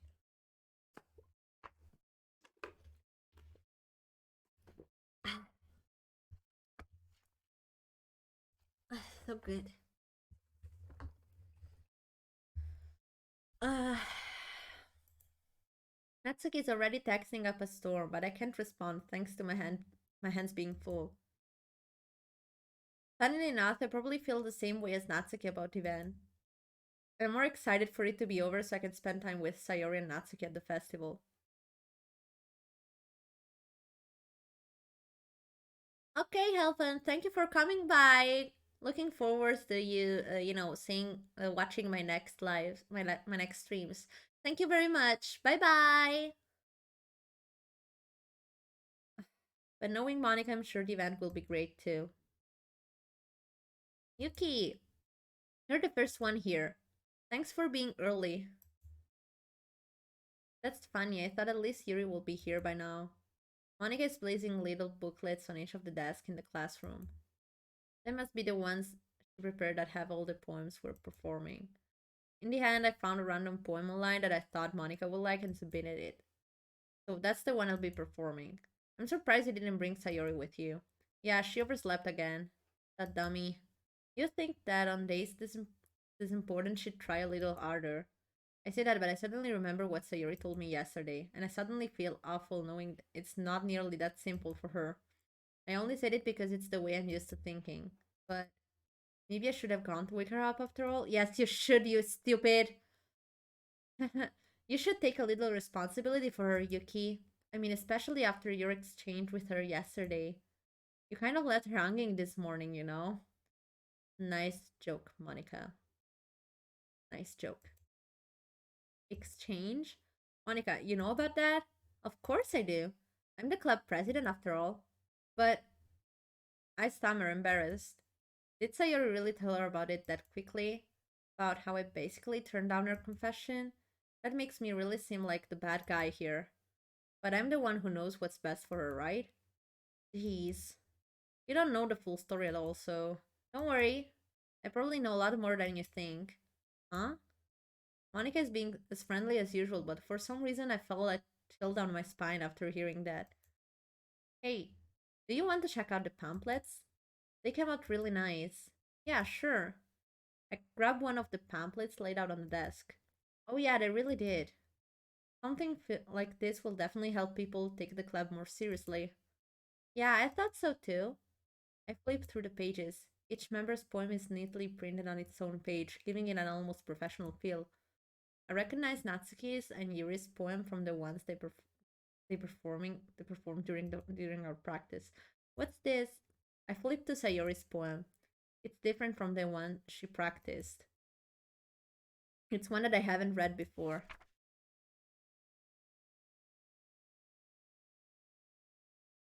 It's start, guys. The game is finally beginning. Get out of my head before I do what I know is best for you. Get out of my head before I listen to everything she said to me. I show you how much I love you. I finished writing this poem. But a poem is never actually finished, it just stops moving. It's time, guys. It's time to for the game. to actually begin. Uh, what is this? Reading the poem, I get a pit in my stomach. Yuki? What's wrong? Ah, nothing. This poem feels completely different from everything else Sayori's written. But more than that, I changed my mind. I'm going to go get Sayori, so uh well, alright. Try not to take too long, okay? I quickly leave the classroom. Don't strain yourself. Monica calls that out after me. I quicken my pace. What was I thinking? I should have tried a little bit harder for Sayori. It's not a big deal to at least wait for her or help her wake up. Warning for those who don't know what's going to happen if you're sensitive. Yeah, if you're. It's. Yeah, just. It's a pretty. How can I say that? Strong scene to see. So if you're not comfortable, just close your eyes or turn away when I tell you. I mean, when Shade tells you, because I'm not sure of when it will happen. I don't remember exactly how many times it takes. Wait a second, I will see. But yeah, the next scene will be pretty strong. Will be pretty hard to deal with. Next scene, yeah. Besides, turn away now. Already from now, I remember you go first inside her house before that thing happened.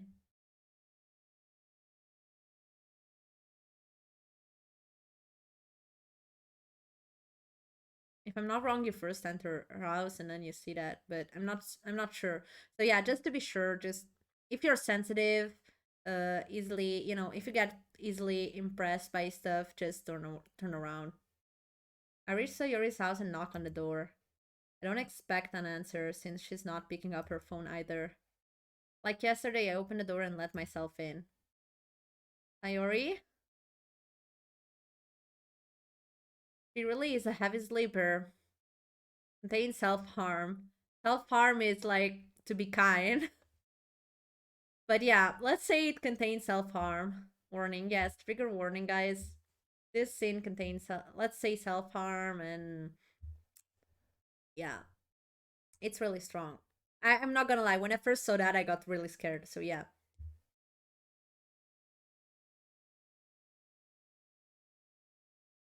Okay.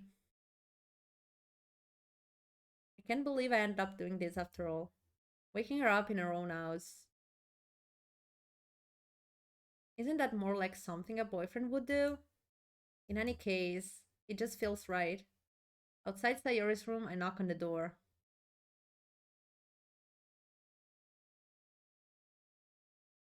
Well, this is your last chance, guys. If you're really easily impressed by, trigger warning, self harm, and other bad stuff, if you're really, if you get easily impressed, or don't feel comfortable in seeing this, turn around. This is my final warning. After that, because I feel like the next click will be the last one before that happens. So please, after that I won't take responsibility. This is my last warning for you to stop watching the stream or turn around until this scene is over. Okay? Okay. Now let's keep going. Sayori, wake up, dummy. There's no response. I really didn't want to have to enter a room like this. Isn't it kind of a breach of privacy? But she really leaves me no choice. I gently open the door.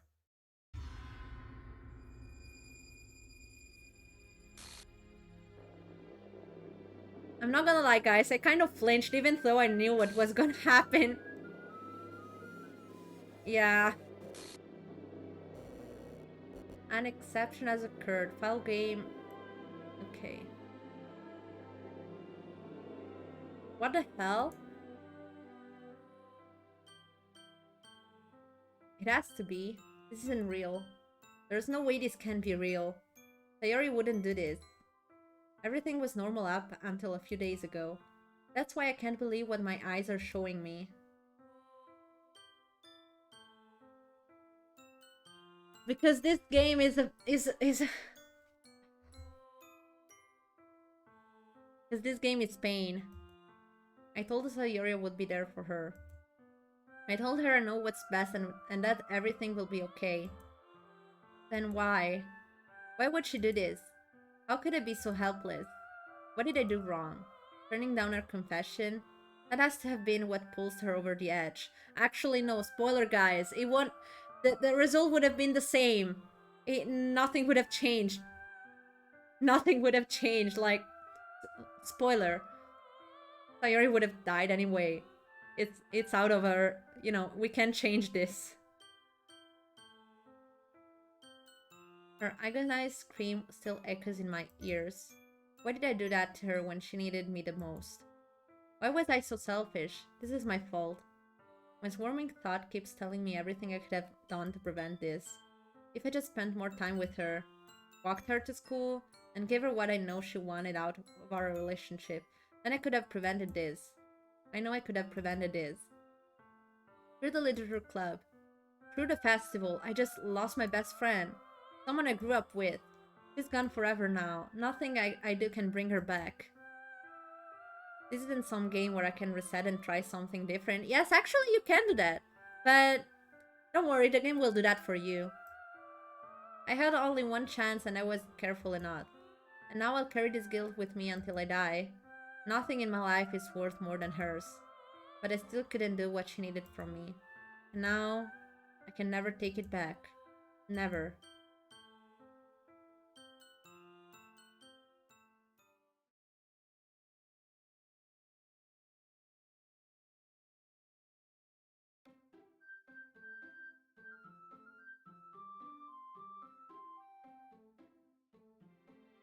Doki Doki! Yay guys! We did it! the first part of the game. We did it. Yes, this is what I wanted to reach today. See you next time? Exactly. See me next time.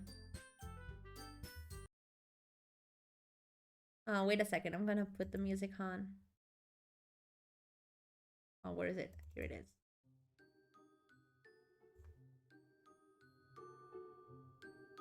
Okay, guys. This is it for today. Let's see. Let's see. I want to read someone. Is there someone I can read?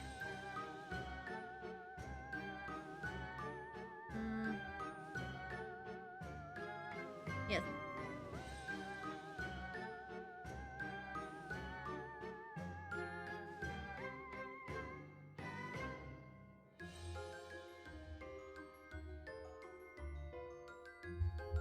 Wait a second, guys. I'm stretching. Discord. I will add my Discord group, my Discord server when I finish. Yeah, exactly. I have to prepare it. I have to prepare a Discord server. I'm making it right now, but I have exams and stuff in university and other stuff. So yeah, it will take a bit. But don't worry, guys. If you like, I will probably link it both in the in the Twitch page and in my Twitter. So yeah, just that. But I still don't have a Discord right now. I mean, not a server at least. I have my private Discord, but I share this with just, friends mostly.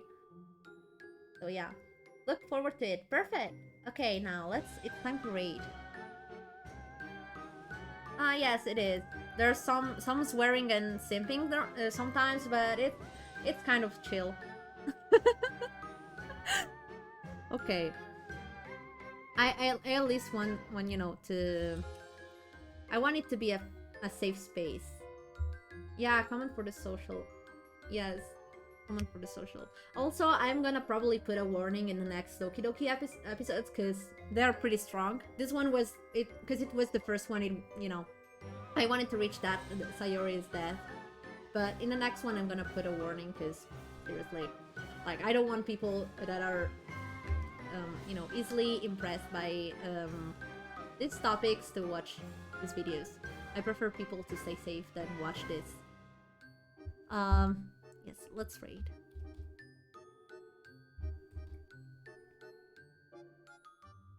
Constipation warning. Yuri warning. The warning is Yuri here. Nothing else. You must shit your pants. Okay. Thank you. Oh wait, I didn't loop the song. Okay. Yes. Thank you guys for coming by. It was a really nice stream, and I hope to see you again soon. And yeah, I have to make my schedule right. Beside that, yes, I hope to see you soon, guys. Next stream will be tomorrow at 8 p.m. CET, like this time, like CET, like today, whatever.